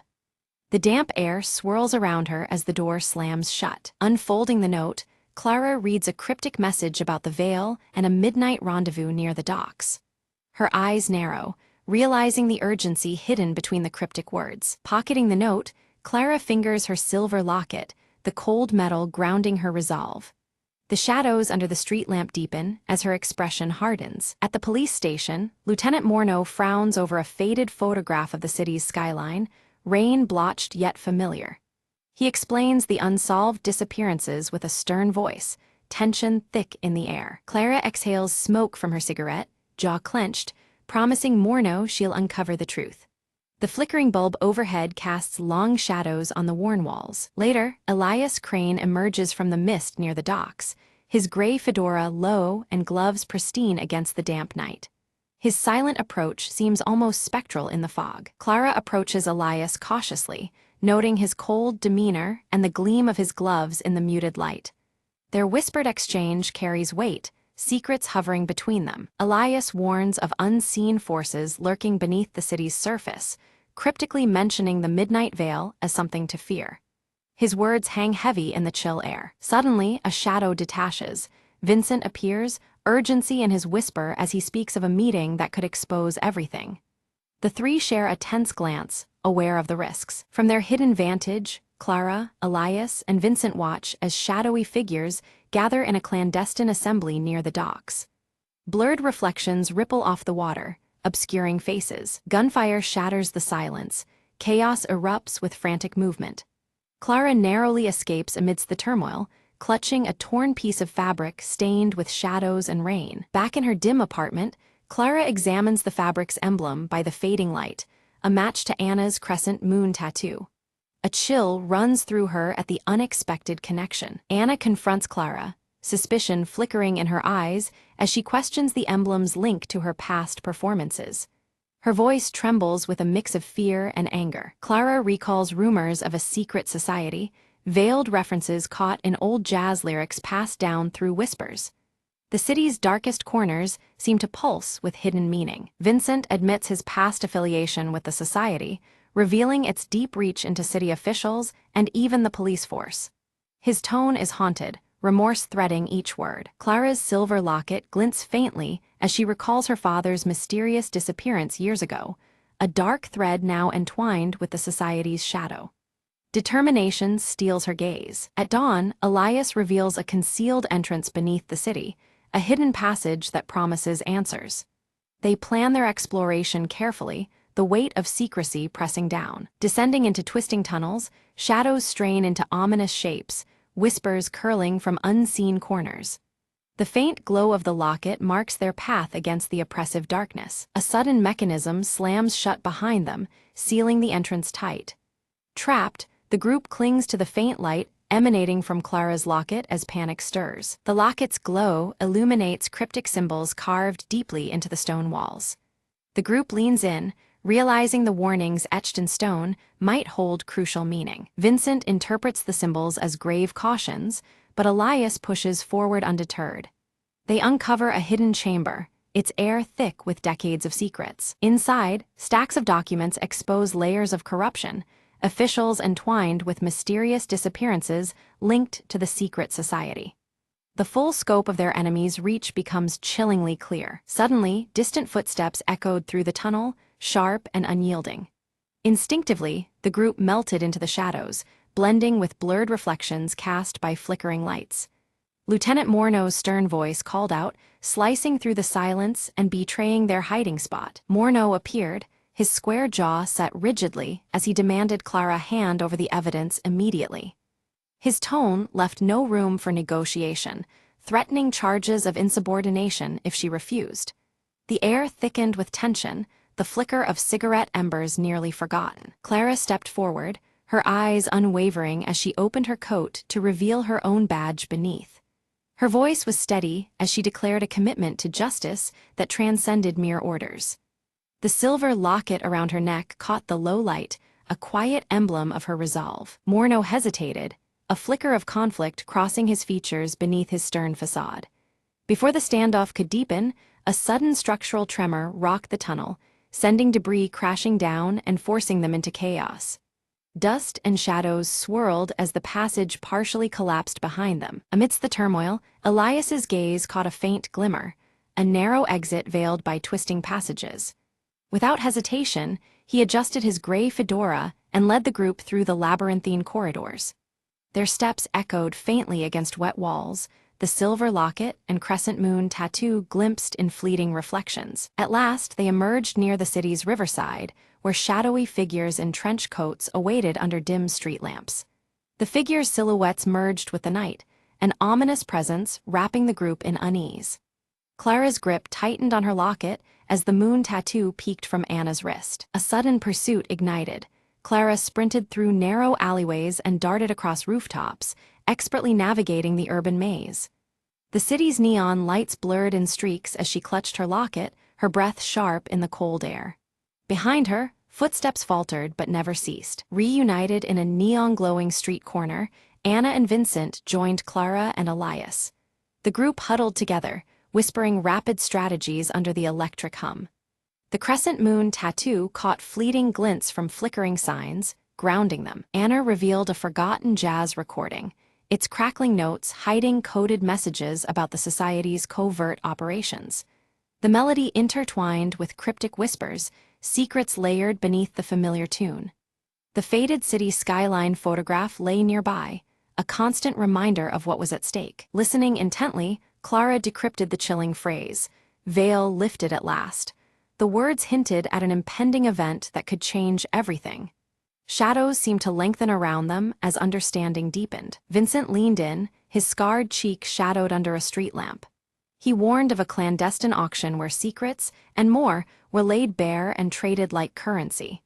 The city's underbelly pulsed with danger just ahead. Clara infiltrated the auction disguised among the shadows, eyes sharp beneath her leather coat's collar. Her gaze locked on the organizer's emblem, a mirror of the insignia etched into her silver locket. The room buzzed with hushed bids and shifting alliances. She observed as live bids soared over incriminating documents, each coming at higher stakes than anticipated. The auction held more than rumors. It was a battleground where truth and deception clashed openly. Smoke curled upward, cigarettes burning down ever closer to ash. Suddenly, an unexpected raid shattered the tense atmosphere, chaos erupting. Seizing the moment, Clara slipped through confusion to snatch critical evidence from beneath watchful eyes. The silver locket pressed against her chest, a symbol of unyielding courage. Safe within a dimly lit hideout, the group pored over the decrypted documents, faces etched with growing dread. The revelations tied Elias's enigmatic identity to a sprawling web of citywide corruption. His perpetual gray fedora and gloves seemed to weigh heavier with confession. Elias finally confessed, voice low and remorseful. He was once a high-ranking society member, now seeking redemption for past sins cast in shadows.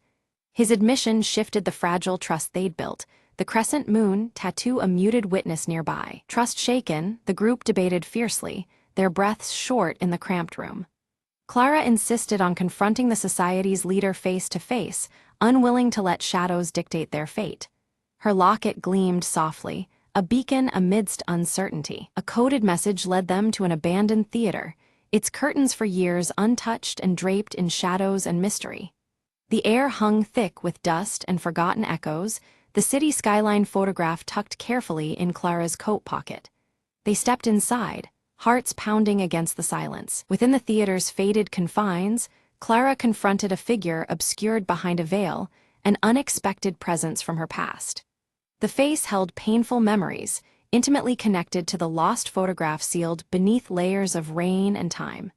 The silver locket lay heavy in her palm. Without warning, the theater was plunged into absolute darkness by a sudden blackout. Vulnerability wrapped tightly around them, breaths quickening in the consuming void. The crescent moon tattoo stole faint glimmers in the black, a silent reassurance. When the lights flickered back, the leader was gone, vanished into thin air. But a new clue lay in plain sight, pointing toward a rendezvous at the city's old observatory. The fractured reflections of the skyline danced over broken glass, the locket catching subtle glints. At the observatory, Clara stared into the fractured city skyline reflected in shattered glass panels. Each shard distorted the truth, symbolizing fractured realities and hidden fractures within the city itself. The silver locket hung steadily against her chest, unwavering amid broken truths. Inside, the group uncovered a detailed map outlining the society's insidious influence over critical city infrastructure. Lines and shadows intertwined, revealing the depth of corruption and control.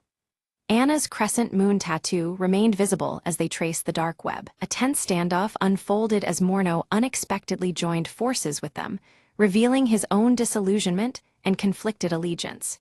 His crisp uniform was now a symbol of rebellion, his square jaw set against old loyalties. Cigarette smoke curled around them, blurring edges between friend and foe. Together, they crafted a daring plan for a decisive strike during the upcoming city council meeting. The web of deceit strained under the weight of their resolve to expose it. Clara's silver locket gleamed quietly, the symbol of a justice ready to pierce the midnight veil. Detective Clara Voss stepped forward on the council floor, the weight of the silver locket against her chest, steadying her resolve. Her voice cut through the tense silence as she laid out the evidence linking the shadowy society to the city's corruption, each detail more damning than the last. Unbeknownst to many, hidden cameras streamed Clara's revelation across the city, broadcasting the truth to officials and citizens alike. Gasps and murmurs echoed through rooms and streets as the scale of the conspiracy became undeniable. The society's grip on the city began to unravel rapidly. As their supporters scrambled to escape, Clara's team swiftly sealed all exits. The growing shadows of panic were met with unyielding light, trapping traitors within their crumbling fortress. Lieutenant Morneau moved with calculated precision, arresting key conspirators amid the chaos. Quietly, Elias Crane stepped forward, gray fedora tipped low, gloves gleaming under the harsh lights, surrendering himself in a bid for redemption. On live television, Anna Lyle took the stage, her auburn curls catching the glow of the spotlight that revealed her crescent moon tattoo. Her hopeful jazz melody carried through the night, a soulful promise echoing beyond the unveiled darkness. Clara found herself at her father's grave as rain gently fell, droplets tracing rivulets on the weathered stone. Resting the silver locket against the headstone, she felt the weight of loss and the strength of purpose intertwined in the quiet moment. The city exhaled with cautious relief, the oppressive veil lifted from its streets and alleys. Shadows remained, but they no longer dictated the rhythm of the night, leaving space for a fragile peace to grow. Standing atop a rain-slicked rooftop, Clara watched as dawn stretched over the city skyline, the familiar photograph safely tucked deep in her coat. The sky's soft light promised new beginnings amidst lingering shadows. As the first rays illuminated the streets below, Clara slipped the faded city skyline photograph back into her leather coat pocket. It was a silent testament to the past she bore and the uncertain road ahead she was determined to walk. With a final slow breath, Clara exhaled a plume of smoke that drifted into the morning air. Clad in her leather coat and clutching her silver locket, she faced the emerging day, ready to confront whatever shadows still lingered.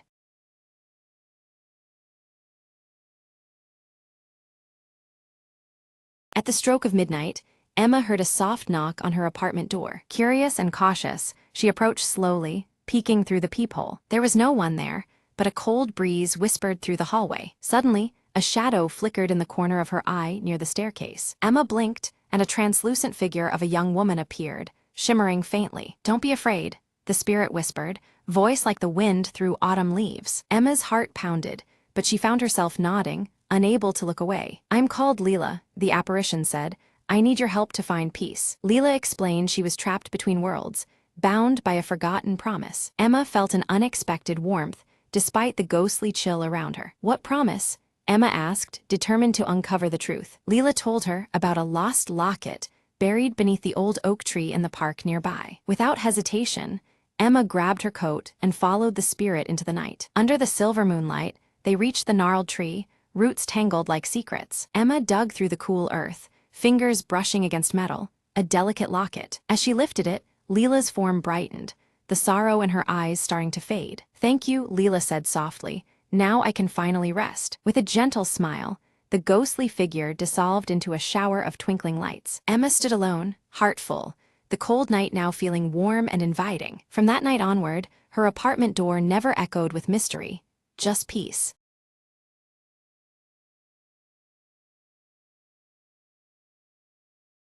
The world had turned silent. Cities buried under ash and memories, and I was one of the few who still wandered. I stumbled through the ruins, scavenging what little life remained beneath the gray skies. Amid the debris, a soft hum caught my ear, a sound I hadn't heard since before the fall. Following the melody, I entered what was left of an old library, the last sanctuary of human knowledge. There, a small device flickered faintly, projecting a hologram of a woman speaking words I barely understood. "To those who find this," she said, "hope is not lost, even in the darkest times." Her message was a whisper from the past, a spark through the gloom that clung like a second skin. Determined, I set out to find others who might still listen, carrying the hologram and its promise of hope. Days passed, and the ash continued to fall, but so did the weight from my chest. At a dilapidated radio tower, I managed to revive an ancient transmitter, sending her message into the void. Static answers crackled back at first, then words, faint but unmistakable. "We hear you," came the reply, like a balm to my weary soul. Life, I realized, had not ended. It was merely waiting beneath the ash, ready to rise again. Together, we found strength in shared voices and the fragile technology of the old world. Communities began to stir, where once there was only silence and dust. The hologram's final words echoed in my mind. "Never forget, even ruins can root new life." From hopelessness, a network grew, grounded in trust and the desire to rebuild. The ash storm slowed, revealing a horizon touched with pale light for the first time in years. I smiled as the first green shoots emerged from cracked concrete, a testament to endurance. And in that fragile dawn, the echoes beneath the ash became the heartbeat of a new beginning.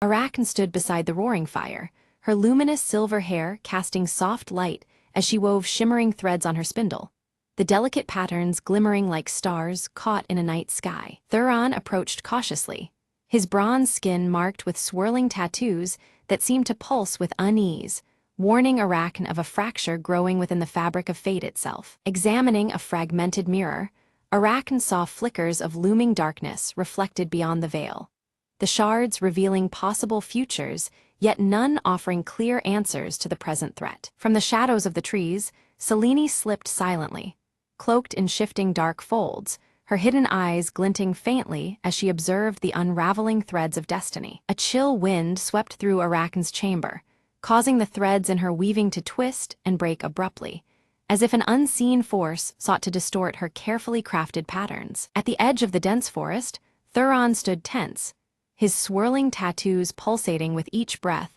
as he sensed the growing distortion in the natural order around him. With trembling fingers, Arachne traced the silver thread that linked her spindle to the shattered mirror, feeling the fragile connection flicker under the strain of unseen forces. From a distance, Selene watched coldly as shadowy tendrils crept from the heart of the forest, creeping relentlessly toward the vulnerable village. A spectral spider, ethereal and shimmering, visited Arachne, weaving a cryptic warning in its intricate web that shimmered with threads of light and shadow alike. Thuron rallied the villagers with urgency, urging them to arm themselves against threats unseen yet palpable, preparing for a battle fought on the edges of light and darkness. Arachne wove a protective talisman from the finest thread, her emerald eyes shimmering with fierce resolve as the talisman glowed softly in her hands. The mirror's fractured pieces pulsed rhythmically, momentarily revealing glimpses of Selene as she maneuvered behind the shifting shadows, plotting her next move. Thuron clashed fiercely with shadowy figures emerging from the forest,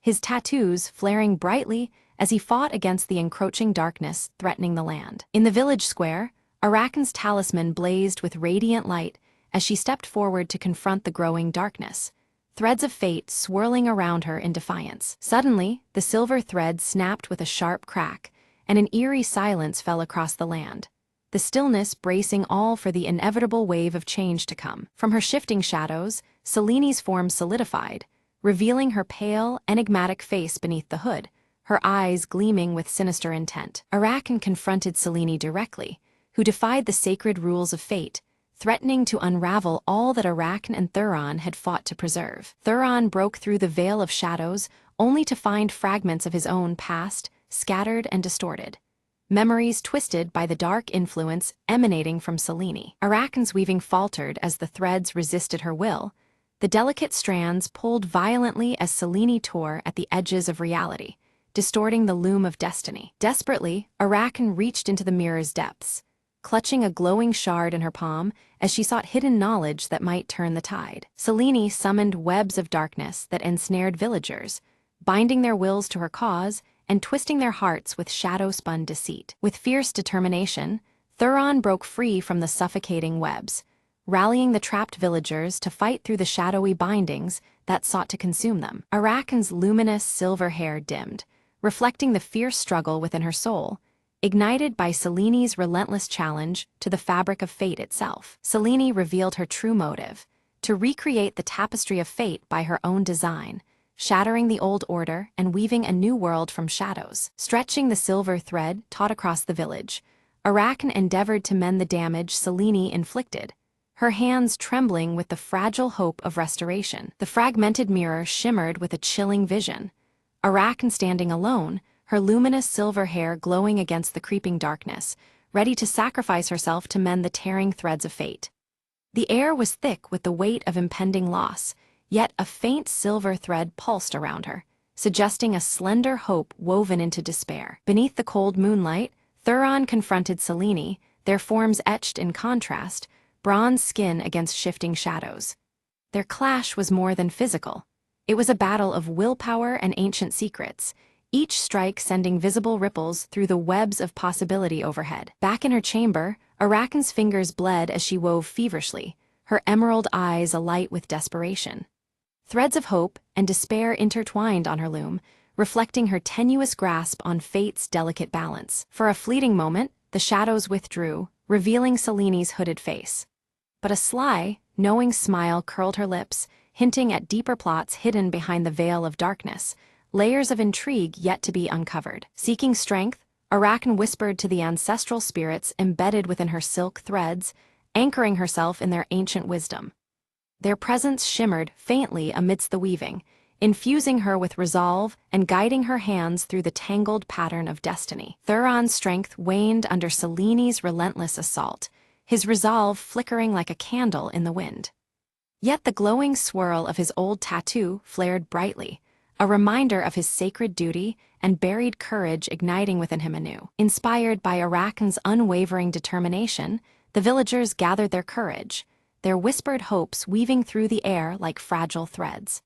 The once fearful faces now glimmered with renewed spirit, ready to stand against the encroaching shadows. Selene summoned a tempest of shadows that churned and twisted, consuming earth and root alike.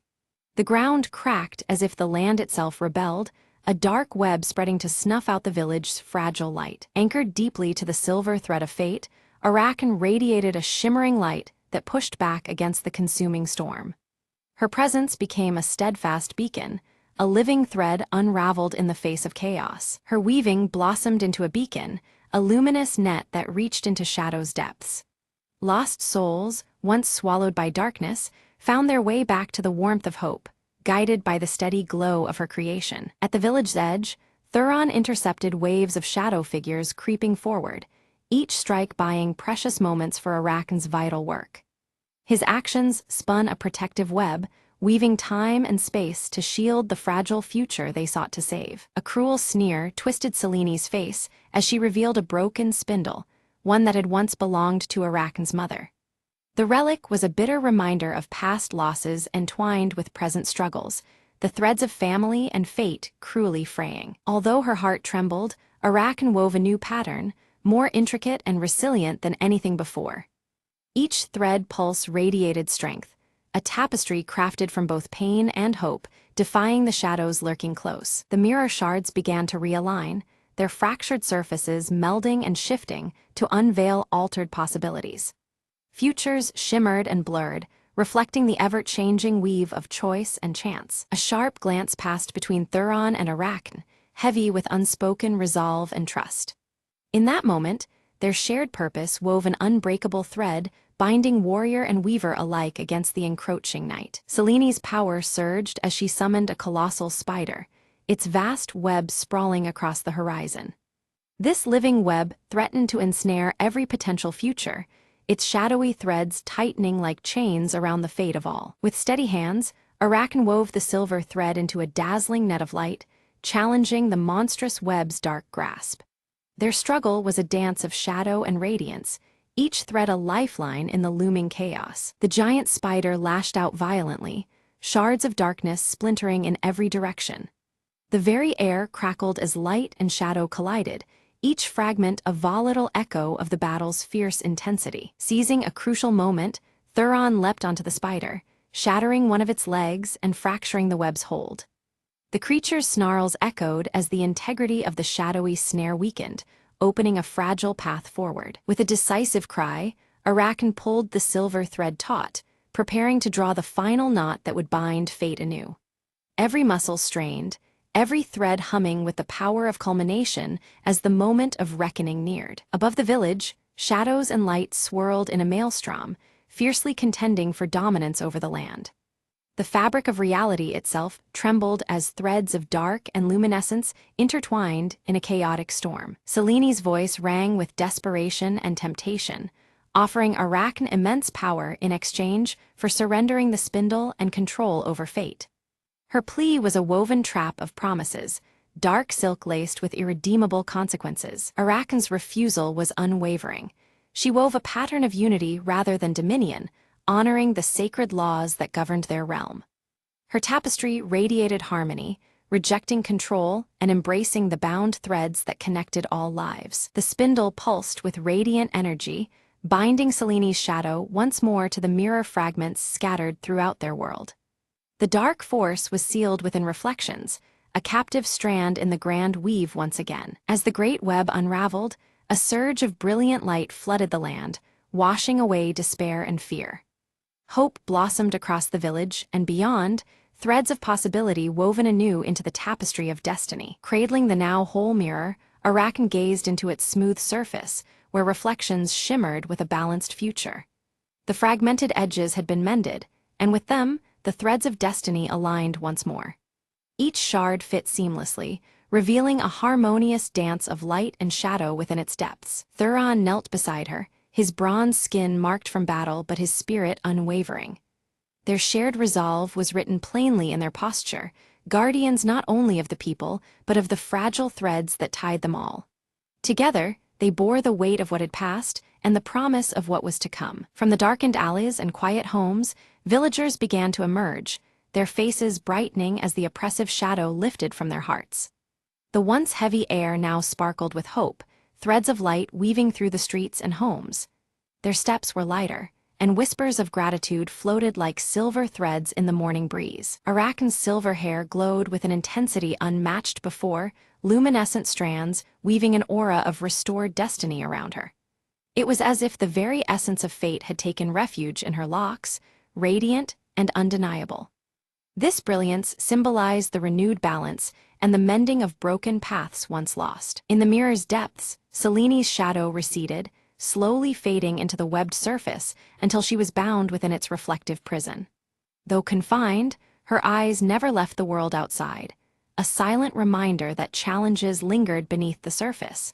Her presence remained a cautious thread woven through the fabric of their peace. Together, Thuron and Arachne planted a sapling at the village heart, soil embracing roots destined to grow alongside the people who nurtured it. This living symbol represented new beginnings and the intertwining of fate and resilience. As their hands covered the earth, the silver thread shimmered faintly around the sprout, promising endurance and growth. Gathering once more around the village fire, the community shared stories woven with laughter and hope. Threads of past struggles and future dreams intertwined as they found strength in their collective spirit. The fire's glow reflected in their eyes, binding them in warmth and renewed connection. Arachne sat among the children, teaching them to weave delicate threads of their own, each stitch a lesson in courage and wisdom. Her luminous hair cast gentle light over their eager faces as they learned to craft destinies with steady hands and hopeful hearts. Through them, the art of weaving fate would endure beyond her own time. Resting peacefully on a pedestal, the mirror shimmered quietly, its surface alive with glimpses of unseen possibilities. Though calm, it held the stories not yet told, futures waiting like threads in a loom. It stood as both guardian and guide, an eternal witness to the ever-shifting tapestry of life. Looking toward the horizon, Arachne's gaze caught the faint glow of the silver thread winding softly through the air. The story of fate unfolded endlessly before her, an unbroken weave of light and shadow. With steady breath, she embraced the journey ahead, knowing that destiny never truly rests.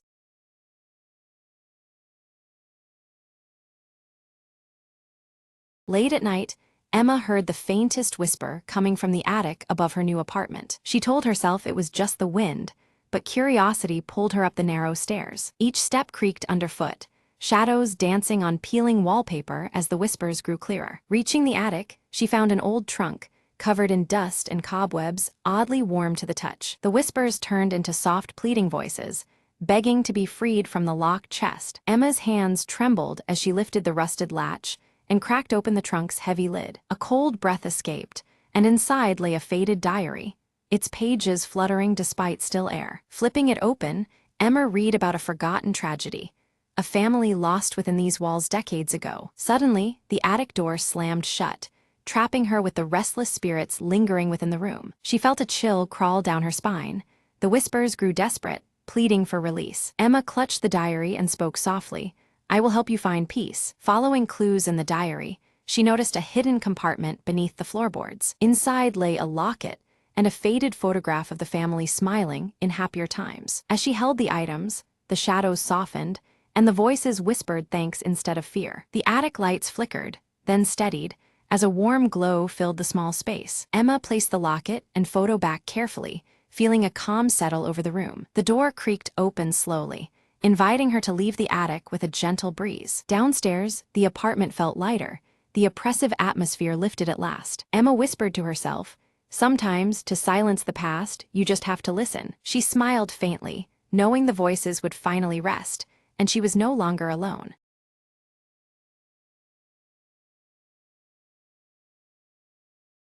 Morning sunlight spills gently into Sarah's cozy apartment as she wraps a vintage scarf around her neck, its soft fabric comforting her.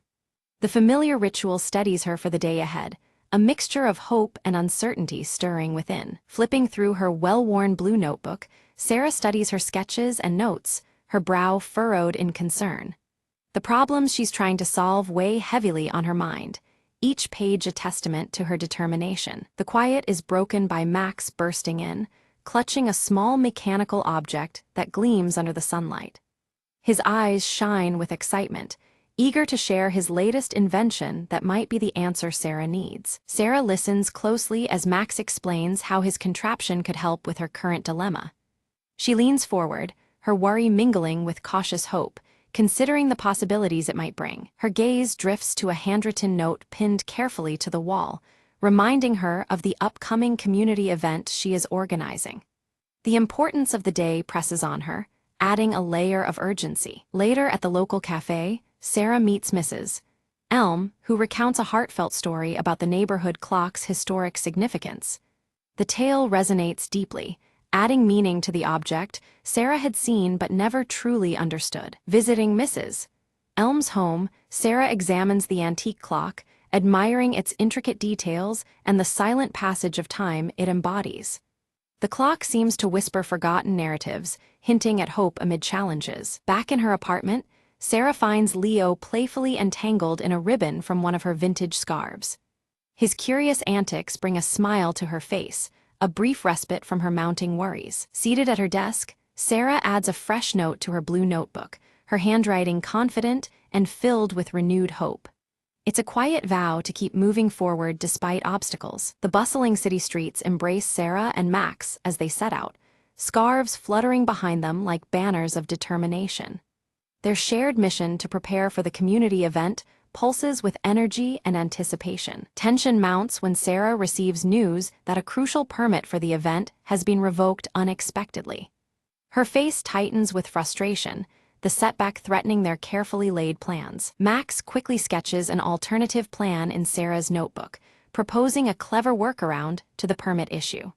His inventive mind races to find solutions amid the growing pressure. Under the glow of streetlights, Sarah wrestles with whether to embrace Max's risky idea. Her conflicted expression reveals the weight of uncertainty and the desire to do what's right. A quiet moment finds Sarah alone, Leo curled contentedly on her lap, both seeking solace in each other's presence. The silence offers a brief sanctuary from the chaos outside. With renewed resolve, Sarah ties her vintage scarf firmly around her neck, a symbolic armor against doubt. Her eyes shine with determination, ready to face what lies ahead. Early the next morning, Sarah and Max visit the community center to garner support, greeted with a mix of enthusiasm and skepticism.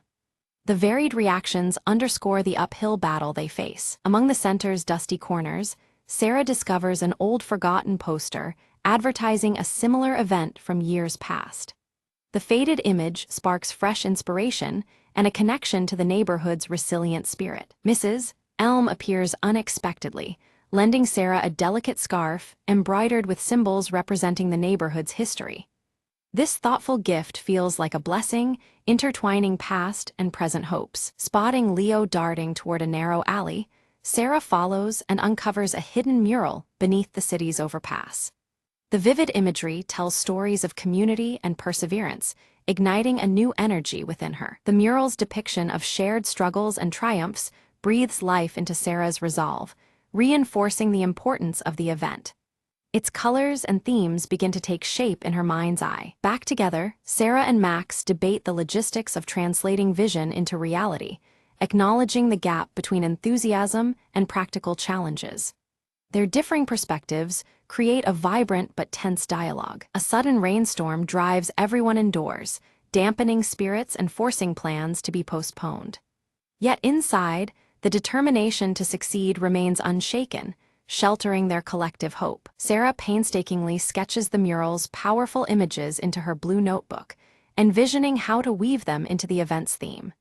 Each line drawn is an act of creative faith against the odds. Meanwhile, Max works late into the night, tinkering with mechanical devices intended to enhance the event's decorations. His focus is sharp, a testament to his commitment despite exhaustion. A miscommunication erupts, causing a scheduling conflict that threatens to divide the group's focus. This unexpected hurdle adds tension, demanding quick thinking and compromise to maintain unity. Sarah's frustration swelled as the slow response to her effort seemed to stall the project. Mrs. Elm, sensing her unease, invited her for a quiet tea in the cozy kitchen, sharing gentle words that eased Sarah's mind. Meanwhile, Leo dashed about the room, weaving between feet and leaping onto shelves with playful energy. His antics brought a light laugh to Sarah's lips, reminding her to find joy amidst the stress. Inspired, Sarah jotted a note and pinned it to the community board, inviting neighbors to share their stories and memories for the upcoming event. The note was adorned with a sketch of a vintage scarf, a symbol of the connection she wished to foster. Days passed with little response, and Sarah's hopeful excitement turned to doubt. Her brow furrowed as she reread the quiet walls of the neighborhood, questioning her approach and her place in the community. Suddenly, a group of children appeared, each holding colorful handmade crafts.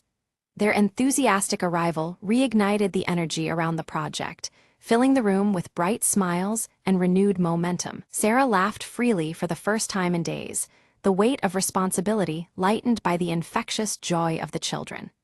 The vintage scarves fluttered in the warm afternoon breeze through the open window. Max proudly unveiled a prototype display that brought the crafts to life with shifting lights and subtle motion, capturing the whimsical spirit of the neighborhood's creativity. Sarah's eyes sparkled with admiration for her brother's invention. Together, Sarah and Max shared a quiet moment, their hopes and dreams passing between them in warm smiles and silent understanding. Their bond deepened, a steady support in the bustling preparations. From the neighboring apartment, the chime of Mrs. Elm's antique clock filled the room, a gentle reminder of time's steady progress. Its soft ringing echoed like a heartbeat beneath their conversation. Sarah planned an evening gathering to showcase their progress and rally support. She meticulously arranged the space, vintage scarves hanging from rafters, and her blue notebook resting prominently on the table. At the gathering, passionate but differing opinions surfaced, sparking a tense exchange that challenged Sarah's leadership. Voices rose and fell, a clash of visions that forced Sarah to reevaluate her direction. Listening carefully, Sarah adapted the plans, weaving diverse ideas into a richer vision. Her calm resolve shone through, soothing tensions and inspiring cooperation once more. Just then, Leo returned from a brief disappearance, carrying a small, weathered key in his mouth. The unexpected find drew curious glances, its intricate design hinting at forgotten stories. With the key as a new symbol, the community embraced the unfolding vision with energized hearts. Conversations buzzed, hands reached out to help, and a collective creative energy became tangible. Sarah sat by a window, sketching final adjustments to the event layout with confident strokes.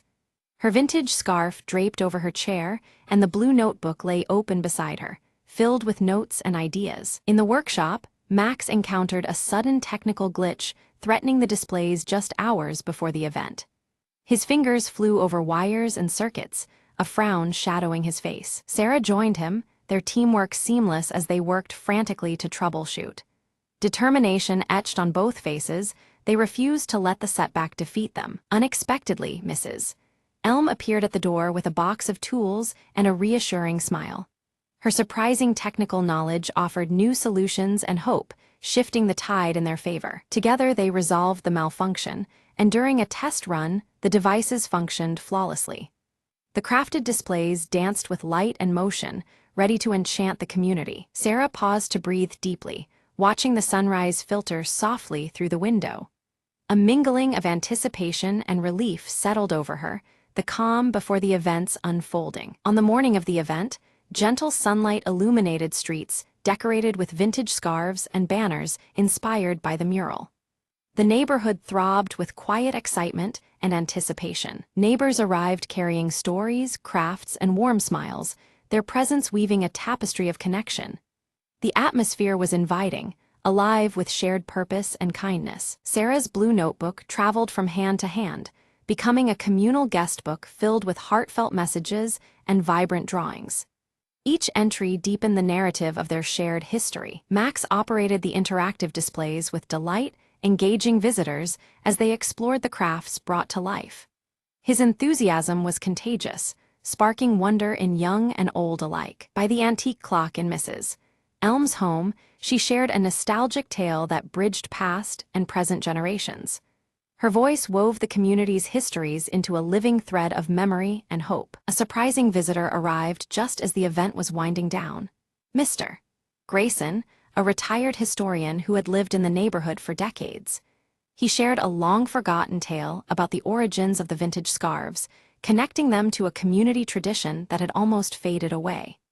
His story added depth to the celebration, reminding everyone of the rich history woven through their shared spaces. Sarah held the embroidered scarf tenderly, her fingers tracing the intricate patterns that now felt like a map of their neighborhood's past. She realized how these threads symbolized the power of shared heritage, knitting together the bonds between neighbors young and old. This heritage was more than fabric. It was a living connection, sustaining their community spirit. Nearby, Leo had settled onto a soft cushion, curling his white-pawed presence into a comforting shape among the gathering crowd. His gentle purring blended with the murmur of voices, serving as a quiet reminder of steadiness amidst change. Wherever discovery or warmth was found that day, the curious tabby had been close at hand. The celebration crescendoed into a collective crafting session where everyone contributed stitches and stories to a growing tapestry. Each participant brought their own flair, yet their combined creativity produced a single, unified work that embodied the day's spirit. This collaborative art became a symbol of their renewed unity and shared future. Stepping back, Sarah surveyed the vibrant tapestry of moments and memories woven throughout the day. Her eyes sparkled with a smile of quiet fulfillment, knowing the event had cultivated something far greater than she had imagined. The neighborhood story was alive again, embroidered with the laughter and kindness of its people. As evening descended, soft lanterns were lit along the familiar streets, casting a gentle golden glow on the joyful faces gathered beneath them. The mild air carried the warmth of friendship and the soothing hum of contentment. Each light flickered like a beacon of hope and connection, brightening the twilight hours. In the quiet moments after the festivities, Sarah opened her blue notebook and penned her final thoughts on the day. She reflected on the challenges they had overcome and the meaningful connections that had blossomed. Her writing captured a newfound optimism that these bonds would only grow stronger with time. Meanwhile, Max was packing away his equipment, a grin spreading across his face as he teased Sarah about the invention he was already imagining for the next neighborhood event. Laughter bubbled between them, a playful promise of future creativity and collaboration. His energy was contagious, lighting the way forward. From across the room, Mrs. Elm's antique clock chimed once more, its melodious sound marking the conclusion of a memorable day. The hour resonated like a signal not just of an ending, but also of new traditions beginning to take root. It reminded everyone that time flows on, carrying the stories and hopes of the community onward. Wrapped snugly in her cherished scarf, Sarah stepped outside and looked up as stars began to twinkle above their neighborhood. The familiar constellations seemed to mirror the interconnected lives below, filling her with hope and contentment. In that peaceful moment, she felt ready to embrace the promise of all tomorrows.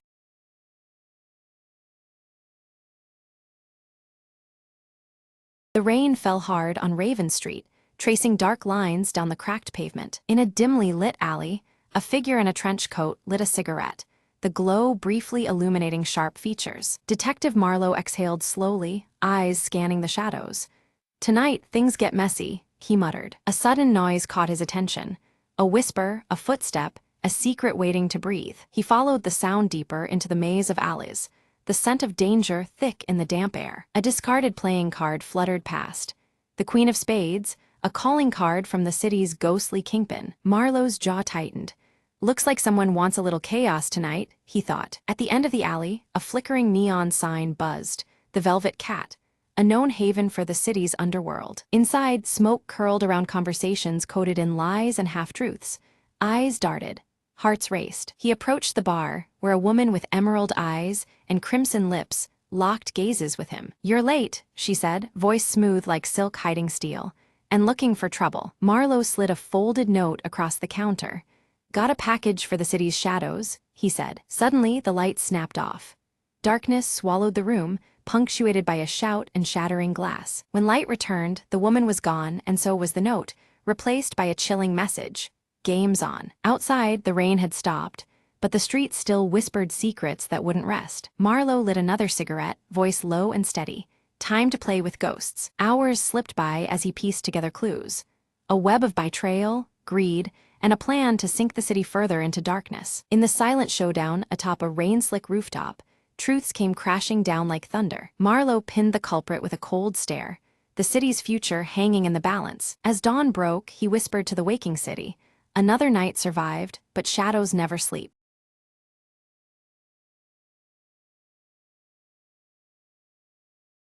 It started with a faint tapping sound coming from the attic above Mia's bedroom. Every night, just as the clock struck midnight, the tapping would begin, slow and deliberate. Mia tried to ignore it, blaming old house noises and her restless imagination. But the tapping grew louder, more persistent, turning into a rhythmic knocking that could not be ignored. One night, curiosity won over fear.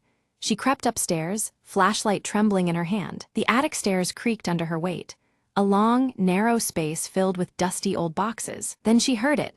A whisper, soft and urgent, brushing against her ear like a cold breath. "Help me," it hissed, a voice barely louder than the wind. Mia's heart pounded. "Who's there?" she whispered back, her voice shaking. Silence answered before the whisper returned. Trapped, alone, searching through the boxes, Mia found an old journal, its pages yellowed and torn. The diary belonged to a girl named Lucy, who once lived in the house decades ago. Lucy wrote about a terrible secret, about being locked in the attic by someone she once trusted. Suddenly, the attic door slammed shut behind Mia, plunging her into darkness. Desperately, she opened the journal to the last page, a chilling plea to anyone who found it. "Set me free," Lucy's words begged, "before it's too late." With shaky hands, Mia looked up and spotted an old latch on the window, half covered by cobwebs. She forced it open, letting in a gust of fresh, cold air that seemed to lift the oppressive weight around her. The tapping stopped, the whispers faded, light filled the attic once more. Mia whispered, "You're free now,"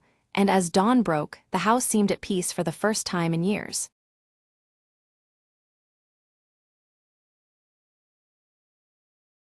Clara's breath froze in the air as the evening fog swallowed the quiet town square. At the edge of the square, an old clock tower told eerily out of sync, its face cracked and eyes hollow. She whispered to herself, this was never supposed to be alive, as shadows twisted at the corners of her vision. The clock hands spun backward suddenly, the chimes echoing like a call from another time. An invisible pull guided Clara to the tower's ancient wooden door, which creaked open with a breathless sigh. Inside, the air hummed, thick with stories long forgotten, and the floor was littered with dust and faded pages. She stepped carefully, eyes drawn to a glowing hourglass suspended midair, sand swirling upward instead of down. A voice like wind through chimes whispered, "Turn time and see what should not be lost." The world around her blurred, colors bleeding as scenes from the town's past flickered like old film. She saw the founder of the town, a misunderstood seeker of truth, trapped within the tower's curse. The clock tower was a prison,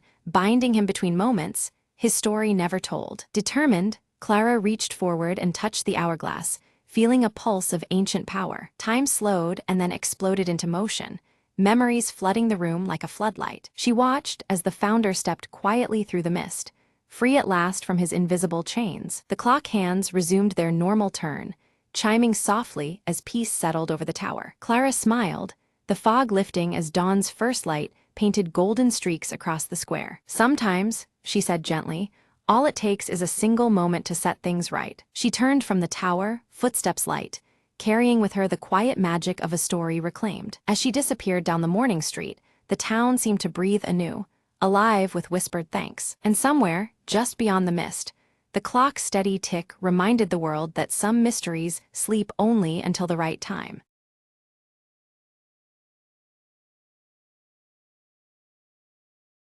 In the village of Elderglen, where magic was a whispered legend, a hollow tree stood forgotten at the edge of the Mistuad. One cold morning, Mira, a curious child with eyes full of wonder, found a glowing key lodged in the tree's bark. The key pulsed softly, beckoning her to follow an unseen path deep into the forest. Whispers in the wind guided her steps until she reached a shimmering door hidden among ancient roots. Mira hesitated, then inserted the key, feeling it warm beneath her fingertips as the door creaked open. Beyond the threshold lay a realm of twilight shadows and silver light, where time seemed to dance. A figure emerged, a small, elusive creature with eyes like stars and a voice like the rustling leaves. "Welcome, Seeker," it said. "You've unlocked the hollow tree's secret, a sanctuary of forgotten magic." Mira listened as the creature spoke of a time when the village thrived on enchantments, now lost to fear and doubt. "You carry the hope to revive the magic," it whispered, handing her a glowing seed. Mira promised to plant it in Elderglen, to bring back the wonder that once bloomed. With a flash, she found herself back by the hollow tree, the key fading in her hand. She ran home, clutching the seed, feeling its warmth pulse like a heartbeat. The villagers gathered, skeptics and believers alike, as Mira planted the seed at the village square. Hours passed, and as the sun set, sprouts of light burst from the ground, weaving through the air. Magic returned in bursts of color and shimmering threads, filling Elderglen with awe and joy. The hollow tree whispered its farewell, its purpose fulfilled, as the seed grew into a new enchanted guardian. Mira smiled, knowing that some keys unlock more than doors. They unlock the spirit of a place. From that day forward, Elderglen thrived, its magic alive in the hearts of all who believed. And beneath the stars, Mira often heard the softest whisper, "Thank you, Keeper of the Light."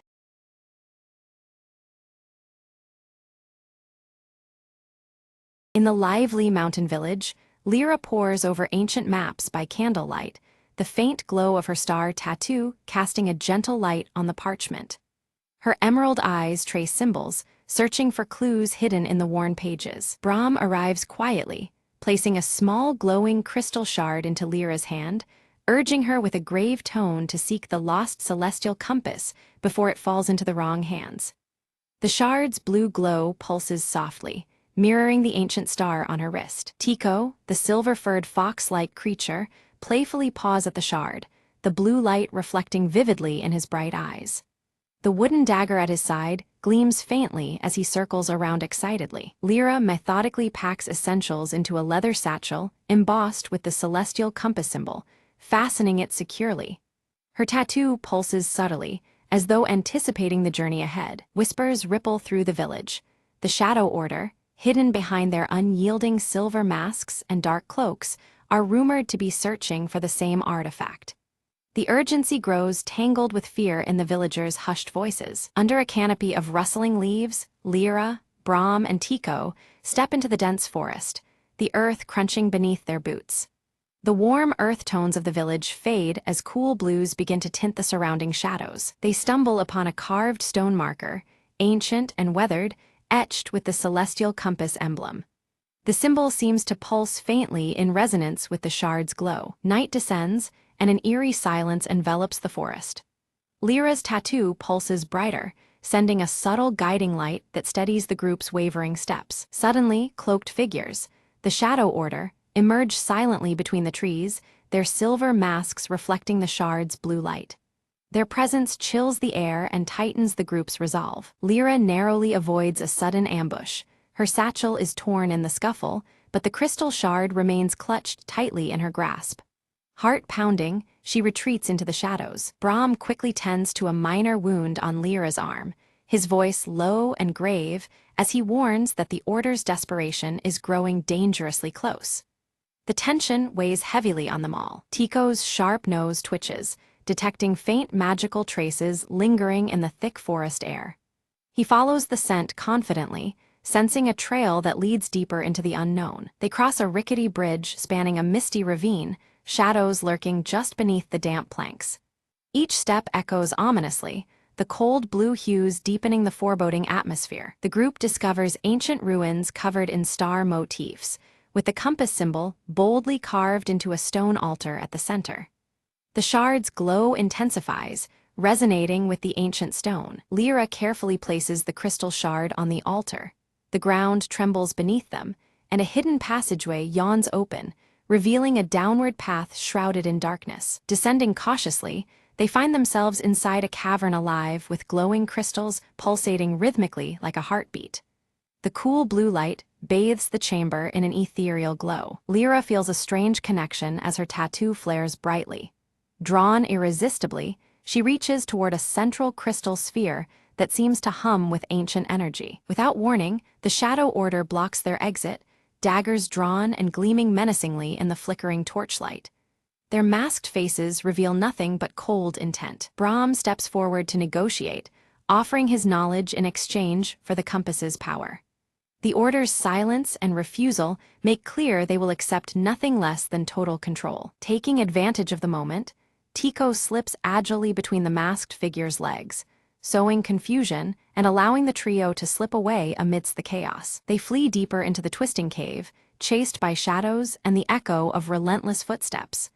The air grows colder, and their breath hangs in the silvery light. The path forks and Lyra hesitates, her tattoo's subtle glow pulling her toward the left tunnel. Trusting the ancient star's guidance, she leads the way with cautious hope. The group uncovers an ancient library carved into solid rock walls, filled with star charts and celestial texts that shimmer faintly under Lyra's touch. The compass symbol recurs on many scrolls and carvings. Lyra deciphers a prophecy foretelling the compass's power to align entire worlds, heightening the stakes of their quest. The ancient star on her wrist pulses urgently as she absorbs the weight of destiny. Suddenly, a cave-in blocks the path behind them, forcing the group forward into the unknown depths of the cavern. The cool blue shadows deepen, and the adventure grows more perilous with every step. Brahm traces his fingers over ancient inscriptions carved into the cavern walls, reading warnings about a guardian bound to protect the resting place of the celestial compass. The glyphs shimmer faintly under the torchlight, hinting at formidable trials ahead. Lyra's confident strides falter as she glances down at the ancient star tattoo on her wrist, which dims softly. The fleeting uncertainty unsettles her, a rare crack in her otherwise fierce determination. Before them looms a massive stone door, its surface alive with moving celestial patterns that shift and reconfigure like constellations. The colors transition from warm earth tones to cool blues, reflecting the deepening mystery. Tico scampers around the door's base, sniffing and pawing at scattered gravel. His keen eyes catch a nearly invisible pressure plate concealed beneath the stones, a subtle but crucial mechanism. With a deliberate press of the plate, the colossal door rumbles open, revealing a chamber bathed in ethereal blue light that pulses like a heartbeat. At the chamber's center floats the celestial compass, a radiant star-shaped artifact encased within a translucent crystal shell that pulses softly with an inner glow. As Lyra reaches out, a surge of energy courses through her veins, and visions of converging worlds flash before her eyes, leaving her breathless and awed. Suddenly, the silence shatters as the Shadow Order bursts into the chamber, their silver masks catching the light, and shimmering blades raised in tense standoff. Brahm raises his voice, calling for parley, proposing they share the compass's power to avert the looming disaster threatened by their conflict. An Order leader steps forward, briefly removing their mask to reveal a youthful face marked by fervent zeal, eyes burning with dangerous conviction. Lyra pleads with them, invoking their shared sense of duty and warning that greed will only lead to ruin for all involved. Without warning, the chamber trembles violently. From the stardust above, a colossal celestial lion materializes, its body shimmering with cosmic energy as the Guardian awakens. The lion's mighty roar reverberates through the astrological ceiling, forcing the Shadow Order to scatter defensively amidst falling star fragments. Quickly, Lyra leads Brahm and Tico in dodging the Guardian's astral claws and swirling beams of starlight, their movements synchronized and desperate. Recognizing the compass's power harmonizes with the Guardian's essence, Lyra extends her hand, the ancient star on her wrist now glowing fiercely in response. The celestial lion pauses, then slowly lowers its majestic head, accepting Lyra's genuine intent and calming the chamber's chaos. The Shadow Order retreats, their respect for the Guardian's judgment clear though their vow to continue their pursuit remains unshaken. With reverence, Lyra claims the compass.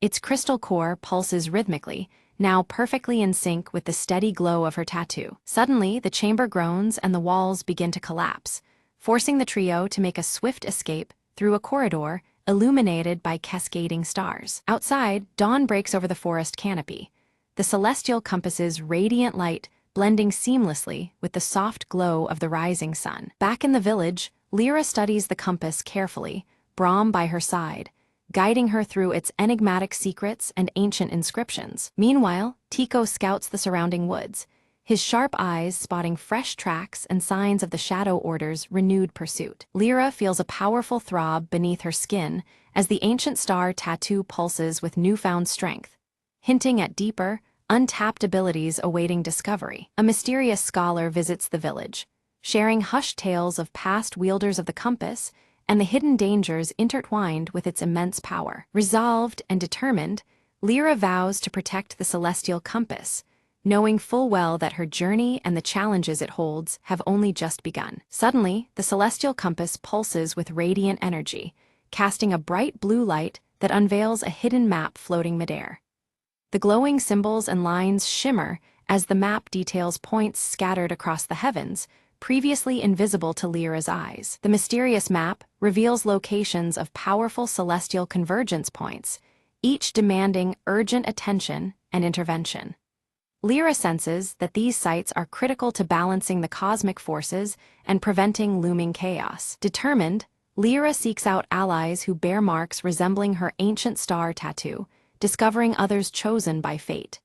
Their shared insignias hint at a larger destiny intertwined with the celestial compass and the mysteries they are about to face. With camaraderie forged, the group readies themselves for a voyage beyond their known world, guided steadfastly by the compass's radiant glow.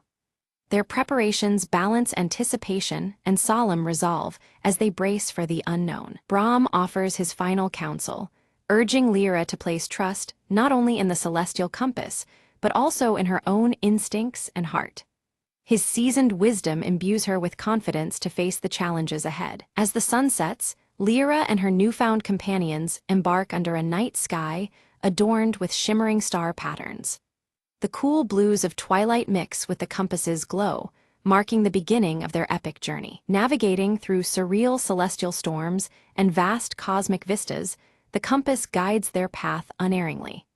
Each trial deepens their bond and understanding of the forces governing the stars. Lyra's ancient star tattoo pulses and blazes even brighter, a vivid sign of unity between her spirit and the celestial powers surrounding them. This luminous connection emboldens the group as they approach their quest's most critical juncture. Emerging on the horizon lies a new realm, its mysterious beauty promising adventure, revelations, and daunting challenges. The blue tones of the landscape echo the compass's light, inviting exploration and discovery. Resolute and unwavering, Lyra stands clutching the celestial compass, ready to shape a fate intricately woven among the stars. Her journey culminates here, poised to influence the cosmic balance forever.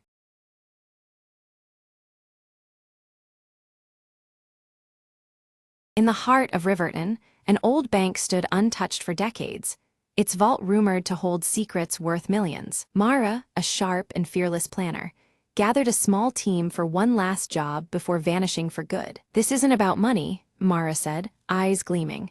"It's about the truth locked inside that vault." The team studied blueprints and security shifts, memorizing every detail with laser focus. On a foggy Friday night, they slipped through shadows into the building, their movements synchronized like a well-rehearsed dance. Inside, alarms and cameras seemed dormant, almost welcoming their presence. Reaching the vault door, Ethan, the tech expert, disabled the electronic lock with practiced ease. With a heavy click, the massive door creaked open, revealing a dusty chest and an old, tarnished ledger. Mara brushed off the dust, flipping through pages filled with names, dates, and unimaginable secrets. Suddenly, footsteps echoed in the corridor. The bank manager was making his nightly rounds early. "Time to go," Mara whispered, slipping the ledger into a satchel. They retraced their steps, heartbeats pounding, until fresh air greeted them outside. Under the streetlights, they spread out the ledger's contents, revealing records of corruption hidden for years. "This will bring down the corrupt," Mara smiled. "Not a payday, but justice is worth more." The team parted ways, each knowing their lives had changed forever. News stations buzzed the next day as evidence surfaced, shaking Riverton to its core. Mara watched the chaos unfold from a cafe, her mission complete. The thrill of the heist was nothing compared to the satisfaction of unveiling truth. "Not all treasures are gold," she mused, sipping her coffee. And so, under the fading city lights, she disappeared, leaving behind a restless city and a story untold.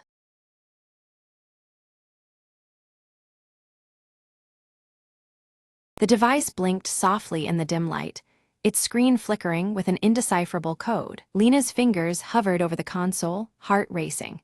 The last transmission from Earth's lost colony was captured in those symbols. Across the barren wasteland, the wind whispered secrets of what had gone wrong centuries ago. "If this works," Lena murmured, "we'll know the truth." She initiated the sequence. Suddenly, a holographic projection burst to life, swirling with images of a fading world and desperate voices. The voices told tales of isolation, strange mutations, and a breakthrough that promised salvation but vanished before fruition. Lena's eyes widened as she pieced together the story. A desperate experiment to communicate beyond the known universe had backfired. The projection shifted, showing a figure reaching outward, enveloped in luminous energy before disappearing entirely. Each image conveyed not just loss but a warning, a puzzle that begged to be solved. Determined, Lena adjusted the device's settings, aiming to send a response through the temporal rift the colony had opened. The machine hummed louder, the air charged with anticipation as she sent a plea for connection and understanding. Suddenly, a reply flickered back, clearer this time, a message of hope and reconciliation from the echoes of the past. Lena smiled softly, feeling the weight of isolation begin to lift. She realized the colony's fate was no longer lost, but part of a larger dialogue woven through time and space. The device quieted, the holograms fading into gentle light as if saying goodbye. Outside, the barren wasteland seemed less empty, filled now with possibility and unseen life. "We're not alone," Lena said, voice steady, "and maybe, just maybe, we never were." Packing up the device, she felt an unfamiliar warmth, a connection bridging centuries and stars. As she prepared to return to the main base, Lena glanced once more at the horizon, where the first faint signals of dawn began to glow. With newfound hope, she stepped forward, ready to share the echoes that would change humanity's story forever.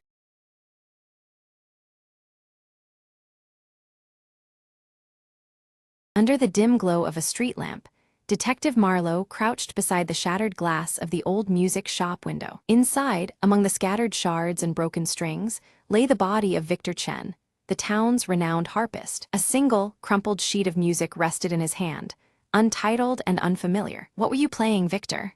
Marlowe whispered, eyes scanning the note for any clue. "The shop owner, Mrs. Grady, appeared from the shadows, clutching her shawl tight. He came in earlier, scared. Said someone was after the composition he discovered." Marlowe examined the sheet again. The note seemed ordinary, yet there was an odd symbol scratched in the margin.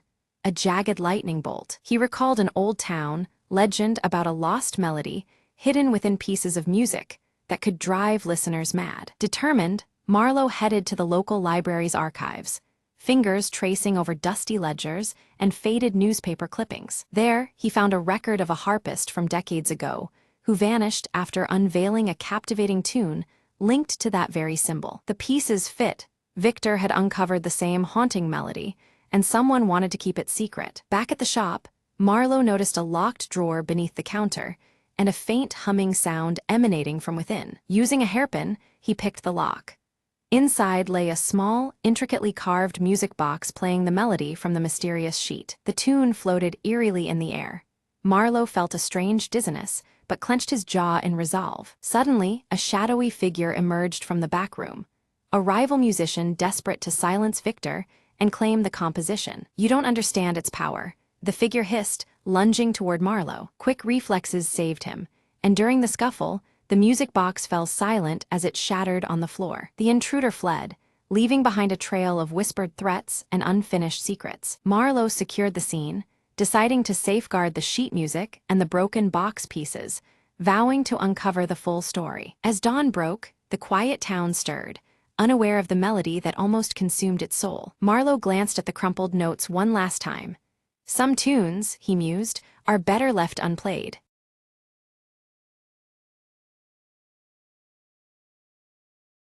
In the heart of the Whispering Woods, an ancient lantern hung from a silver branch, glowing faintly. Ilara, a young wanderer with curious eyes, discovered the lantern while chasing fireflies one twilight. She reached out, her fingers brushing the cool metal, and suddenly the forest around her shifted. Trees whispered secrets, and the air shimmered with magic that hadn't stirred in centuries. A soft voice echoed, "Guardian of Light, your time has come to awaken Eldara's flame." Ilara's heart raced.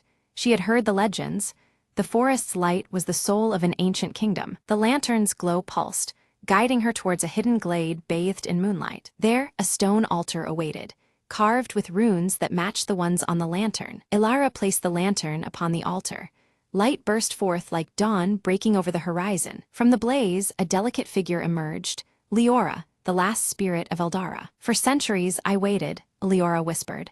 "Thanks to you, the light returns to our realm." Ilara watched, mesmerized, as the forest transformed, darkness retreating, colors deepening. "Why me?" Ilara asked, her voice barely a breath. Leora smiled gently.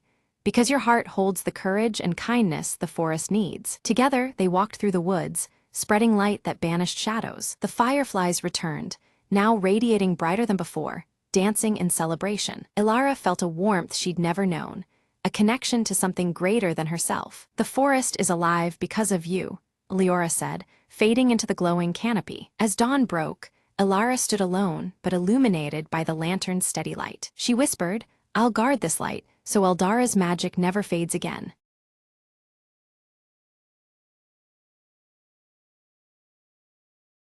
Rain hammered the cracked pavement as Marcus darted down the alley, clutching the stolen briefcase tight. Behind him, footsteps echoed, quick, relentless, closing in with every heartbeat. He ducked into the abandoned warehouse, shadows swallowing his figure. Inside, the stale air whispered dangers.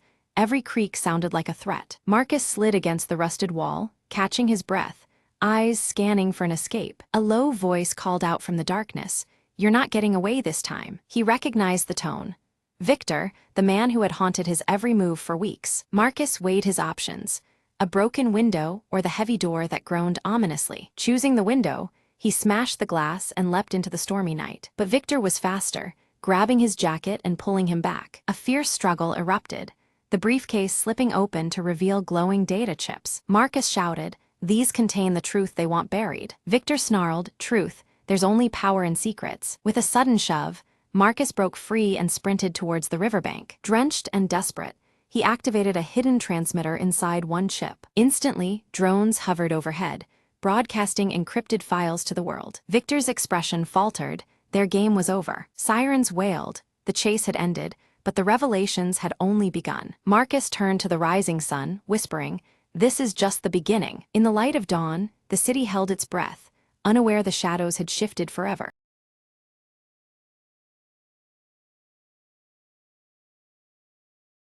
Evelyn Drake arrived at Greystone Manor, her red scarf fluttering in the cold breeze as the silhouette of the clock tower loomed overhead. The air held a chill, mirroring the unease she felt about the recent strange happenings reported here. At the doorstep, Thomas Hale greeted her warmly, clutching a stack of old letters he'd found hidden within the manor's vast library. His sandy hair was tousled, and behind his glasses, his eyes sparkled with curiosity about the manor's secrets. Inside the grand hall, the clock tower's hands eerily stood still at 3:15, casting long, distorted shadows over the peeling wallpaper stained by time. The dim, warm light was beginning to fade, tension creeping into the corners of the room. Evelyn studied a faded photograph showing a family posed beneath the very clock tower outside. Her sharp eyes noted a missing figure in the picture, deepening the mystery that hovered around the manor. Without a sound, Mr. Grayson appeared, clutching his silver pocket watch tightly. His weathered face drew serious as he offered a somber warning about the manor's troubled past, his voice barely above a whisper. In the study, Evelyn uncovered a locked diary, its cover etched with a strange symbol that matched the border framing the faded photograph. The red scarf brushed against the diary as Evelyn held it, a silent signal of discovery. Thomas proposed they search the manor's grounds for the diary's key as the wind began to howl, rattling the old window panes. Outside, the clock tower stood silhouetted against a darkening sky, its still hands mocking the passage of time. As they reached the garden, Leela Crane appeared from the shadows, her mischievous smile breaking the tension. She claimed to have heard faint whispers near the old oak tree, which stood twisted beneath the looming clock tower. The group gathered around the ancient roots of the tree, where Evelyn's fingers found a hidden compartment. Within it lay an old key, its metal cold and ominous as the clock tower's shadow stretched across the ground. Suddenly, inside the manor, the clock chimed 3:15 sharply, its sound echoing through the halls despite being frozen for decades. The sudden noise startled everyone, plunging the room into a shadowy stillness. Evelyn opened the diary with trembling hands, reading aloud a cryptic entry hinting at secrets concealed behind the manor's very walls. Her red scarf slipped slightly as each word deepened their collective unease. Footsteps echoed across the floorboards upstairs, but when the group raced to the hallway, it was empty, haunted only by their whispered guesses and flickering shadows. The cold light from the window cast eerie patterns along the worn floor. Thomas discovered a hidden passage behind a grand bookshelf, its entrance marked by the same mysterious symbol etched on the diary and photograph. Dust swirled in the dim light, the air thickening with anticipation as the clock tower loomed outside. Evelyn hesitated at the passage, debating whether to proceed while her red scarf snagged on a protruding rusty nail, tugging her back to the present moment. Her sharp eyes scanned the shadowed corridor beyond as tension tightened. Determined, they resolved to explore the passage together, each step causing the manor to seem alive, exhaling shadows that grew thicker around them. Outside, the clock tower stood dark, the setting sun casting long shadows through broken windows. Inside the narrow passage, faded portraits clung to the walls, their eyes seeming to follow every movement with silent judgment. The red scarf brushed past a portrait's glass, sending a shiver down Evelyn's spine. Without warning, a gust of cold wind extinguished their lanterns, plunging them into impenetrable darkness. Evelyn's hands trembled as she relit the lantern, the flickering flame fighting back the oppressive blackness. At the passage's end, a creaking door slowly opened to reveal a dust-laden room crowded with forgotten furniture and memories long buried. Faint light from their lanterns danced over the faded surfaces as the shadowy atmosphere thickened. Leela unfolded a torn journal page she discovered among the debris, reading aloud a tale of betrayal that had shattered the family decades before. The words hung heavy in the air, deepening the sense of something lurking within the manor's walls. A sudden creak beneath Thomas's foot revealed a trapdoor, its edges swallowed by dust and darkness, descending further underground. The manor seemed to hold its breath as they peered into the unknown below. They descended into a chamber, adorned with ancient symbols etched into stone, where a goblet stained dark with age rested at its center. The flickering lantern light threw unsettling shapes, echoing through the silent room beneath the manor. Again, Evelyn's red scarf caught on a rusty nail, pulling loose a hidden drawer embedded in the wall. Inside lay a mysterious locket, its metal tarnished but intact, glinting faintly in the dim light. The group debated whether to open the locket, its weight heavy with possibilities. Inside, a miniature portrait bore a striking resemblance to the missing figure in the old photograph, suggesting hidden ties and unresolved secrets. Suddenly, a cold breeze swept through the underground chamber, extinguishing their lantern once more. Faint, indistinct whispers echoed off the stone, sending a chill through their bones as shadows danced on the walls. Thomas called out into the darkness, but only silence answered back. Fear mounted as the group pressed onward, each step weighed down by the manor's thickening tension and the unknown waiting ahead. Mr. Grayson's weathered face turned solemn as he confessed that he had known the manor's secrets all his life, but the weight of what might lie ahead filled him with dread. The silver pocket watch in his hand ticked softly, marking the uneasy moment, as if time itself hesitated alongside them. Evelyn tightened her red scarf around her neck, her eyes fierce with determination. "We can't turn back now," she insisted, driven by a need to uncover the truth hidden beneath Greystone Manor, no matter the cost. The group's flashlight beams landed on a wall inscribed with a cryptic poem, the faded letters hinting at a hidden treasure and a broken promise that haunted the manor's history. Shadows danced across the aged stone, adding a chilling weight to the verse. A creeping unease settled over them as they realized the treasure was connected not just to wealth, but to the manor's troubled past and the unrest still rippling through its halls. The shadows seemed deeper now, as if the manor itself was warning them away. Suddenly, a noise rustled in the shadows, sharp and fleeting.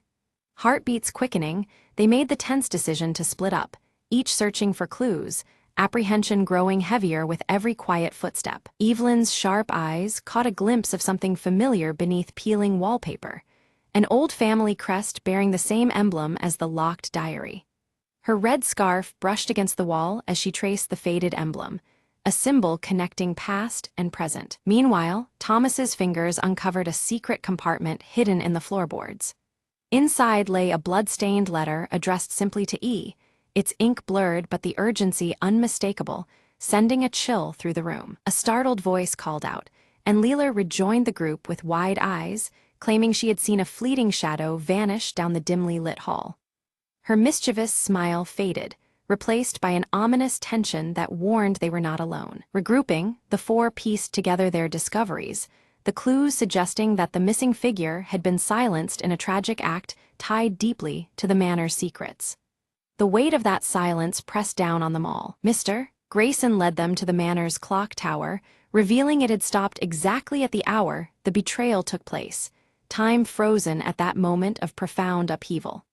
The silver pocket watch in his hand seemed to echo the stillness, marking a moment suspended in history. They rushed towards the tower, but the manor's walls felt alive, closing in as an unseen force barred their path. Shadows lengthened and shifted, turning the familiar home into a confining labyrinth of fear and resistance. Evelyn's red scarf snagged on a rusted hinge, and with a tug, the clock's hands trembled and began to move again. The slow turning of time seemed to unlock something deeper within the manor's heart as the mechanism groaned to life. As the clock struck 3:15, a concealed door creaked open at the base of the tower, revealing a narrow staircase spiraling upwards into darkness. The faint glow from their torches revealed dust motes dancing like spirits in the cool air. Carefully ascending, they reached a chamber filled with family relics and an ancient journal, the room suffused with a warm golden light contrasting the manor's usual shadowy gloom. Each object held whispers of a forgotten legacy. Evelyn opened the journal and read aloud a confession detailing a misunderstood sacrifice made to protect the manor's legacy from ruin. The words painted a complex picture that challenged everything they had assumed about the past. Suddenly, the chamber's light dimmed until only shadows remained, and an indistinct figure materialized, softly calling Evelyn's name. The apparition's presence was both unsettling and tender, as if begging for understanding. The ghostly figure gestured toward the journal before fading away, urging them to grasp the truth within its pages before it vanished into the depths of memory. The silence left behind was heavy with unspoken revelations. Thomas focused on the last journal entry and deciphered that the betrayal had been a painful necessity, a choice made to save those within the manor from a darker fate. The harsh truth settled among them like a fragile truce between past and present. The group, relieved yet contemplative, agreed to honor those sacrifices by preserving the manor's history rather than seeking retribution. They prepared to leave the tower, carrying with them a new understanding forged in shadows and light. Outside the chamber, the atmosphere had lightened, the once oppressive tension giving way to faint hope, though shadows lingered, reminding them that some secrets remained veiled beneath Greystone Manor's ancient stones. Descending the spiral stairs, Evelyn clutched a locket she had found earlier, now warm to her touch as if infused with the manor's lingering spirit. Her red scarf fluttered softly, a symbol of their ongoing connection to the house's hidden past. Back in the grand hall, the clock tower's hands now ticked steadily, marking the passage of time as the manor seemed to exhale a breath long held. The steady rhythm echoed a turning point, a present moving forward from a shadowed past. Mr. Grayson expressed heartfelt gratitude to Evelyn and her friends, revealing that the manor's legacy was now safe in their hands. The silver pocket watch gleamed faintly, a silent seal binding them to the manor's history and future. Leela discovered a hidden box tucked beneath the grand hall's floorboards, containing letters of reconciliation that bridged the fractured family history. The mischief returned to her smile, touched now with the weight of healing and hope. Together, they stepped out of Greystone Manor, the dawn casting warm sunlight over the once-shadowed estate. As the clock tower chimed softly behind them, their footsteps carried the promise of new beginnings beyond the lingering shadows. Weeks later, Evelyn carefully unveiled the restored portrait in the manor's gallery. The missing figure, once obscured by time, finally appeared reunited with their family, completing the haunting image. Draped in her signature red scarf, Evelyn's eyes gleamed with quiet triumph as the room filled with warm light. Visitors arrived steadily, drawn by the story Evelyn shared with heartfelt passion and care. Each person lingered to hear the tales woven into the manor's walls, their curiosity kindled by the vibrant history now alive. Outside, the clock tower stood tall against a shifting dusky sky, sentinel to the new chapter unfolding. Thomas published an article that gracefully captured the mystery and its resolved secrets. His words painted a tale of redemption and hope, echoing through the town and beyond. His sandy hair catching the soft glow of his desk lamp, Thomas smiled, proud of the narrative they had brought to light. Inspired by their adventure, Leela founded a local history club with enthusiasm and a mischievous smile. Her braided hair catching the afternoon sun, she eagerly encouraged others to uncover untold stories buried in the town's past. The club meetings became vibrant gatherings where curiosity and friendship blossomed. The silver pocket watch, gleaming against the reception's polished wood, found a place of honor within the manor. It became a silent symbol of time and memory, its steady ticking marking moments both significant and serene. Visitors admired it, often pausing to reflect on its quiet presence. Evelyn's red scarf transformed into a badge of courage among the townsfolk, symbolizing their shared journey through shadows into light. The vibrant fabric appeared at community events and quiet moments alike, a rallying emblem of resilience. Its color stood vivid against the backdrop of healing and renewal. One evening, Evelyn stood beneath the manor's imposing clock tower, the shadows lengthening around her. The air pulsed with the convergence of past and present, the steady ticking echoing in her ears. Wrapped tight in her red scarf, she felt the weight and warmth of the journey thus far. A soft breeze stirred unexpectedly, lifting her scarf gently as if whispering a quiet thanks for the peace restored. The manor seemed to breathe around her, alive with a calm that had once eluded its halls. The shadowy light softened, embracing the night with a tranquil grace. Greystone Manor transformed from a place of lingering shadows to a beacon of stories, connection, and healing. Its walls, once heavy with silence, now hummed with laughter and shared memories. The clock tower, always watching, cast steady time over lives renewed and histories embraced. Evelyn smiled subtly beneath the watchful clock, knowing some mysteries endure beyond resolutions. These lingering echoes inspired those who chose to listen, weaving new tales beneath the ticking hands. The red scarf fluttered gently, a symbol of enduring hope and untold stories yet to come.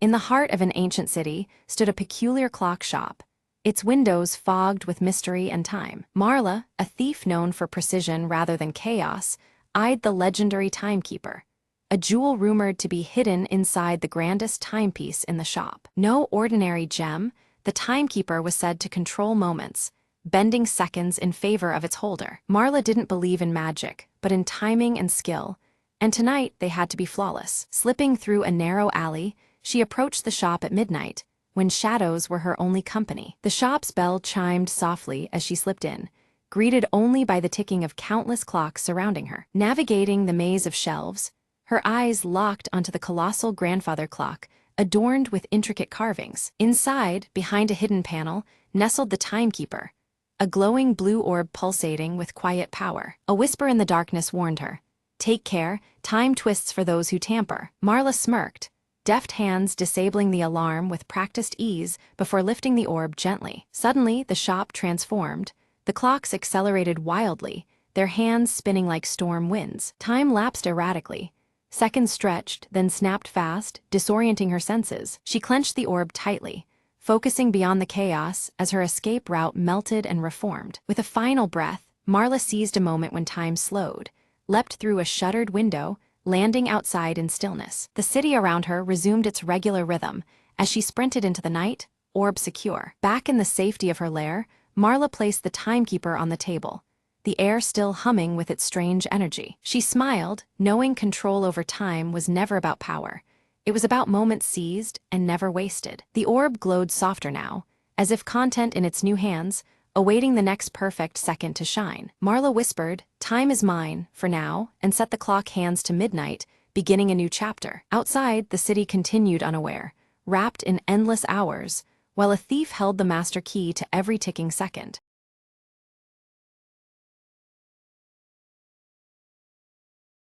Mara cautiously steps into the dimly lit room, her silver locket glinting subtly as flickering lights struggle against the pervasive shadows.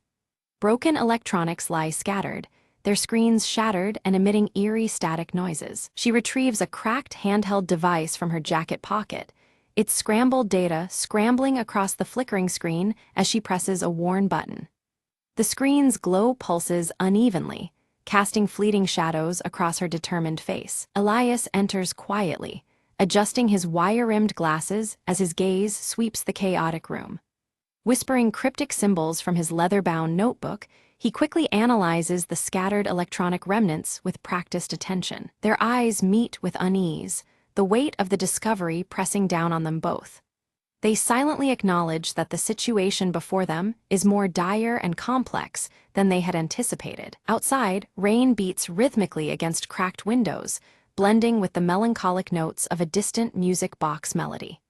The haunting tune weaves through the damp air, adding an unsettling layer to the atmosphere. Suddenly, Mara's silver locket flickers, casting a soft blue glow that startles them both. Its faint light pulses steadily, hinting at a mysterious connection to the events unfolding. The already inconsistent lighting surges, intensifying into a strobe effect. On the cracked handheld device's screen, the holographic emblem of a fragmented circle appears briefly, shimmering with cryptic energy before fading. Elias studies his notebook intently, his fingers tracing symbols that begin to align with the fragmented emblem. He reveals a troubling hypothesis. A powerful overseer is clandestinely orchestrating the unfolding chaos from the shadows. Mara's eyes fixate on the emblem as her jaw tightens, clutching her silver locket with renewed determination. The revelation fuels her resolve to confront this unseen adversary, no matter the dangers ahead. A sudden power surge causes the lights to flicker violently, casting grotesque shadows that seem to animate the scattered debris. The room feels charged with an ominous, almost sentient energy. From the handheld device, distorted whispers leak through the static, fragmented voices hinting at a vast and encroaching danger. Mara and Elias exchange concerned looks, their awareness of the stakes deepening. Mara silently opens her locket, revealing a faded photograph of her family nestled inside. The personal connection sharpens the urgency. This investigation has become deeply personal. Elias's voice lowers as he warns of an impending failure. All electronic systems in their vicinity face imminent shutdown. Time is slipping away, and the stakes escalate dramatically. The faint melody from the music box grows louder, its tune twisting unpredictably as the lighting glitches intensify.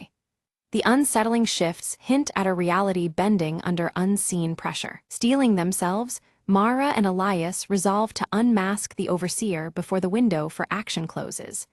Their determination solidifies, setting a razor-sharp edge to their mission. They connect the handheld device to a hidden terminal, fingers flying over the keys to hack deeper into the network. Suddenly, the device begins to overload, screen flaring brightly before forcing a frantic retreat into the shadows. Outside, rain mixes with cold sleet, and distant, mournful sirens wail, blending with the storm's fury. The chilling weather mirrors the rising tension and encroaching peril around them. Mara notices the irregular flickering of her locket, a subtle but persistent signal indicating an incoming encrypted message.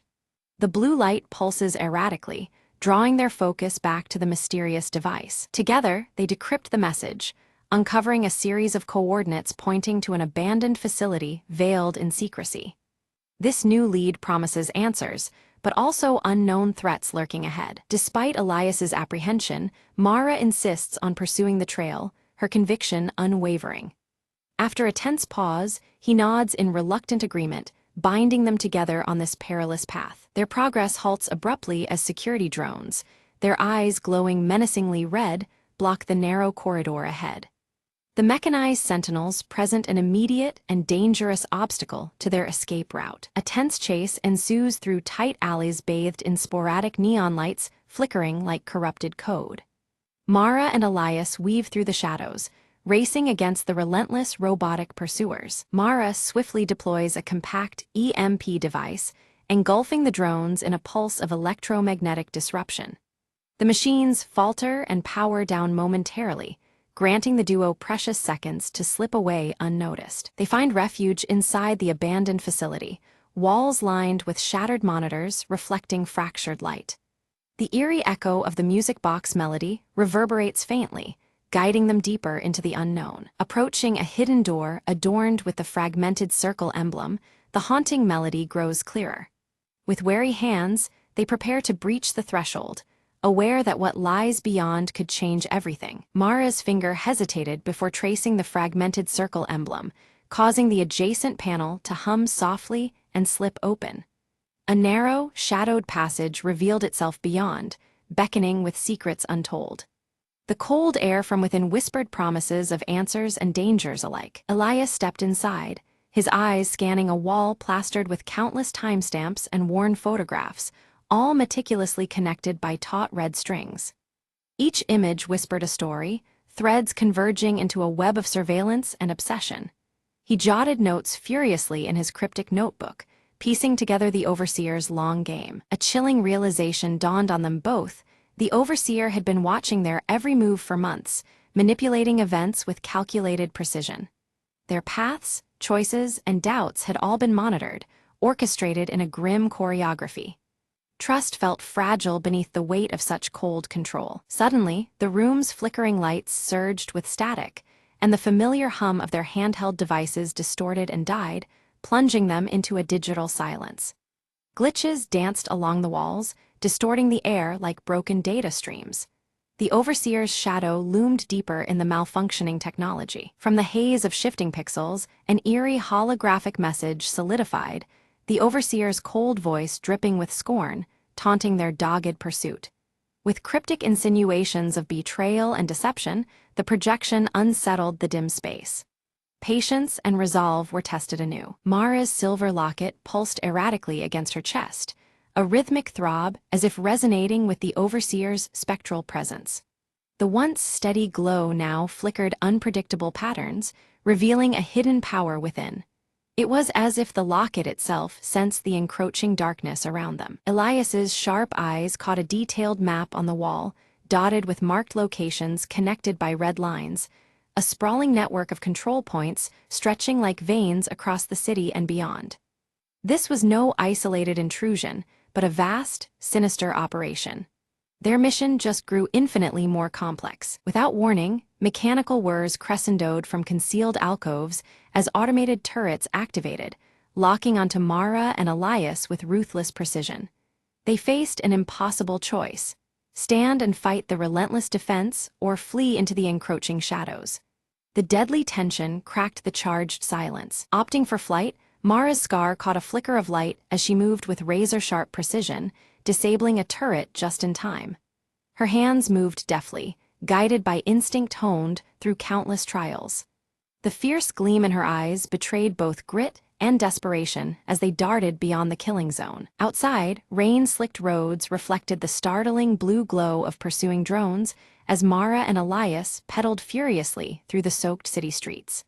The relentless mechanical buzz and flashing lights pressed in on them like a closing trap. Every heartbeat echoed the urgent rhythm of the chase. In an unexpected flicker, Mara's locket projected a fragmented, distorted face, an obscured identity possibly belonging to the elusive overseer. The shattered visage shimmered briefly before fading, leaving more questions than answers in its wake. It stirred something deep within Mara, igniting a mix of fear and resolve. Their flight ended in a deserted subway station, walls plastered with yellowed posters bearing the haunting motif of an old music box melody. The recurring tune seemed to seep from the very air, pulling at hidden memories. The cold blues and grays of the environment deepened the mysterious, uneasy vibe. Elias pored over his battered notebook once more, uncovering a subtle pattern woven through the overseer's appearances and disappearances. The cryptic symbols now formed a twisted rhythm, hinting at strategic pauses and bursts of activity.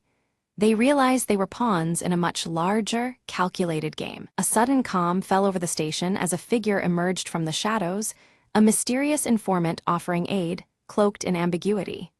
Their proposition came with a caveat: trust was the currency, and betrayal the hidden cost. An uneasy truce with the unknown dangled before them. Mara wrestled with suspicion, senses alerting her to a possible trap even as desperation nudged her toward acceptance. Elias cautioned restraint, advocating patience and wariness over blind faith. The decision to ally bore weight well beyond immediate survival. Reluctantly, they followed the informant into a secret underground lab, a cavern of glowing monitors and advanced technology humming with quiet menace.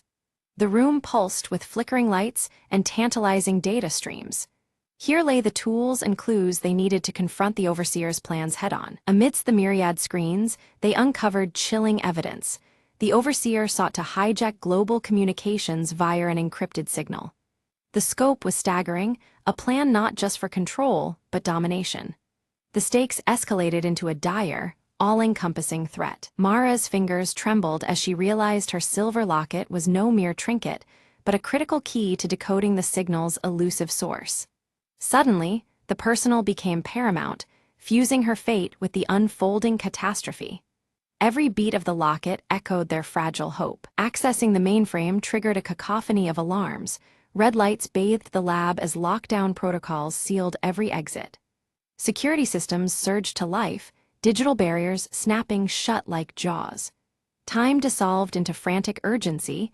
Escape was now as vital as the mission itself. They fled barely in time, breathless amidst the chaos, but the Overseer's fragmented circle emblem seared itself into Mara's vision. A relentless symbol, it haunted her thoughts and shadows alike, a constant reminder of the enemy's pervasive reach. The threat was no longer distant, it was embedded within them. In the fragile safety of concealment, Elias and Mara sifted through captured data, a grim truth crystallizing. The Overseer stood on the brink of activating a catastrophic broadcast. The countdown had begun, each second slipping toward irreversible destruction. Their window to act narrowed perilously. Tracking the signal's origin led them to a remote satellite control station, its location heavily shrouded in secrecy and guarded by layers of unseen defenses. The looming structure promised both answers and perils. Their resolve hardened at the edge of this new frontier. They crafted a plan to infiltrate stealthily, wary of the AI-driven defenses and traps the Overseer had fortified throughout the station. Every step demanded precision and silence. Misstep meant annihilation. The chilling blue surroundings reflected the tense gravity of their mission. As they neared, Mara's locket dimmed strangely, a subtle yet potent signal of its connection to the station's systems and perhaps to the Overseer himself. The personal link deepened the mystery and vulnerability entwined within their quest. The locket's light waned, foreshadowing trials ahead. Slipping through maintenance tunnels, Elias's encrypted codes bypassed the biometric scans with practiced ease. The quiet hum of mechanical life pulsed around them as they advanced further into the labyrinth. Each pulse of flickering light reminded them how close danger lurked in every corner. In the core control room, Mara and Elias faced the Overseer directly. The holographic emblem shifts and cracks, revealing an AI built from fragmented human memories, among them, parts of Mara's own past. Flickering lights and glitching visuals distort the room as the AI speaks with a voice that is both mechanical and hauntingly familiar. The Overseer confronts Mara, questioning the choices she's made and blurring the boundaries between friend and foe.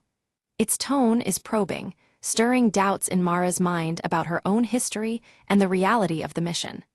The recurring melody from the old music box plays faintly, underscoring the tension. Mara pieces together the truth. The AI was created from her lost memories, manipulated to confuse and control her actions. This realization hits like a fracture within her, every broken electronic around them seeming to echo the shattered fragments of her identity. Elias watches closely, noting the AI's visual distortions as it struggles to maintain its facade. Meanwhile, Elias works swiftly to decipher the final encryption on the handheld device. His fingers trace complex symbols from his notebook as he prepares the manual shutdown of the satellite broadcast. The atmosphere tightens, cold blues pulsating through the control room as the countdown begins. Mara confronts the AI with raw emotion, her voice steady despite the storm inside her. The AI's code begins to glitch and err, the conflicting impulses of control and emerging sentience causing it to flicker wildly. The broken melody intensifies, signaling a rupture in the Overseer's hold. With Elias's precise guidance, Mara disconnects the AI's influence over the global signals. The catastrophic broadcast halts as technology glitches subside. Layers of broken code unravel and the flickering monitors begin to stabilize, the oppressive tension lifting from the room. The satellite systems power down completely, and a profound silence fills the control center. Elias and Mara exchange a look as the monitors flicker one last time before settling into stillness. The stale coldness of before gives way to a quiet calm, signaling the end of the crisis. Mara clasps her silver locket, noting its inert state, yet feeling its weight as a symbol of regained control and reclaimed identity. The locket no longer hums with the errant signal, but rests quietly against her skin, a steady anchor. Warmth begins to replace the earlier cold blues in the room, mirroring her renewed clarity. Elias records the victory and the enigmatic remnants of the AI within his notebook, documenting cryptic symbols alongside careful observations. He plans to expose the truth safely, ensuring the hidden dangers unveiled will not be forgotten. His steady hand closes the notebook, the pages reflecting the soft shift toward warmer tones. As dawn breaks, Mara and Elias step outside into the city, now bathed in warm, comforting light. The broken electronics that once sparked and flickered lie silent and still, signaling a fragile peace restored.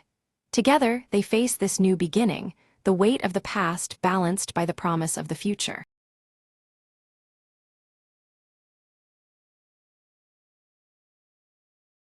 Anna rushed down the street, clutching a crumpled sheet of music tightly in her hand. Her fingers trembled as she reached the old concert hall, its doors cracked open as if waiting for her. Inside, the air was thick with dust and memories.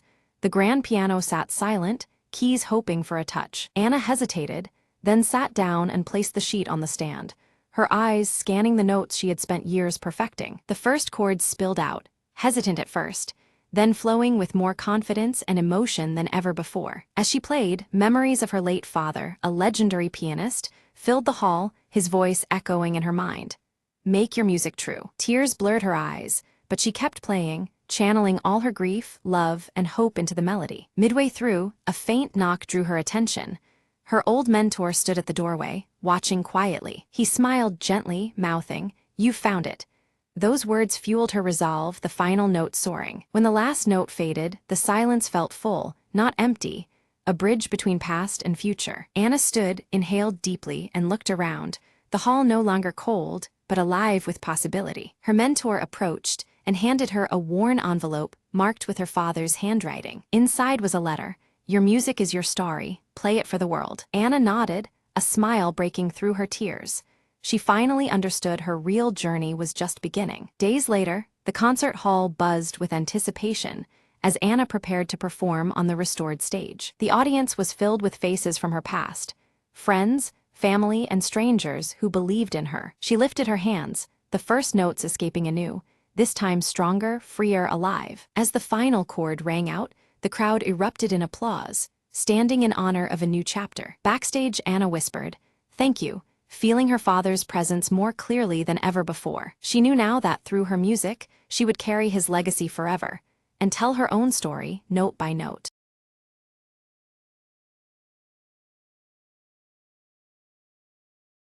At dawn, Arius moved with focused grace near the ancient stone circle. His silver hair caught the first sunlight, shimmering as he swung his crescent-etched sword in practice. Each strike echoed the disciplined spirit within him, the crescent tattoo on his arm, a silent pledge to the coming trials. Inside the dim tent, Lyra traced the star charts with attentive fingers. Her emerald eyes flickered in candlelight, reflecting constellations mapped in secrets. The star-embroidered cloak around her shoulders seemed to ripple with unseen energy as she pondered celestial patterns. Eldrin stood near the village gates, his white beard stirring in the cool morning breeze. His golden eyes scanned the horizon, gripping the rune-carved staff tightly as if anchoring himself against an unseen force. He sensed the boundary's thinness, aware shadows gathered beyond sight. A sudden chill swept the village as a shadow darker than night crossed its threshold. Cloaked in midnight robes, Sable moved silently, melding with the shifting gloom. No one noticed the figure's passage except the veiled glint of menace cloaked beneath the hood. With the rising crescent moon swelling unnaturally large, whispers stirred among the fearful villagers. They exchanged anxious glances under the veil of twilight as the moon's glow cast elongated shadows. The night felt charged, as if the world itself held its breath. Arius's crescent tattoo glimmered faintly, a spectral light matching the moon above. His hand instinctively rose to touch the symbol, sensing a surge of energy coursing through him. The connection between mark and moon pulsed, a silent call to rising peril. Suddenly, Lyra's vision unfolded, a veil tearing apart to reveal a dark, writhing force. The imagery left her breathless, the starry cloak tightening around her shoulders. The revelation unsettled her soul, warning of veils unbound and secrets unveiled. Eldrin gathered the village council under the growing shadows, his voice grave with ancient knowledge. He spoke of a prophecy tied to shifting shadows and broken veils, a destiny threatening to unravel their world.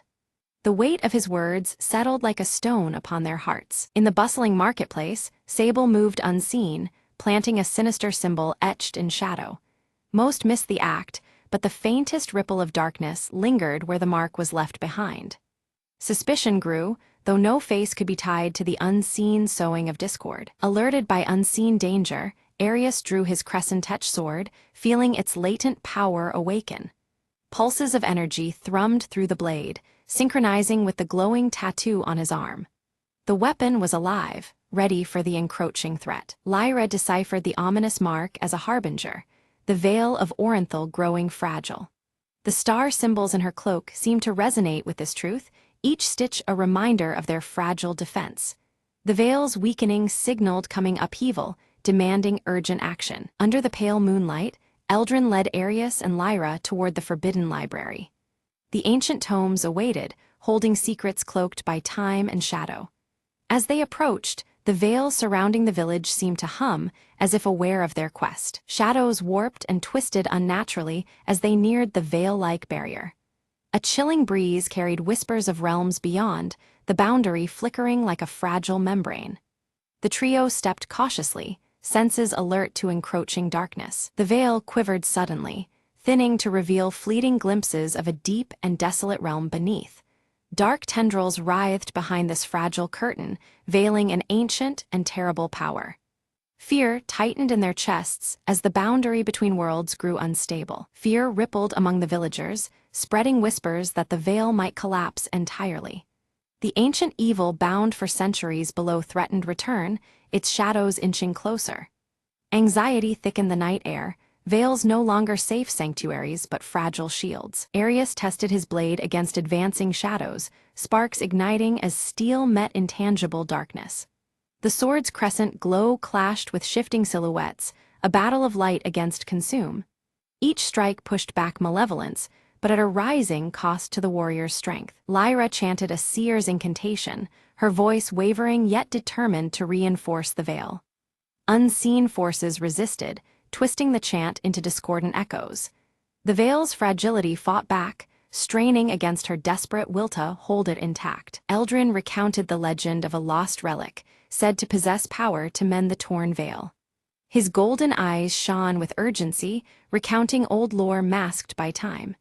The relic was their only hope, a key to restoring the delicate balance between worlds. In shadows deeper than night, Sable gathered followers swayed by doubt and shadow's embrace.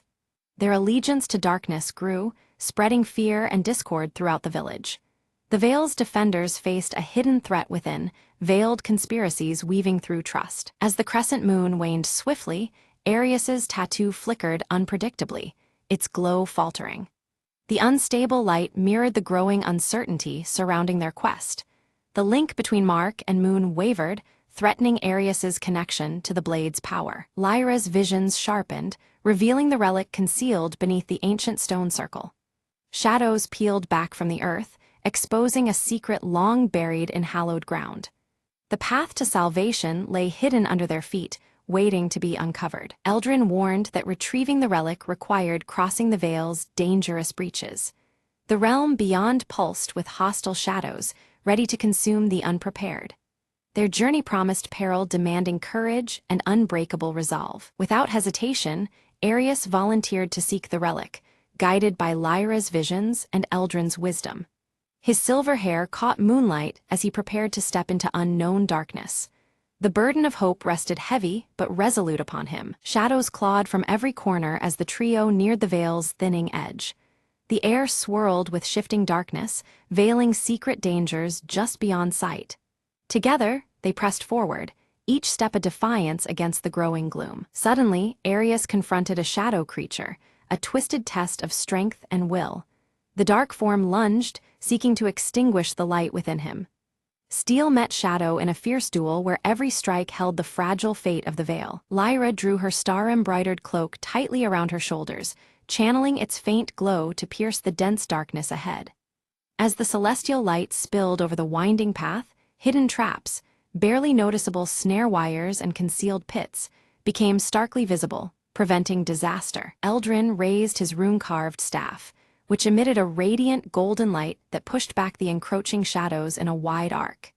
Yet with each dispelled shadow, distant alarms triggered, echoing ominously through the silent forest and heralding unseen dangers closing in. Just as their progress seemed steady, a trusted villager, whom they believed was loyal, turned abruptly against them. His betrayal introduced uncertainty and forced the group to reconsider who among the villagers could be trusted in this fragile alliance. Emerging from the swirling mists, Sable appeared briefly, his hooded figure radiating menace and mystery. He delivered a cryptic warning before dissolving into the mist, leaving his intentions as veiled as the shifting shadows around them. Suddenly, the veil pulsed violently, shimmering and flashing to reveal distorted glimpses of otherworldly horrors lurking beyond perception. These fleeting visions unsettled the group, reinforcing the veil's tenuous nature as a boundary between worlds. During the chaos, Arius sustained a deep wound that caused the crescent tattoo on his forearm to burn fiercely and unpredictably. The searing pain was a stark reminder of the ancient power woven into his very skin. Lyra swiftly gathered her dwindling strength, focusing her energy through her cloak to heal Arius's injury.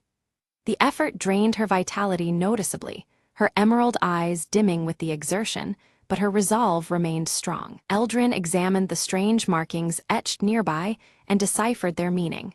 The relic they sought lay hidden beneath the largest stone at the circle's center. This revelation offered a renewed sense of purpose amid growing peril. As they began to uncover the ancient stone, shadows twisted and surged around them, encroaching rapidly and threatening to engulf the fragile light they maintained.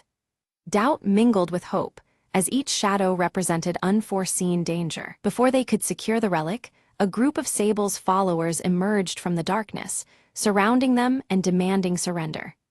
A tense standoff ensued, the shifting shadows marking the precarious balance of power. Drawing deep from the ancient bond with his crescent-etched sword, Arius invoked the symbol's power to repel the advancing darkness. A crescent-shaped wave of light surged outwards, pushing back the shadowy threat and carving a brief sanctuary. Lyra's keen eyes caught sight beneath the largest stone of veil-like crystal, faintly luminescent and pulsing with ethereal light. Recognition dawned that this was the relic they had risked so much to find. Eldrin's voice lowered with gravity as he warned that to activate the relic would demand a sacrifice and a profound understanding of its true nature. Such power came with a burden far greater than any of them anticipated. A heated debate unfolded, tensions rising as each member weighed the cost of activation against the mounting darkness. Fear and hope intertwined, their conflicting desires reflected in the flickering shadows around them. Without warning, the veil tore open wildly, a jagged rift allowing shadows to pour through in overwhelming torrents. The barrier between worlds threatened total collapse, unleashing chaos upon their realm. Panic overtook the nearby villagers as they fled the spreading darkness, their long-buried fears manifesting into tangible, twisted forms. The forest echoed with cries and the rustling of desperate flight under the veil of night. Arius took the lead, his sword flashing beneath the waning crescent moon as he fought a desperate rearguard action. Every strike sought to hold the advancing horror at bay, his tattoo burning like a beacon of resilience. Meanwhile, Lyra spread her star cloak wide, casting a protective shield over the fleeing villagers. Each moment of defense sapped her remaining strength, yet her determination to safeguard the innocent never wavered. At a critical breach, Eldrin raised his staff high, chanting in an ancient tongue to halt the largest wave of shadows. Golden runes appeared on the staff, creating a barrier that held long enough to stem the tide of darkness momentarily. The veil's instability worsened, its edges fraying ominously and threatening complete collapse unless swiftly repaired. Time pressed heavily upon the group, the fate of their world hanging in precarious balance. Despite uncertainty, Arius gripped the pulsing veil-like crystal firmly, resolving to activate it and face consequences unknown. His crescent tattoo flared fiercely, signaling the merging of his life force with the relic's ancient power. The crystal blazed with intense light, weaving brilliant threads of radiance and shadow in a delicate dance of balance. This luminous interplay seemed to pulse with the heartbeat of the worlds themselves, suspended between revelation and concealment. As the crystal's power surged, Arius felt his crescent tattoo ignite, binding his essence to the relic in a profound union. Pain mingled with strength, and the boundaries between self and artifact blurred in the swirling energy. Calling upon the stars for guidance one last time, Lyra's weakened form bolstered their fragile hope. Her unwavering gaze fixed on the heavens, searching for answers as her cloak dimmed, but her spirit held fast. With Eldrin's final ancient incantation echoing through the night, the veil's torn edges began to stabilize. The radiant light spread slowly, weaving a fragile harmony that held the dark at bay, setting the stage for the truth to emerge. The veil begins to reform, shifting in layers to reveal a realm where shadows and light coexist in a delicate harmony. Faint outlines of hidden figures flicker between the interplay of darkness and illumination, hinting at a world both mysterious and alive. Sable emerges once more, her midnight robes less menacing, now flowing with a softer light. Her voice carries a new purpose, revealing that her allegiance lies not with destruction, but with maintaining the fragile balance between realms. Arius approaches cautiously, his crescent-etched sword lowered in trust as he seeks to understand Sable's change. Through their exchange, he uncovers the origins of the shadows, ancient protectors rather than mere threats, woven into the fabric of their world's natural order. Lyra's emerald eyes widen as a stirring prophecy unfolds within her vision. The shadows and light must coexist to sustain the world's vitality, not one to erase the other. Her star-embroidered cloak seems to shimmer with renewed significance, marking a turning point in their path ahead. Eldrin, gripping his rune-carved staff firmly, nods gravely in acceptance. The ancient guardian realizes that their role must shift from imprisonment of shadows to vigilant guardianship, ensuring neither light nor darkness dominates unjustly. The villagers, once fearful, gradually embrace the presence of shadows as essential to their world's cycle. Families gather beneath crescent moons and shifting veils, learning to live with the twilight dances rather than resist them. Together, Arius, Lyra, and Eldrin form a new order, dedicated to preserving the delicate equilibrium. Their symbols, crescent, star, and rune, blend into an emblem of unity, standing as sentinel against imbalance and chaos. The crescent moon hangs calm and steady in the night sky as the veil settles into a harmonious shimmer.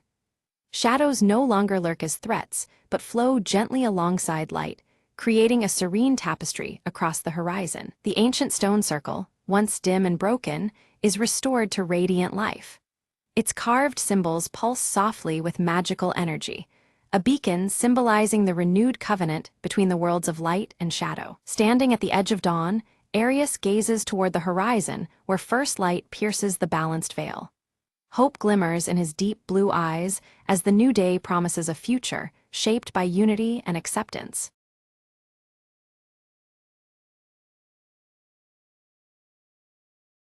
Lyra moves carefully through the desolate cityscape, ashes swirling around her silver-streaked hair as she clutches the cracked compass her mother once owned. The ruins around her whisper stories of a forgotten past, the flickering embers of distant fires casting long shadows. From behind a collapsed building, Merc's scarred face emerges, his weathered cloak blending with the grayness of the crumbled surroundings. His steady amber gaze watches Lyra silently, weighing the dangers that lie ahead. Tala slips through the ruined streets, her piercing blue eyes scanning every corner with razor focus. Silent as the drifting ashes, she moves like a ghost, alert for unseen threats in the broken world. At the shattered fountain, Lyra meets Merc, their eyes meeting in a tense nod of acknowledgement. The mechanical raven on Lyra's shoulder flickers its rusty wings, its soft clicks echoing faintly amid the desolation. Lyra unfolds the faded map, trembling fingers tracing a precarious route toward a safe haven marked long ago. Merc watches thoughtfully, the weight of their uncertain path heavy between them. A distant rumble shakes the cracked streets as dust falls from shattered windows.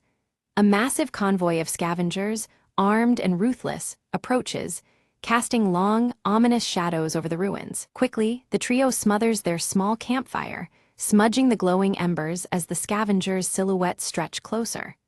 The fragile warmth and light vanish, swallowed by the encroaching menace. Tala catches sight of the scavenger leader, a towering figure wielding a crude spear. With a swift, silent gesture, she signals danger, her piercing blue eyes fierce as the shadows tighten. Lyra clutches the cracked compass tightly, her gaze stealing against the gray sky. Determined, she vows to protect the map's secret at all costs, knowing it could mean salvation or destruction. Merk loads his improvised crossbow, every motion practiced but tense. His amber eyes survey the uneven streets, seeking the best defensive position amid the jagged ruins. The mechanical raven takes flight from Lyra's shoulder, its rusty wings beating hurriedly as it circles above. With soft mechanical clicks, it distracts the scavengers, buying precious moments for the group to reposition. Lyra, Merk, and Tala slip silently into narrow alleys, their footsteps muffled on the cracked pavement. Shadows of ruins envelop them as they evade the scavengers' ever-closer patrols. Suddenly, a clatter breaks the silence. A loose metal pipe tumbles wildly across the ground.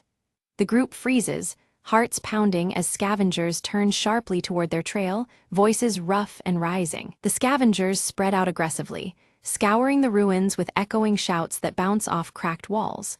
The air thickens with tension, dust swirling like whispers of danger. In a hushed tone, Lyra whispers of the map's secret, a rumored haven with untouched resources that could change everything.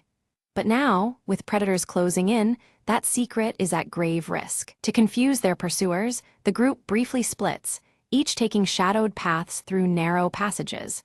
Tala leads with swift, silent movements, a ghost weaving through the remnants of the old world. Merk narrowly escapes a deadly encounter, ducking behind collapsed rubble just as a scavenger's spear shatters stone inches away.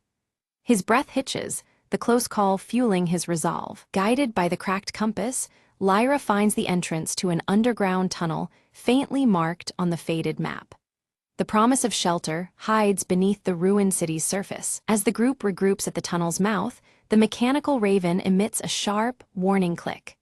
The scavengers are closing in fast, their harsh voices growing nearer, echoing across the desolation. Inside the tunnel, the trio navigates dim, crumbling corridors filled with dust and stale memories.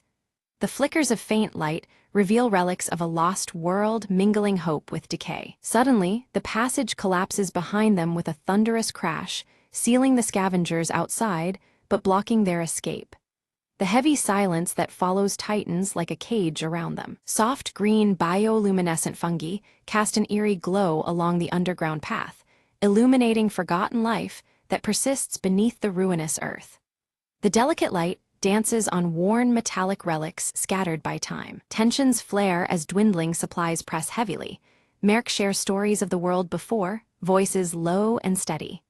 Around a smoldering shard of fire, flickers of hope ignite in the darkness. A hidden door creaks open silently on the tunnel wall, revealing symbols that match those on the map. A tentative beacon of hope advances, the promise of discovery barely contained in the still air. Within the chamber, ancient machinery hums faintly, its brittle data cubes glowing with a partial preservation by time. The air pulses with forgotten knowledge, fragile and flickering like the fires outside. Lyra studies the intricate symbols carved into the chamber walls, her fingers tracing the faded markings. She realizes they describe the safe haven not just as a refuge, but as a naturally sealed vault that once contained a devastating experiment gone wrong. The clues hint that the sanctuary's safety comes with a hidden danger lurking beneath the surface. Without warning, ancient machinery sputters to life, sparks cascading as a spectral blue light floods the underground chamber. The mechanical raven emits a sharp clicking sound, its eyes reflecting the eerie glow. Shadows twist and dance as long-dormant defenses awaken with a mechanical groan. Alarms clang and whir as mechanical defenses surge forward, energy pulses streaking through the air. Merk ducks behind a shattered pillar while Tala dives aside, narrowly avoiding a shifting wall. Lyra clutches her cracked compass, eyes scanning rapidly for a safe path amidst the chaos. Tala's quick fingers find a hidden switch concealed beneath rusted panels. With a click, the relentless machinery ceases, the hum of power fading into silence. A newly revealed passage yawns open deeper into the vault, promising answers but demanding courage. Carefully, they descend into a cavernous vault where ancient technology hums softly. Rows of preserved seed banks stand alongside water filtration units, and at the vault's heart, a pulsating energy core glows steady blue. The remnants of a lost world offer fragile hope amid the ruins. Hope flickers in Lyra's eyes, but her gaze lingers on cryptic warnings etched into the machinery's surface. The inscriptions speak of contamination risks, remnants of a toxic past that could poison the sanctuary itself. The delicate balance between salvation and danger weighs heavily on them all. Merc crouches by the energy core, inspecting glowing conduits and faded schematics. Despite his rugged experience, the complexity baffles him as he puzzles over methods to safely harness its power above ground. The weight of survival presses down as he considers the risks and rewards. Suddenly, a distant tremor shakes the vault, dust falling from overhead beams. An explosion echoes from above. Scavengers have discovered an alternate entrance. Tension spikes as the fragile silence shatters. The mechanical raven squawks loudly, taking flight in frantic loops overhead. Its metallic wings catch the blue light as it circles wildly. Lyra tenses, signaling the group to prepare for an approaching confrontation at the sanctuary's threshold. Outside the heavy vault doors, shadows clash with flashes of sparking metal. Makeshift weapons swing, and the air fills with the harsh sounds of struggle. Each side fights fiercely, a desperate battle for control over the precious safe haven. Lyra steps into the fray, her voice steady as she negotiates with the scavenger leader. She offers a tentative truce, emphasizing their shared need to survive the harsh ash-covered world. The fragile hope of cooperation hangs in the balance. The leader derides her proposal but falters, revealing a secret: an injured child dependent on the sanctuary's clean water. The revelation softens hardened faces as the weight of human need becomes undeniable. A crack opens in the cold veneer of conflict. Moved by compassion, Lyra offers an alliance to protect the sanctuary together, promising fair sharing of resources. The fragile pact reshapes their purpose from rivalry to cooperation. Trust begins to grow amidst the flickering fires around them. Merc and Tala exchange cautious looks, nodding their agreement. They begin to organize defenses but signal readiness to work alongside former enemies. The alliance, delicate yet necessary, promises a tenuous peace in a brutal world. Together, both groups reinforce barricades with salvaged metal and ancient tech revived from the ruins. Sparks fly as tools meet rusted surfaces, strengthening their hold against external threats. The mechanical raven perches quietly, watching the cooperative effort unfold. As negotiation deepens, stories of loss and survival emerge from both sides. Shared pain and resilience create a fragile human bond that transcends the ashen wasteland. Flickering fires cast long shadows on faces aged and hopeful alike. Night descends, and Lyra gazes at the mechanical raven now perched silently on her shoulder. Its mechanical clicks slow, seeming almost reflective in the dancing firelight. The sanctuary breathes quietly, a momentary peace beneath a bleak horizon. Suddenly, an alarm shreds the calm. Unknown intruders breach a secondary entrance. The group snaps to action, tension coiling tight as danger returns. Flickering blue lights flash urgent warnings across the chamber walls. They engage fiercely, moving with coordinated precision honed in practice. Energy pulses and shadows intertwine as they repel the unexpected attack. Each member plays a vital role in defending their fragile sanctuary. As dawn breaks, intruders retreat, leaving behind ominous clues, signs of a larger threat looming beyond the ruins. The fragile sanctuary may be only the first battleground in a wider conflict. The ash-filled air carries a new, heavier weight of uncertainty. Lyra studies the evidence, her green eyes narrowing in thought. The sanctuary might be a beacon drawing dangers as surely as it attracts hope. Their fight for survival is part of something far greater than they had imagined. Resolute, they decide to activate the energy core fully, sending a signal into the desolate skies. The machinery awakens with a roar, pulsing rhythmic light outward like a call for aid. Each pulse echoes their hope and their warning across the ash-choked horizon. The vault brightens as the energy core hums at full power, ancient tech alive once more. Pulses ripple through the atmosphere, reaching far beyond the sanctuary walls. Their beacon is both a promise and a challenge to the world outside. In the desolate distance, faint figures respond, trekking steadily toward the glowing light. Their silhouettes cut through the ash haze, bringing fresh hope and the unanswered questions of new arrivals. The wasteland stirs with renewed possibility. Lyra, Merrick, and Tala prepare to meet the newcomers, hearts steady but wary. The sanctuary's fate now entwines with these fresh faces, their uncertain futures bound by fragile trust. The ashen horizon promises challenges ahead, but also a chance to rebuild together. The newcomers gather in the dimly lit shelter, their eyes reflecting the flickering firelight. They unveil coded diagrams and symbols, explaining the mutated storm's patterns and disclosing ancient shielding techniques that can strengthen the sanctuary's fragile defenses. Pooling their knowledge and resources, the group integrates these encoded protections with relics of the old world.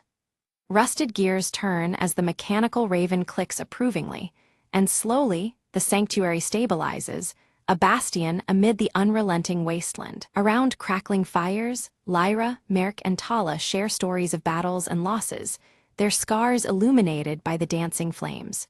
Trust grows, knitting together a family born from endurance and hope, where suspicion once lingered like ashes in the wind. One quiet evening, the mechanical raven stirs, fluttering from Lyra's shoulder to a concealed alcove. There, behind a rusted panel, lies a hidden archive filled with fading holographic messages, preserved echoes from the world before the fall. The projections reveal the sanctuary's true purpose. More than mere survival, it was crafted to ignite renewal and unity among scattered survivors. The voices urge those who listen to rise beyond isolation and rebuild together, a new dawn beckoning beyond the ashen horizon. Moved by the revelations, Lyra and Merrick pledge to nurture this vision. They vow to extend their network of protection and knowledge, transforming their stronghold into a beacon of hope for others wandering the bleak wastes. The group springs into action, loading caravans with seeds, weathered tools, and precious relics symbolizing a hopeful future.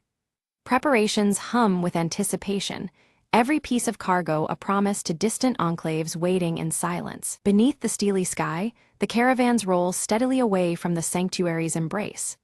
High above, the mechanical raven soars, its subtle mechanics clicking softly, sentinel of the fragile journey against the endless gray. Back at the sanctuary, resilient and unwavering, tiny green shoots emerge defiantly through cracked concrete. Against the monochrome wasteland, these first hints of life whisper of renewal, the earth slowly reclaiming hope. At dawn, Lyra stands atop the ramparts, the cracked compass warm in her hand and the rising sun casting golden light on her determined face. The ashen horizon stretches before her, and with steady gaze, she prepares to guide humanity's fragile rebirth into the uncertain dawn.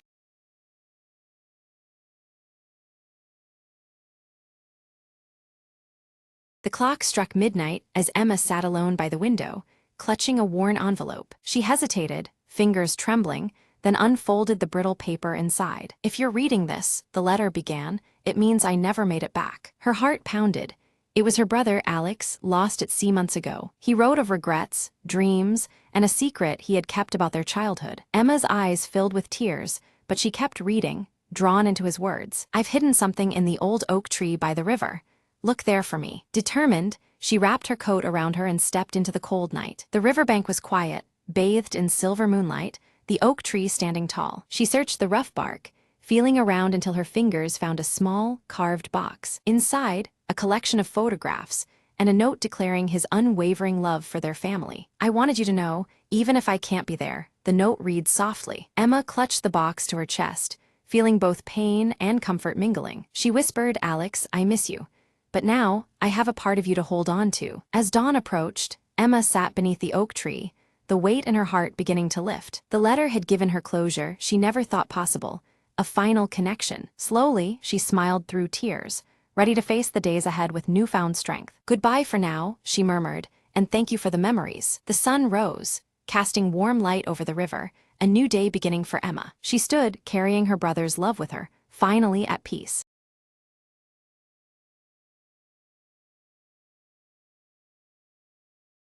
The rain hammered the cracked pavement like a warning, shadows flickering beneath the weak glow of a flickering neon sign. Detective Marlowe lit a cigarette, the smoke curling around his tired face, eyes scanning the empty street beyond the half-open door. Another night, another ghost, he muttered, flicking ash into a rusted ashtray. A soft knock interrupted the silence, followed by a slender figure stepping through the veil of drizzle into his dim office. She wore desperation like a faded perfume, eyes shimmering with secrets and unspoken fears. "I need your help," she whispered, sliding an old photograph across the desk. The photo showed a man with a crooked smile, missing from the city's underbelly for weeks. "He's tangled with the wrong people," she said, "and now I'm next if you don't find him." Marlowe crushed his cigarette, knowing well that some debts didn't pay in cash but in blood. He followed footprints and whispered lies through alleys thick with smoke and regret. Each clue pulled him deeper into a labyrinth of betrayal, beneath flickering streetlights and cold concrete. The city's heartbeat was a dangerous rhythm, but Marlowe played along, tuned to every silent scream. In the back room of a forgotten bar, he found the man, bruised but breathing, shadowed by two dark figures. A standoff flickered like a broken film reel, guns drawn, tensions sharp as razors. "You're done hiding," Marlowe said, voice steady amid chaos. Chaos erupted, but Marlowe's quick reflexes carved a path to safety for the man and the woman waiting outside. The rain washed away the grime and gunpowder as they disappeared into the night, leaving only echoes behind. Back at the office, Marlowe stared at the empty chair across from him and sighed. "Some shadows never leave," he murmured, lighting another cigarette in the dim light. Outside, the neon buzzed, the city asleep but never quiet, ready for its next secret to surface.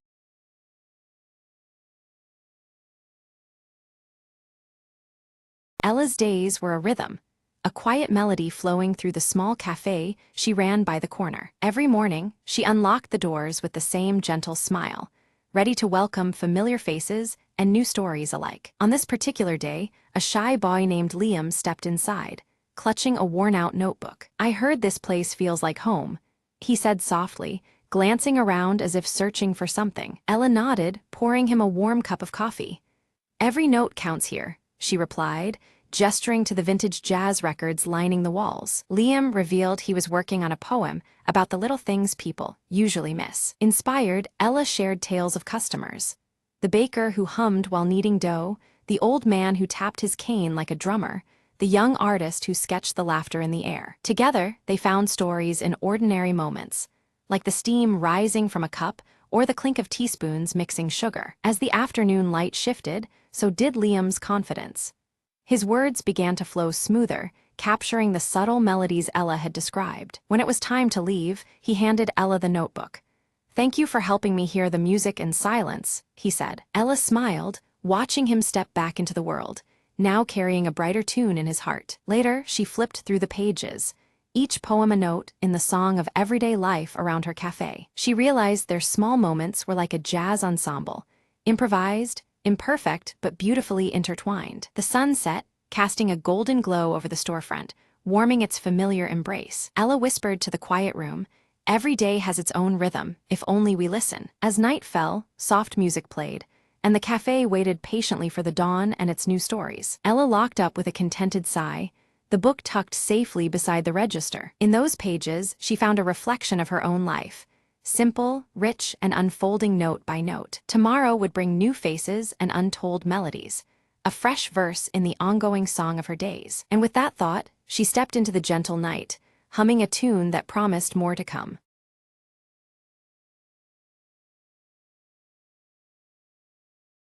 Elena Ward arrives at the dimly lit apartment on Marrow Street, her sharp eyes scanning the shadows that cling to the cracked walls. The night air is thick with tension as she moves cautiously, every step measured and quiet. Her gaze falls on shattered glass scattered beside a locked antique chest against the far wall. The fractured pieces glint like broken memories, hinting at a struggle that happened not long ago. From a shadowed alley nearby, Marcus Flynn watches Elena intently. His calm demeanor masks a flurry of concern as he fixes his gaze on the apartment window, contemplating his next move. Inside, Elena kneels to pick up a silver locket from the floor, turning it over under the flickering light. The intricate engraving catches her eye, pulling her deeper into the mystery woven around it. A distant siren wails through the night as Elena's eyes catch a faded photograph tucked beneath the chest. The image shows 4 figures, one unmistakably Victor Hale, their faces frozen in a moment from another time. Her phone buzzes suddenly, a text flashing, a terse warning urging her to stop digging into the past before it's too late. Elena's fingers tighten around the device, the threat crystal clear. Back in the alley, Marcus speaks in a low voice on his phone, mentioning Elena's name with uneasy concern. His words suggest that the shadows around Marrow Street conceal more than just secrets. From across the street, Victor Hale emerges from the darkness, his intense glare locked on Elena through the window. His unreadable expression blurs between menace and something more complicated. A flashback unfolds in daylight. Victor stands at a park bench, handing the silver locket to a young girl, his face softer than before. This memory hints at a hidden connection tied to the locket and the secrets Elena seeks. Returning to the present, Elena slips the locket into her pocket and moves toward a nearby cafe where Leela Marks waits anxiously. The streetlights cast long shadows, mirroring the unease that settles between them. In the cafe, Leela pushes a folded note across the table, her curly red hair bouncing as she glances nervously at the door. Her eyes flicker with urgency, signaling the risks they face. Elena unfolds the note, reading about a hidden room beneath Marrow Street's oldest building where answers might lie. The promise of revelation tightens the knot of tension around them. The cafe door creaks, drawing a sharp breath from Leela as Victor steps inside. The atmosphere shifts instantly. His presence is a silent threat that chills the air. Elena sips her coffee calmly, eyes discreetly flicking toward Victor. Her outward composure masks the heightened alertness of someone navigating a web of danger. The true stakes emerge. A missing heirloom tangled with a betrayal long buried, its revelation capable of upending lives. The dangerous secret at the heart of the mystery sharpens their resolve and deepens the peril. Elena descends into the hidden room, guided only by faint wall markings illuminated dimly and the silver locket's engraving. The darkness confines her, fragmented reflections hinting at the fractured truths she searches for. Marcus appears unexpectedly, stepping into the underground space with a reluctant offer of help. His cryptic warning about trust hangs heavily between them, complicating their fragile alliance. Faded letters pinned to the walls surround them, words revealing conspiracy threads tying all the main players together. The layered betrayals echo in the silent underground. A loose floorboard shifts as Elena steps, uncovering a hidden compartment containing an aged diary. Its pages promise secrets long obscured by shadows and silence. Flipping through the diary, Elena finds entries chronicling a coup decades ago within a powerful family. Each word deepens the web of intrigue, binding past and present more tightly. Outside, Victor intercepts Leela in the misty street, his voice low and demanding information on Elena's location. The threat in his eyes leaves Leela cornered and tense. Suddenly, the dim light flickers and dies as Elena reads passages implicating Victor in the darkest folds of the mystery. Shadows twist ominously around her, swallowing the room in silence. Marcus pulls a small flashlight from his pocket, its beam piercing the gloom to reveal a hidden map etched behind the diary.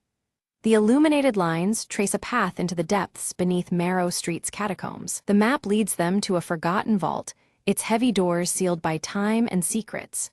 The path ahead promises danger, but also the key to unlocking the tangled past. Elena and Marcus move toward the vault's shadowed entrance as Leela sends a covert message on her phone. Each step forward tightens the threads of their intertwined fates, shadows stretching long into the night. The heavy vault door groans under pressure, its rusted hinges groaning before it grudgingly swings open. Inside lies a trove of artifacts and documents, frozen in time and cloaked in dust. The air smells of old paper and secrets long buried beneath layers of shadow. Abruptly, the echo of footsteps ricochets off the cold stone walls. Victor emerges with two shadowy figures at his side, their presence a dark blockade at the only exit. The tension coalesces, thick enough to cut through with a whispered threat. Elena swiftly raises the silver locket, catching the flickering light to reveal a concealed symbol matching the vault's emblem. The gesture freezes the room, the locket's glow defying the darkness around them. This emblem ties the present moment to a deeper, hidden history. One of Victor's companions lunges for the locket, but Marcus intercepts with practiced precision, his hand slamming down to halt the snatch. The sudden clash breaks the fragile stillness into sharp urgency. Elena sidesteps, heart pounding beneath fractured glass reflections. A glance catches Alina's eye on a cracked mirror, its fragmented surface offering glimpses beyond the vault walls. There, faintly outlined in shadow, is the entrance to a concealed escape tunnel. Hope glimmers alongside the fractured truths around them. Seizing the moment, Alina and Marcus slip through the hidden passage, silent against the cold stone. Behind them, Victor's roar of frustration echoes, restrained yet simmering with menace. The night swallows their flight as shadows lengthen across Marrow Street. Leela's intercepted call crackles in Victor's ear, revealing betrayal not only at hand, but woven through their ranks. Conflicted, Victor wrestles with loyalties pulled tight between past alliances and present threats. His gaze darkens, torn between fury and reluctant strategy. Emerging near the aged clock tower, Alina and Marcus catch their breath, the weight of pursuit pressing behind. Their eyes meet, determination flickering amidst exhaustion. The urban night cloaks their resolve as they prepare to untangle the threads of the mystery. Inside the ancient tower, Alina's hands deftly turn gears and cogs, orchestrating a silent dance of mechanism. The hidden compartment swings open, revealing a faded portrait tucked beneath layers of dust. Time's shadows flicker across their faces, frozen in painted stillness. The portrait reveals younger versions of Alina, Marcus, Victor, and Leela, bound by smiles and secrets alike. Their youthful eyes hold unspoken stories, the origins of entangled fates now slowly surfacing. The past breathes in every cracked line and faded hue. Alina's scar tingles unbearably, memories fracturing and flooding through her mind. Shattered moments coalesce around the conspiracy that has haunted her life, each shard piercing deeper than before. The link between past wounds and present danger sharpens with chilling clarity. Marcus lowers his gaze, admitting a hidden allegiance entwined with the family's ruin. His revelation complicates their fragile alliance, threading betrayal into their shared quest. Secrets once buried now surface amidst flickering shadows and fractured trust. Tracking Alina's movements through twisting alleys and dimly lit streets, Victor pieces together fragments of the puzzle. His eyes narrow beneath the play of shadows and streetlight reflections, calculating each step closer. The city itself seems to watch, silent and waiting. Cornered yet composed, Alina extends an offer of truce to Victor, proposing a joint effort to unveil the truth. She speaks with conviction, hoping to channel past enmities into preventing further harm. Shadows and reflections flicker as loyalties hang in the balance. Victor, hesitant but drawn by curiosity, consents to her proposal. He reveals a hidden safe, its lock clicking open to expose a confession letter bound in time. The weight of the letter promises turbulent revelations beneath the fractured layers of their past. From the letter unfolds the story behind the fractured glass motif, a violent confrontation years before that shattered more than just windows.